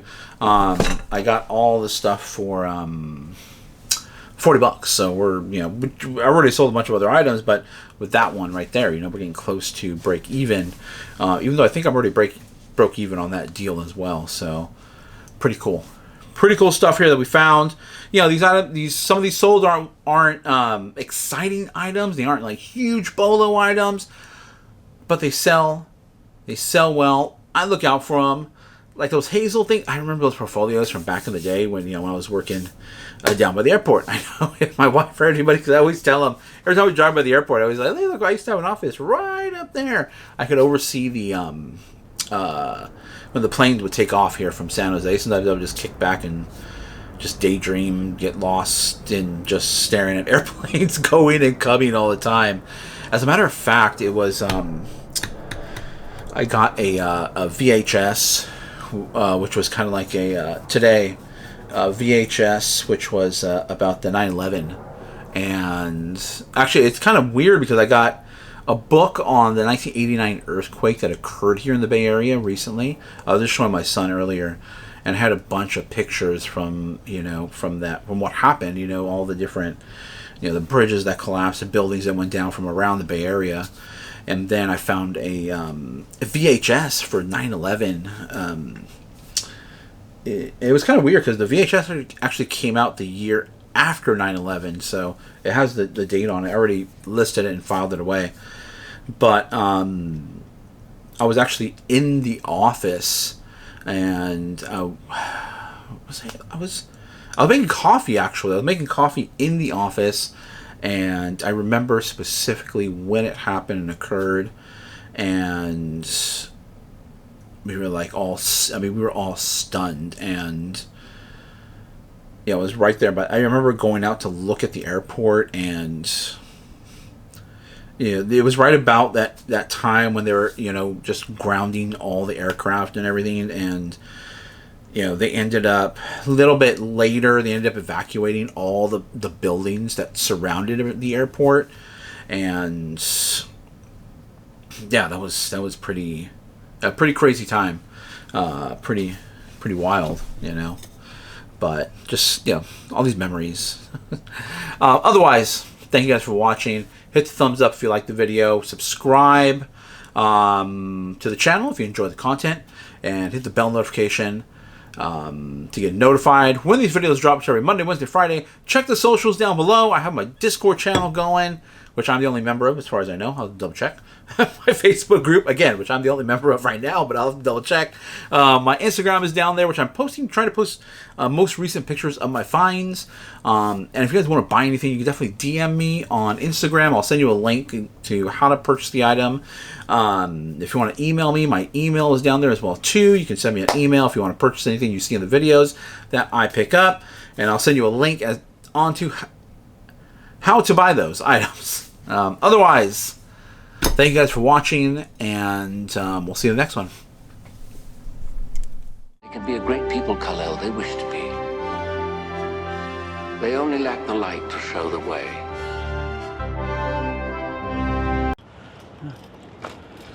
Welcome everybody to the video, and today we're at the flea market. It's going to be a very hot day today. It's going to be close to 100, so I had to find some trees to park under. So that's what I did. So that's why it looks a little bit different where I'm starting out, because the other way, that way, look at that, there's no shade over there, so your car is going to be so hot when you get back in it. Let's go and get in there and see what we can find. We're buying for eBay. Buy low, sell high. Hit the thumbs up to like the video, subscribe, hit the bell notification. Tomorrow's gonna for me, tomorrow's gonna be a Thursday, so it's gonna be a live show day today. And oh yeah, I have all my socials, new socials down below. Check it out. Instagram, posting regularly there, all my daily finds. Check out Facebook, got a Facebook group going, Discord's going as well too. So we're rocking and rolling with social media. If you guys want to check those out in the description. Email me. My email is down there as well too if you want to purchase anything. But let's get in there and see what we can find. And away we go.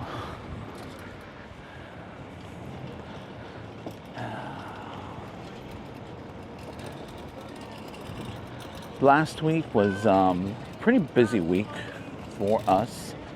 Graduation week for my son, so I only got out here on last Wednesday, and that was it. I just want to do my live show as well too.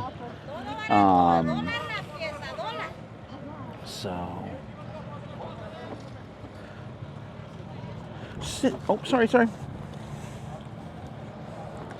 So we're hoping for some good stuff here.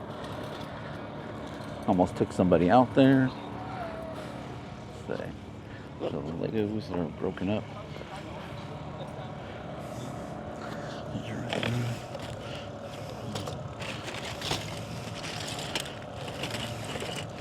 I don't think I want to deal with a project.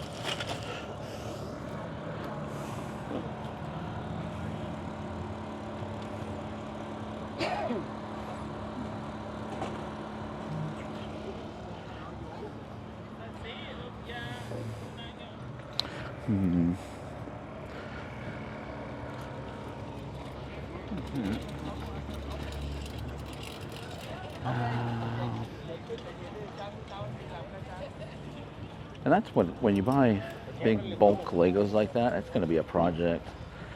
It's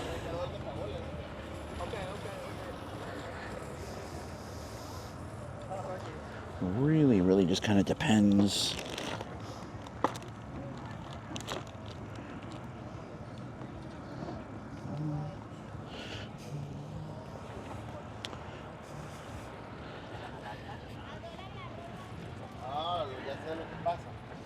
And I buy a lot of Legos.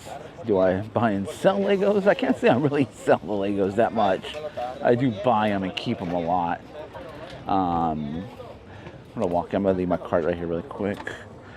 Walk in there, see. So I can quickly identify what sets are in there or what series they're coming out of.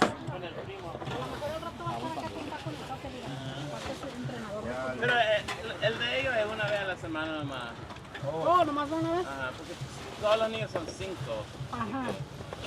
Pero le gusta. Y y va a estar en el equipillo ese de Oh, shoot. ¿cómo se llama? Paco? Va a jugar como para MLS Nice. Esperemos que ahí ya pueda. Wow, there's a mother load for my wife here. She loves these. Sí, porque él va a entrar, de hecho quiere entrar al colegio, va a entrar, pues.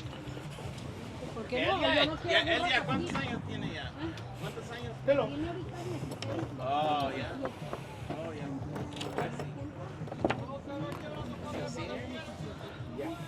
Wow. ¿A los cuántos años lo conociste tú a David? Sí, ¿verdad? Será como 5 A nosotros nos pasa lo mismo, $3 papá, la bueno. ¿Qué? Le dije, ¿traes el vacilador? Aquí mi falla, amigo.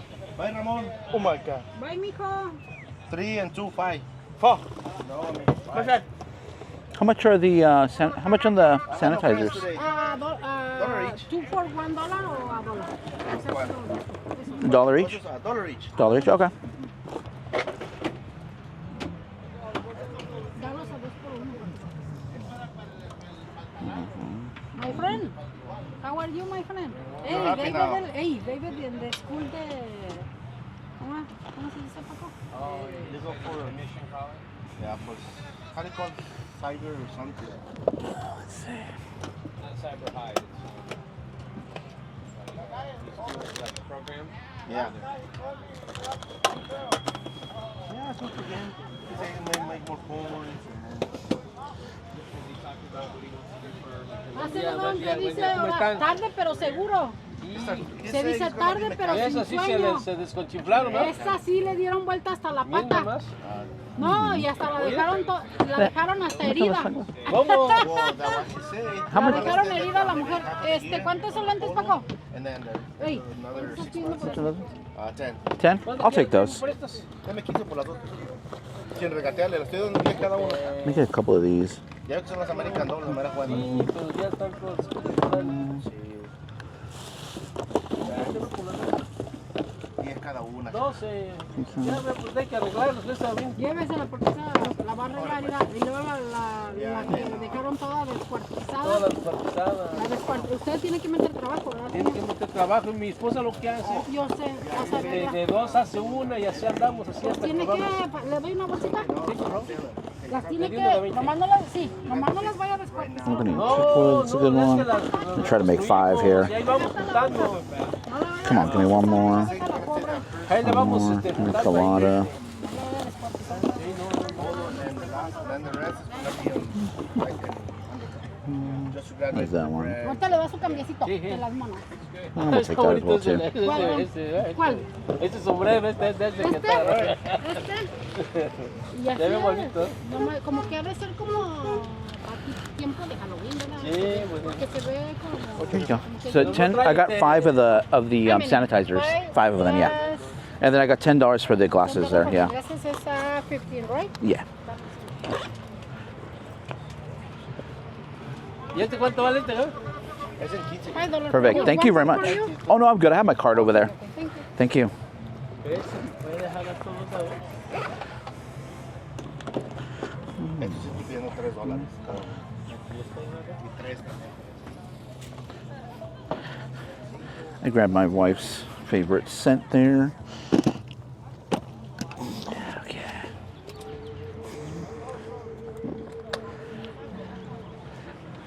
I mean, $1 for each of those is a good price. In the store, they're, I forget how much they're in the store, but I'll tell you what, it's more than $1. My wife buys them every time we go, so every time we go to the mall, she always needs a refill.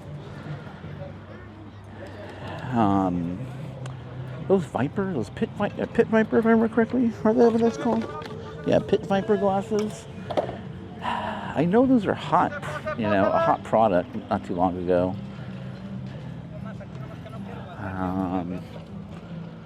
Let's go over here. Let me come around this way. Let's see what's going on.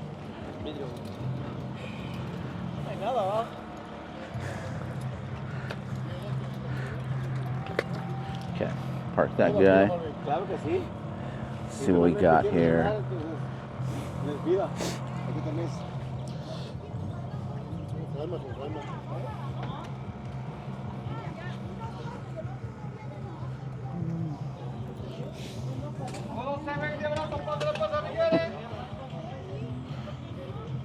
Cool. Interesting. Okay. What do we got here?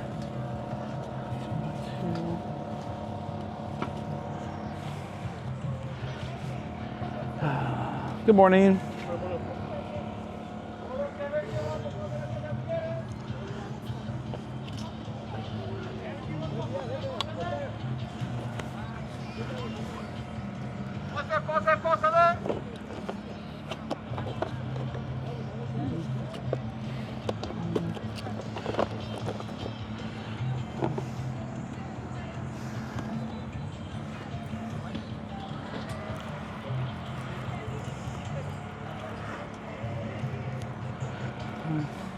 Specialized colors.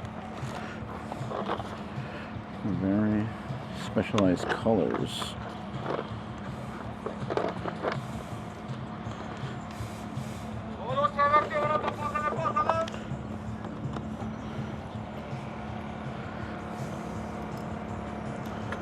We got Olaf. That reminds me, I need to check my prescription at Costco.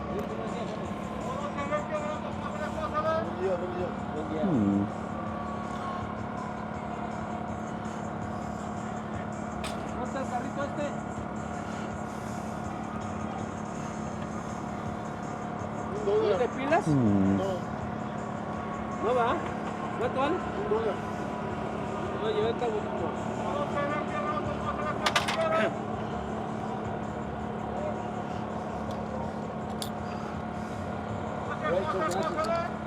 Así viene la paloma. Está fresco. Y esta puteca que está gruesa. These are pretty cool.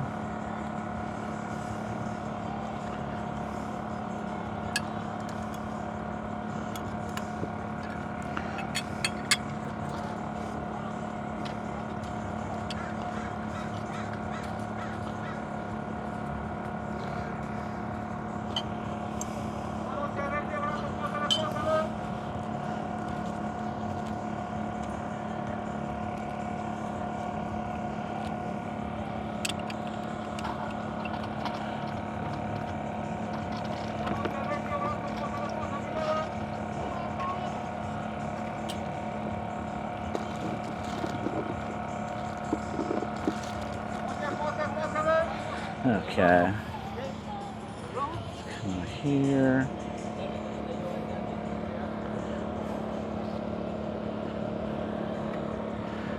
I definitely like these belt buckles. I don't think they're Starburst.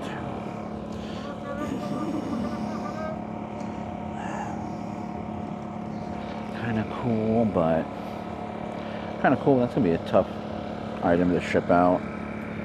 And I don't think it's going to go for as much as I would hope. Yeah, over here.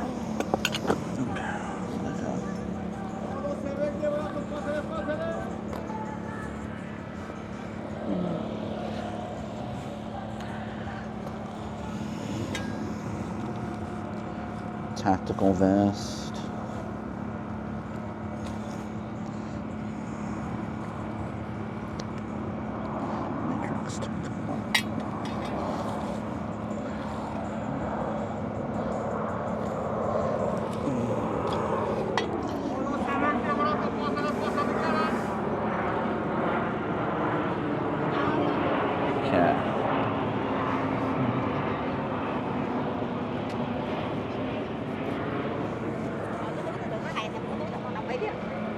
Nhưng mà chắc nặng lắm thầy ơi, phải có bánh xe không?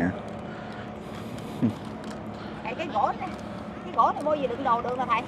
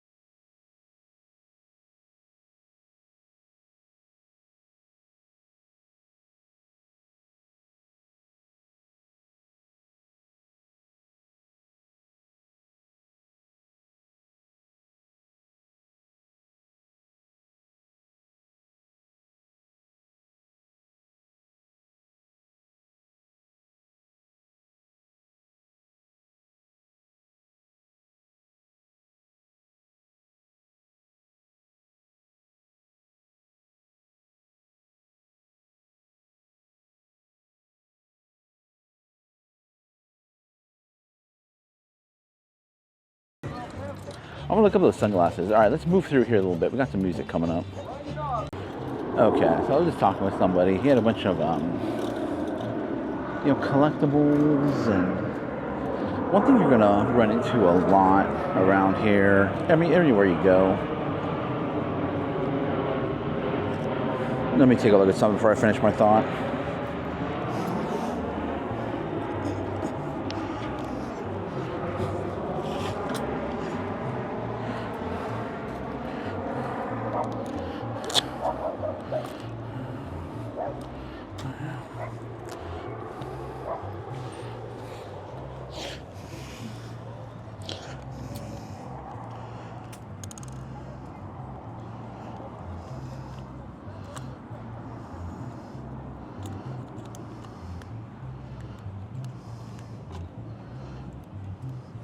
How much are the cameras? Yes. Yes.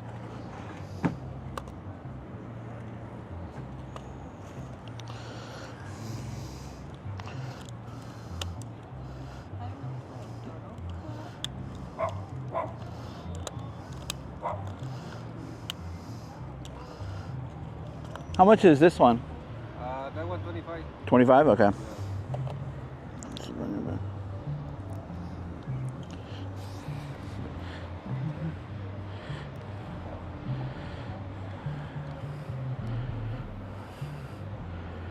TZ4.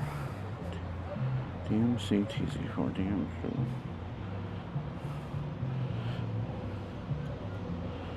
DMZ.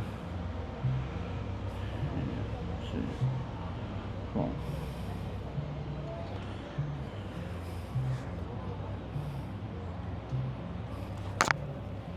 It's getting hot, everybody.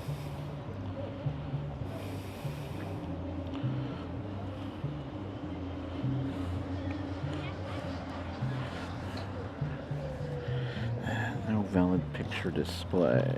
Why?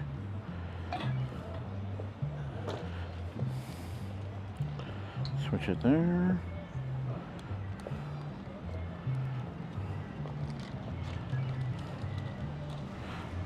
Oh.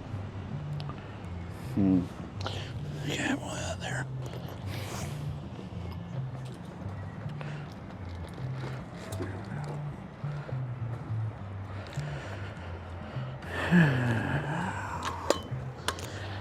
Okay.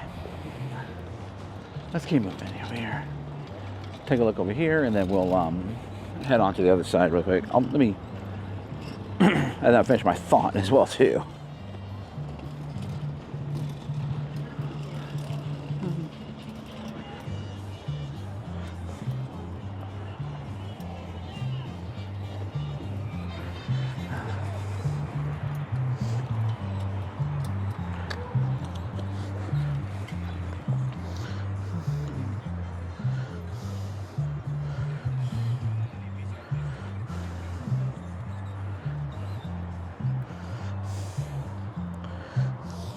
It's kind of cool.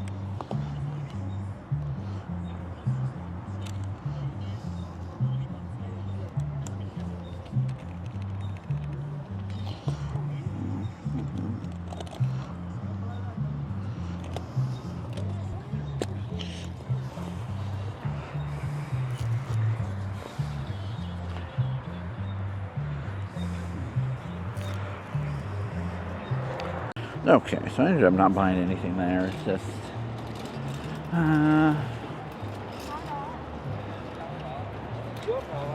well, the price is going to be a little bit higher. He does charge a little bit higher, but his stuff's clean. Usually always works. So, like I was saying earlier, you're going to encounter those people everywhere you go who are going to ask just really, really high, in my opinion, as far as reselling goes. And even beyond what the value actually is on the secondary market. And you're going to have to be successful at finding items and reselling them, you're going to have to be able to identify that, through research or through watching or trial and error. Because back in the day, it was trial and error. You made the mistakes and then you learned from it. Nowadays, you have the app, you have the eBay app, you can quickly look stuff up. So he had a bunch of baseball cards, he had a bunch of old Star Wars that really were older, but just not worth it. And a lot of the autograph stuff didn't have what's called a COA, or a certificate of authenticity. But he was selling it as if it was completely 100% authentic. But if it's not verified, if you can't verify that, it's practically worthless. It was just pictures of ball players. So, just something to be aware of, and you know, just educate yourself.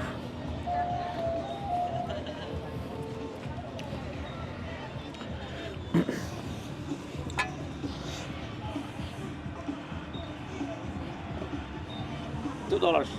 $2? Yeah. That's glass. No. All right, I'll buy that for $2. Okay.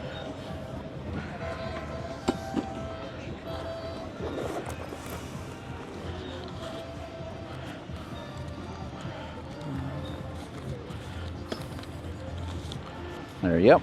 Thank you.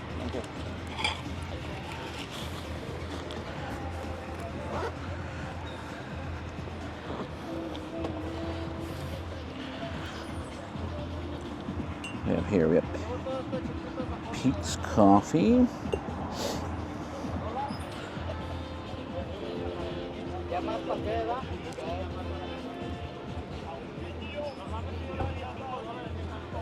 Wow. I have the whole set of these ones. These are really good. You know, this brand is very well known. Oh, okay. I have the whole set in a whole tab set? there. They're about 50 pieces. Yep. That their regular price is about $600. I'll sell it to you $300 if you Okay. want. All right, I'll think about it. That's cool. Yeah, Thank you. I'm gonna be here tomorrow. You'll be here tomorrow? Yeah. Okay. Are you gonna be here in the same location? Yeah. Hopefully, All I'll right. be here. How much for the water pitcher right here? That one, it's give me $3. Okay, I'll take that for sure. Yeah. Yeah. It's made on the side of the border. That's really nice. I like it. Yeah. It's Let's see. these are probably about $30. Yeah, You go to definitely. Ensenada, whatever. Yeah, they're. Oh, they're cool. Got the cup. All right. Thank you very much. Okay, yeah, I'll be here tomorrow too. All right. All right, cool. Thank you. You too.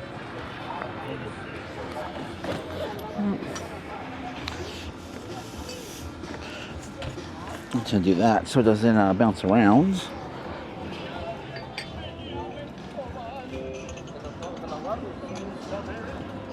Okay, the first piece of glass that I picked up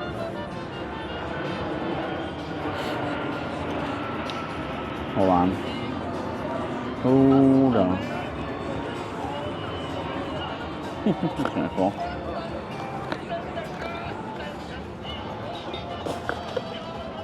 Is it in there? Is it in there?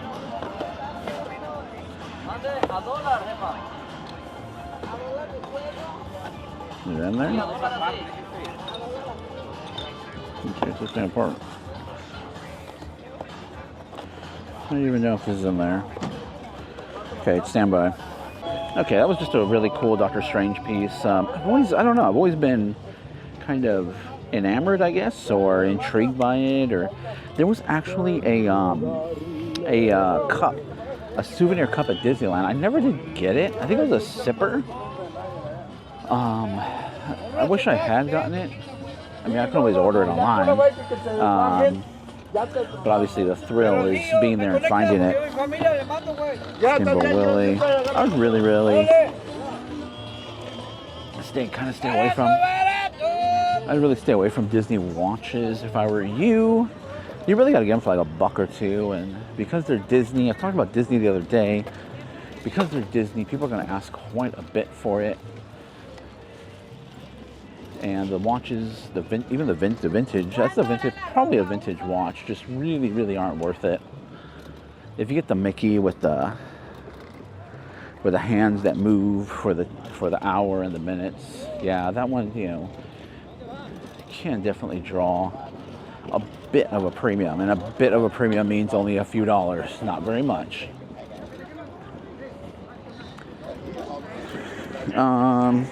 Okay, oh, the star piece of glass that I picked up, that's Annie's glass. Kind of easy to identify once you've spotted it. It is signed on the bottom. I was just making sure it had the signature. And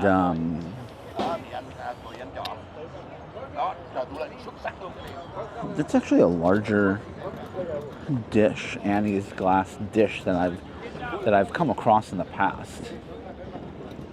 So, but generally it sells for between $20 and $30. I just sold one for $27, I think, $27.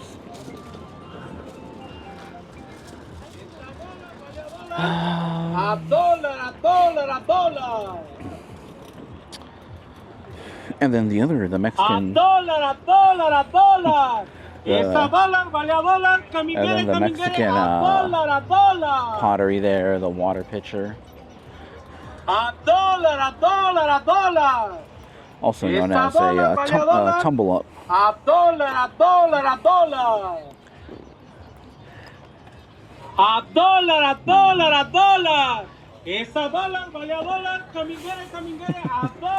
Kind of like.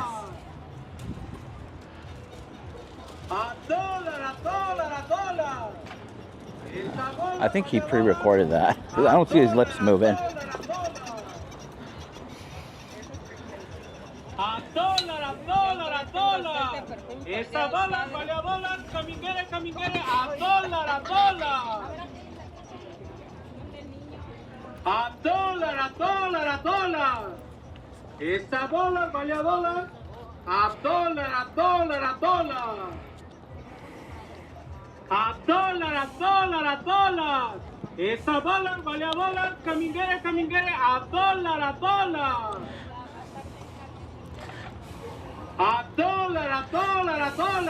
A mouse? It's like an elephant mouse? A pig? Might be a pig. Okay, let's get on.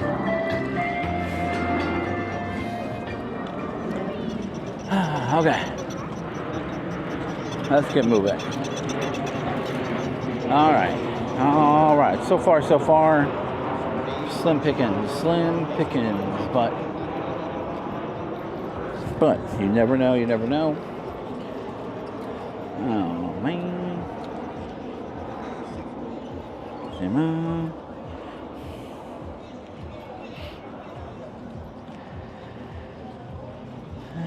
Those are those little cars down there. Those are the old Chevron commercials.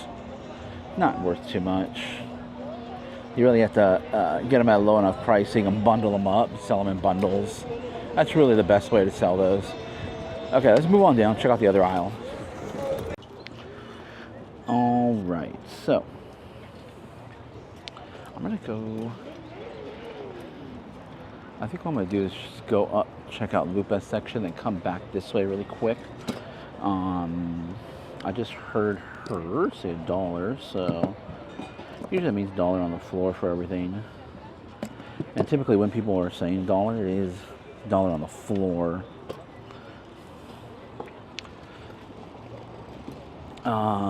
Plus I wasn't here Thursday, Friday, so I want to see if she had anything new. I don't know what's going on today, but every time I stop, there's usually someone right up next to me, and then I try to go backwards or turn, and they're right there, and I end up running into them. I don't know what's going on, but that's the theme. That's what's happening today. Let's see what's going on over here. All right. Tip that thing down. All right, cool. Okay, we got that down. Let's take a look over here. Good morning. Morning. I have here Mac. Send your Mac experience to the area. Unlock a Mac. A .Mac membership? Is that even a thing still?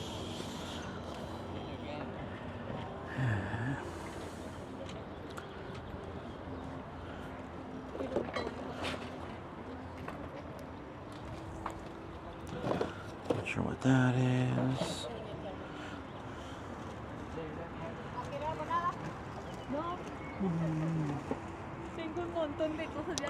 Okay, other things, airport, no, I'm not going to deal with that. Phones, older phones.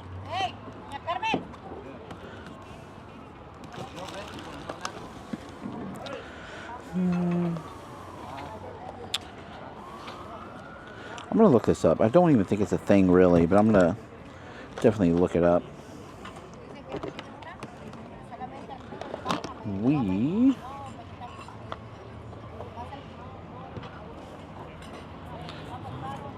Let's move over here. I'll put this in the cart for now. The cart's locked. I don't want to. Okay.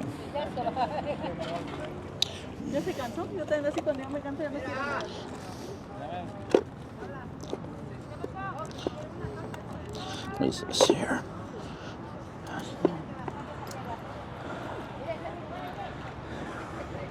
Bunch of Call of Duty games. Oh, this is a you know, this is a thermal printer. That's what that is.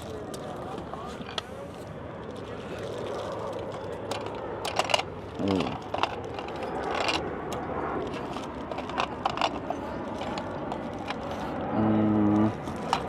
I hear something rolling around in there. I hear something rolling around. I'm not going to deal.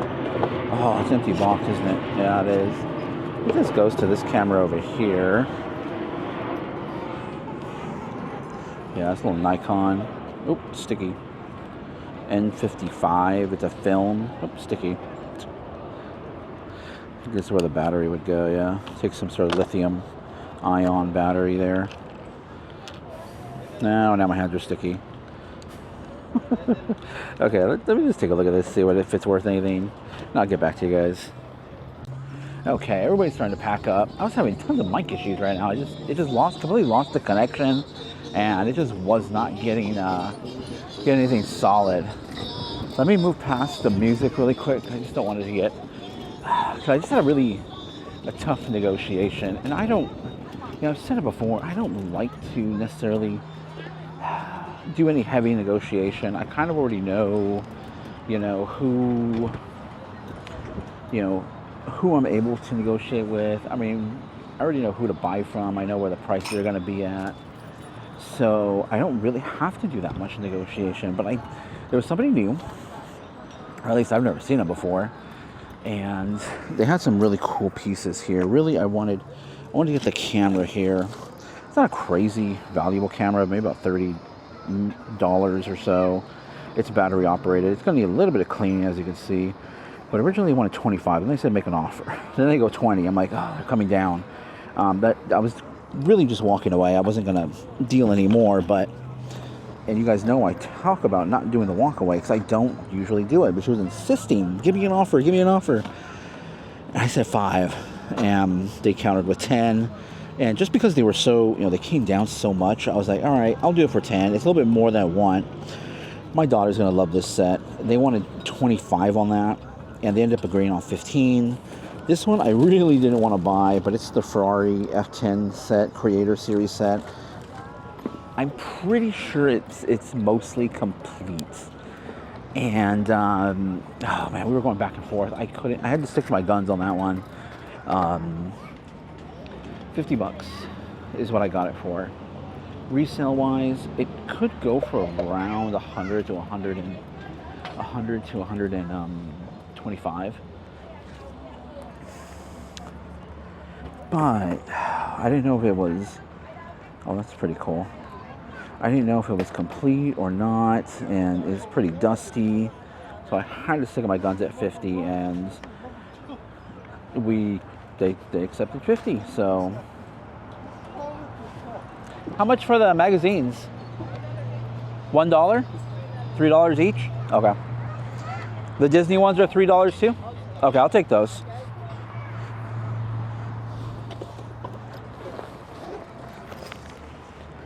So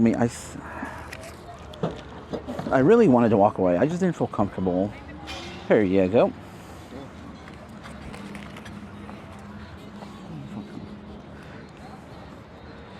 Excellent. Thank you very much. I just really didn't feel comfortable, you know. Sometimes you get that feeling, you know, when somebody shoots out, you know, 25 when I can only pay $5, and the general hope is to meet somewhere around halfway, but you know, them being at 25 already, I really didn't see how we were going to make it to the middle, anywhere near the middle. So I was bailing, you know, and you guys, my thing is I walk away. I do not do the whole walk away and hope for them to call me back. But they were insisting, they kept insisting offer. And they sold it. They came down, so I didn't pay up for the sealed set. You know, it's not really worth that much, but that's gonna be for my sister. My daughter. I keep that.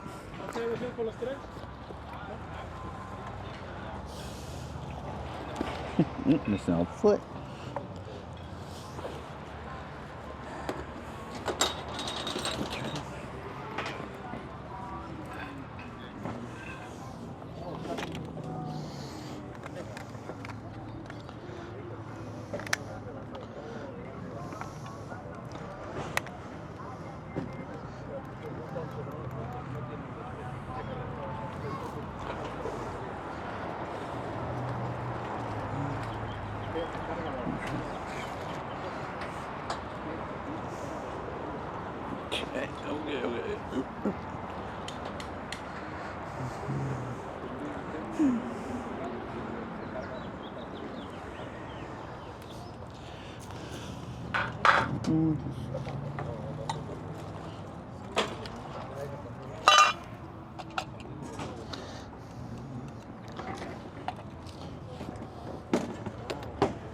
How much are the controllers? That one is $10 each. $10 each? Okay.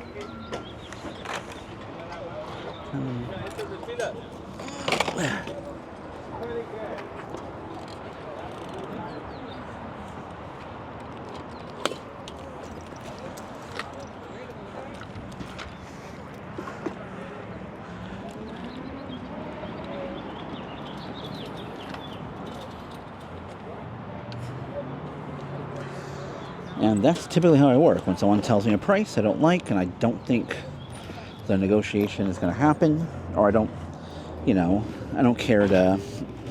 Really, it's more I just don't want to make an offer. You know, I guess it's more like I don't want to insult them, or because they're taking the time to bring the stuff out here and work, and I don't want to come in like say $1. That's kind of messed up in my opinion.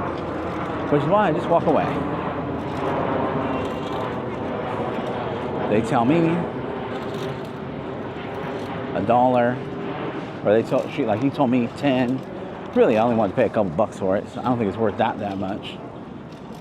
So I just walk away, and then usually that's it. That's the end of it.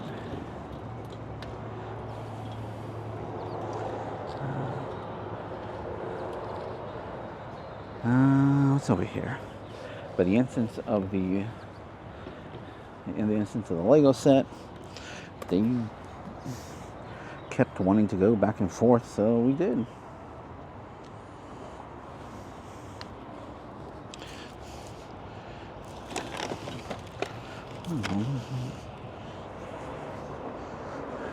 Omen by HP. Ooh. It was a great monitor over at Costco when I was over there the other day, and it was. I might end up picking it up. I do need a new monitor. The one I'm using now is starting to give me some issues, so it's time. I haven't bought a new monitor in a while because I haven't really been gaming. That's why. Well, I should say I have not really been gaming. I haven't been gaming Just don't have the time anymore. Oh, those magazines, I don't think they're really worth too much. The two Disneyland ones, and was it Disneyland and Disney World. Just cool pieces of memorabilia. And then the earthquake one, I don't think that's gonna be worth anything, but it's just a cool piece of California Bay Area memorabilia.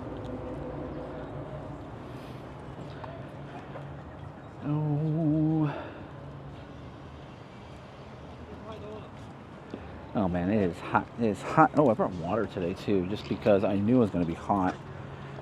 I was trying to make some ice this morning, but it just wasn't ready in time.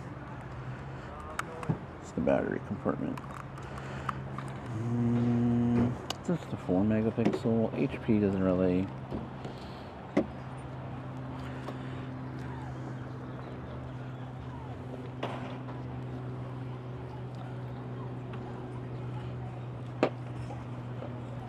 Cap. Okay, we're gonna head on out of here for the day. If I see anything on the way going out, I'll let you guys know. Otherwise, that's the end of the trip.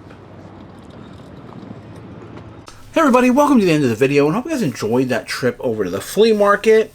It was a hot day. Let me tell you, summer is here. I believe June 20th is the summer solstice, the longest day of the year. So, is June 20th the start of summer? I forget when the start of summer is exactly. But I do know the 20th is the summer solstice. You know, if you pay attention to any of that. Man, it's getting hot where we're at, and I don't like it. I don't like the heat. A lot of, you know, other YouTubers and all that, they're back east. A lot of them in Florida. I can't handle humidity. I don't know how they handle it. I know one of the guys I do watch pretty regularly is ADH Dave, and he was talking about how he's going to quit, or not quit. He was going to stop sourcing for a couple months due to the fact that he has a lot of inventory already, and also the heat. You know, the heat's going to keep a lot of people indoors. A lot of people, you know, aren't going to want to spend much time outside because of the heat, but more specifically due to the humidity as well too. And that's something to, you know, definitely to worry about. You don't really want to, you know, overexert yourself in the heat. You know, heat stroke is a thing.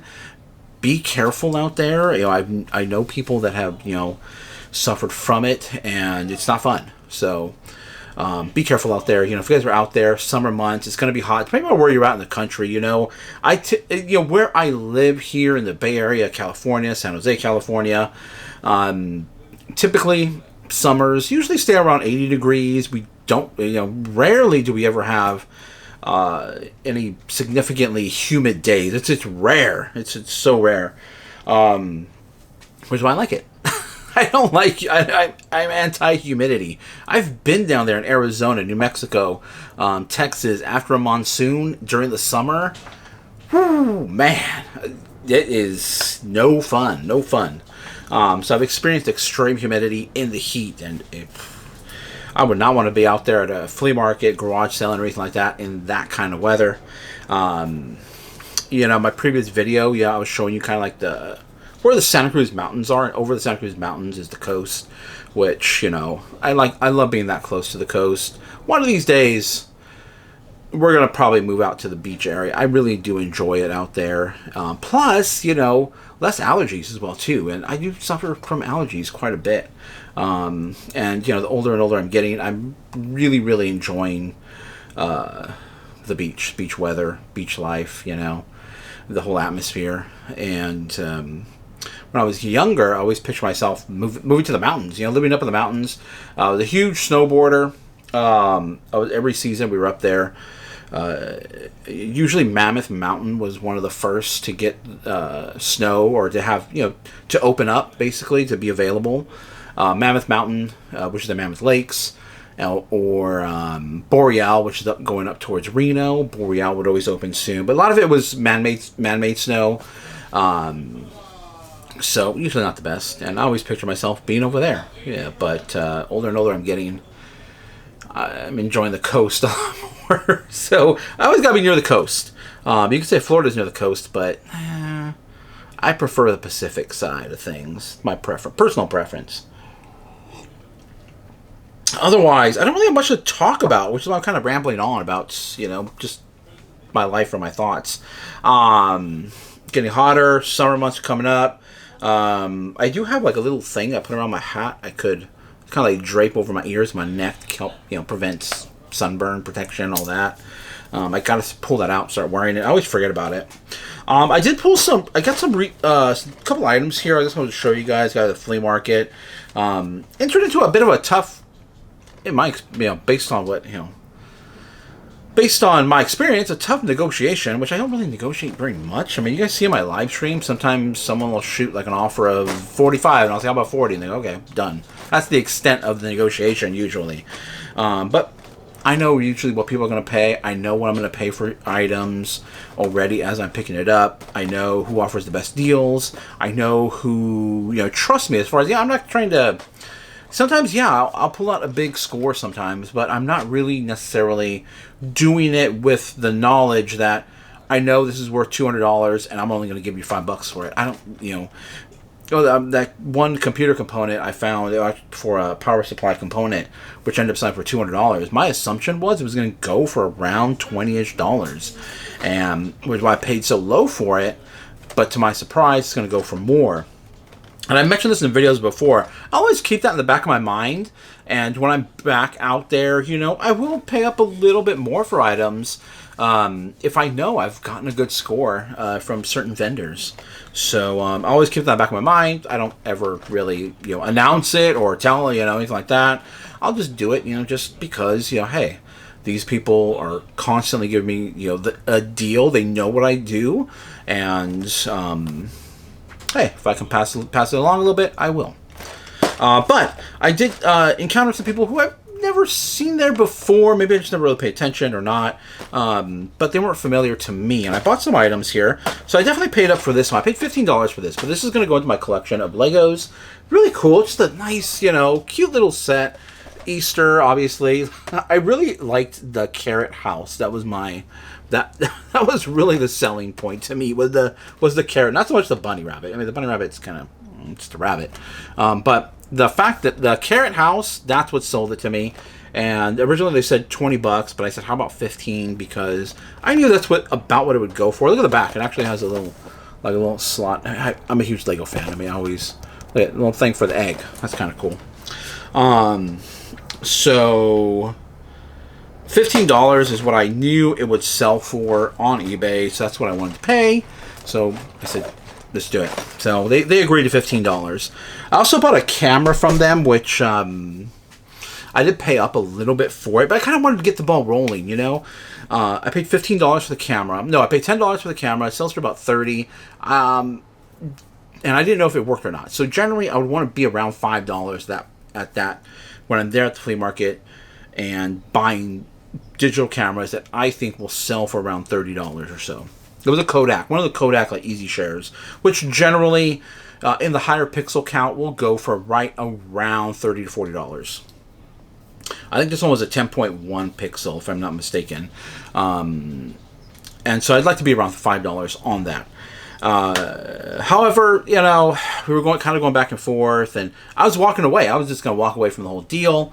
I really didn't want to negotiate. I was done, but they kept, you know, egging, you know, pushing me, asking me, like, just make an offer, just tell me what you want.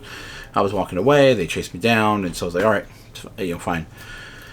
So they accepted $10 on the camera, so I bought the camera. Just because, you know, they did come down, they were, you know, open negotiation.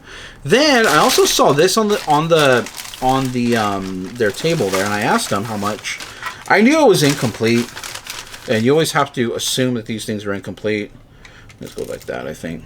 And this is a Ferrari F40, so a really cool vintage. Is this a vintage Lego piece? I don't think this is quite vintage. It's definitely missing pieces. This actually lifts up, so that's kind of cool. Hey, it has some crud in there from sitting around, so let me put this. I'm trying to get the windshield back on, but I guess it's not going to work for right now. We'll leave that. But a really cool piece. If this was complete, used, $150 is what it would sell for. It's not in complete condition. Some of the stickers are off center on the back. That does add to, you know, collectors really want everything in great condition, even used ones, and they would like all the pieces. Even though these pieces are fairly common, I could probably order these on Lego or through Bricklink. Easier on Bricklink, actually, and cheaper on Bricklink as well. I have ordered replacement pieces on Lego. You can order replacement pieces. The minifigures, really, you can't get many. I have gotten replacement hair pieces before when the item was still being produced. If it's not being produced anymore, you're not going to get it anymore. And with minifigures, some minifigures, not all of them. Some of them are just mass-produced all the time. But some of them, you know, they are unique to that one set. So, which is what makes the minifigures so valuable, or what makes minifigures the most valuable of a Lego set. But this is cool, you know. Am I going to resell? Oh no! Am I going to? I want to lose it. Am I going to resell it? I don't know. It is a really cool. I like these old. I'm not really a car person. I'm not really a car guy. It's not really my thing, but. I do like cars from the 80s and 90s. You know, it's like the old Nissan Z twin turbos from the 90s. You know, that old classic Ferrari Testarossa from the 90s. One of my favorite cars is the Dodge Viper. From the 90s, I think it was the 1996 model Dodge Viper is my favorite. So when I do like cars, it's tend to be cars from my childhood. Again, playing on to that whole, I collect stuff from my childhood, like stuff from my childhood. That's when I'm reverting back to my childhood. Otherwise, just a couple of cool. Oh, I got it for $50, by the way. I negotiated to $50. They wanted $150, which it was not gonna. It would be worth it if it was complete. I knew it wasn't complete, and I wasn't going to overpay for it. I was going to stick to my guns, about $50. I might have even overpaid for it $50 because it's incomplete. You know, I estimate it to probably go for around $80 to $90 in the condition that it's in. If I do sell it, I might not sell it just because it's a rare Lego set, and you guys know I always buy Legos and stash them away. You know, it's just. I collect Legos. I collect all kinds of Legos. So, that's it. That's all I'm gonna. Those are all the talking points that, or basically, it wasn't even talking points. It was just what I was coming up with. So, let's go ahead and go into the what sold, because we still will do a what sold video, or what sold part of the video. Okay, we're on to the what sold, and everything will appear right over here to my right. And first off, right off the bat, let me get my. Hold on, let me get this to work properly. Okay, here we go. Come on. Okay, so first thing we got, I sell a lot of electronics. I sell a lot of computers. I do specialize in computers and components like that, not Macs. People think, you know, people think I repair Macintosh, you know, or Apple computers. Apple is like a different language to me, so I don't really work on Apple, but I do work on PCs, Windows computers, basically. And this is actually a computer, an all-in-one computer. It is an HDMI stick, so it kind of looks like a Fire Stick or like a Roku stick, but it's an actual PC. This originally had a custom operating system on it, so I did have to put a little bit of work into it, so that way I can get Windows 10 loaded onto it, because that's where it's going to be the most useful. What it had on it was some sort of security software of some kind. Wasn't 100% sure what it was, but nonetheless, I knew if I can wipe it and get Windows 10 on it, it was going to be a better sale. And so sure enough, piece of cake. The only issue with it was the little antenna. The plastic part was broken. Not even the antenna was broken. It was just the plastic part the antenna goes into. It was broken. Antenna perfectly fine. It still connects to Wi-Fi and everything. It's a great little device. I actually have, not this one, but I do have one like this that I use. It's a little computer. It's really cool. I mean, if you're into computer stuff like this, it's really cool. $65 what I paid for it. I paid $5 for it at the flea market. Great little pickup. And if you're able to, you know, to do this stuff. If you're able to reformat it, put a new operating system on it, you're going to get a higher price for it. If I had not done any of that, maybe $20, $25 maybe would have been the sale price, but I ended up getting $65, so I put a little bit of work into it. Putting a new operating system doesn't really take that much effort. You pretty much set it all up. I needed a little USB hub so that way I could have multiple additional ports to be able to connect my keyboard and my USB stick, which has the Windows operating system on it. So I was able to get that loaded up, and it just runs automatically. You know, I just set it up to go, and it just did its thing. And so I didn't have to like stand in front of it and watch it. So not much effort on my part. Okay, next item is, I've talked about this in the videos, and I've come across this in videos before, cows on parade. Look out for them. Don't pay too much for them. You don't want to pay, you want to pay between $1 to $5 at the most.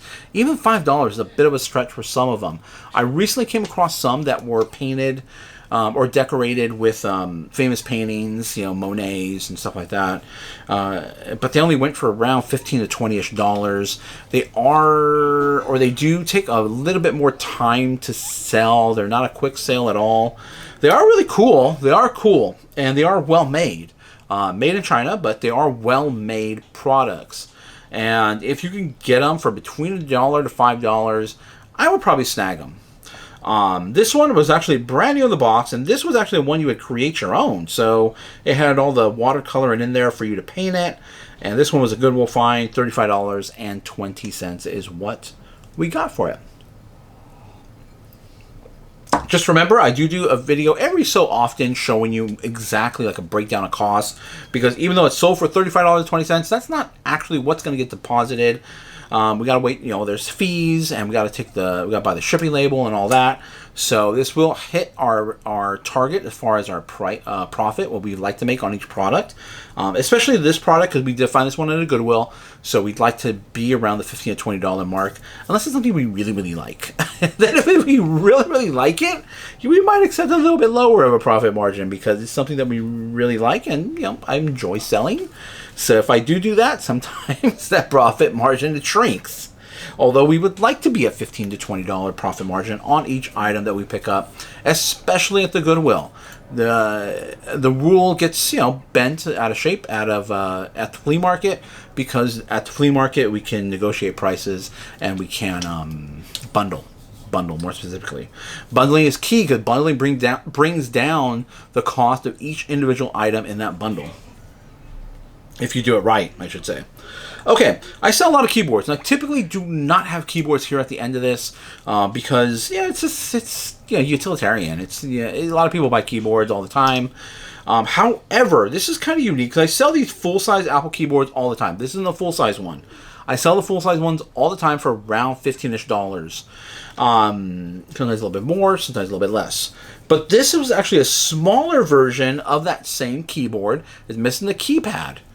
And this one actually goes for more. This one goes for closer to $30. I sold this for $27 for the smaller version. This is wired USB keyboards. The full-size ones that I buy regularly are wired USB keyboards. Surprisingly, like the smaller ones like this that use batteries don't go for this much.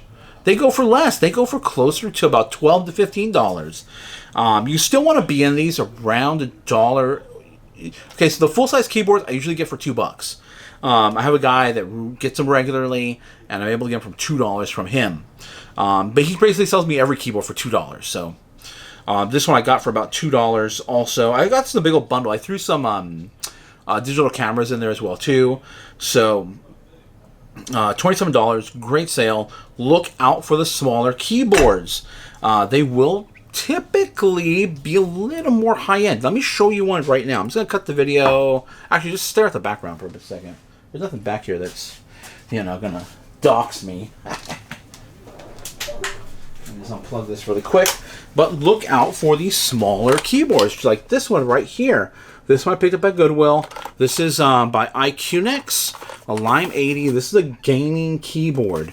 It's a smaller keyboard. Another telltale sign that might give it away, that it might be worth a little something, is the weight. Also, if you know the feel of keys, like the feel of good quality key switches, you can kind of, just go like this and you can determine if it's going to be good or not. But the weight can also give it away as well too. Also, if they're a bit smaller, I definitely take a second look if they're a bit smaller as well too.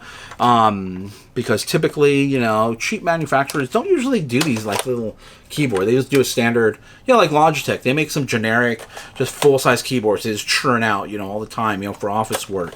But look out, if you see small ones, definitely take a second look at them. This is a $200 keyboard used. I do have all, this one actually comes with other keycaps that you can replace with. So this is I do have those. This is a $200 keyboard used. Brand new, it's like a $300 keyboard. So really nice keyboard. I'm excited to keep it for myself because I am a keyboard hoarder. I moved on from collector into keyboard hoarding because I have a bunch of keyboards. So really cool. Look out for them. Take a second look. If they are smaller, take a second look. They're usually easy to look up. They have all the information in the back, all the model numbers, everything in there. Most electronics, you can easily look them up. Okay, that's the end of the video. Oh, look at this. Look at the little, by the way, look at the arrows. They're little, so cool. They're little astronauts. That's so cool. Another reason why I'm keeping it. It's mine. Thank you guys for watching. Hit the thumbs up to like the video, subscribe, hit the bell notification. We do live shows every Thursday from the flea market. Please join us. You know what? I did a Wednesday show because I had graduations. That Wednesday show did really well. Had a lot of people join. I don't know, maybe Thursdays are bad days for a live show. I don't know. Let me know down in the comments down below. Let me know what you guys think of the pickups in the video. Let me know what you guys think of the souls. And get out there and find items. Most important thing in this business is finding items that sell. That's the toughest part. That's why I'm showing videos of where I'm at, what I'm picking up, because that's the most important part. If you can't find items to sell, you're not going to make it. So I hope you guys can find great items. If you guys find the items exactly that I'm picking up, hey, more power to you. But thank you for watching. We'll catch you in the next video.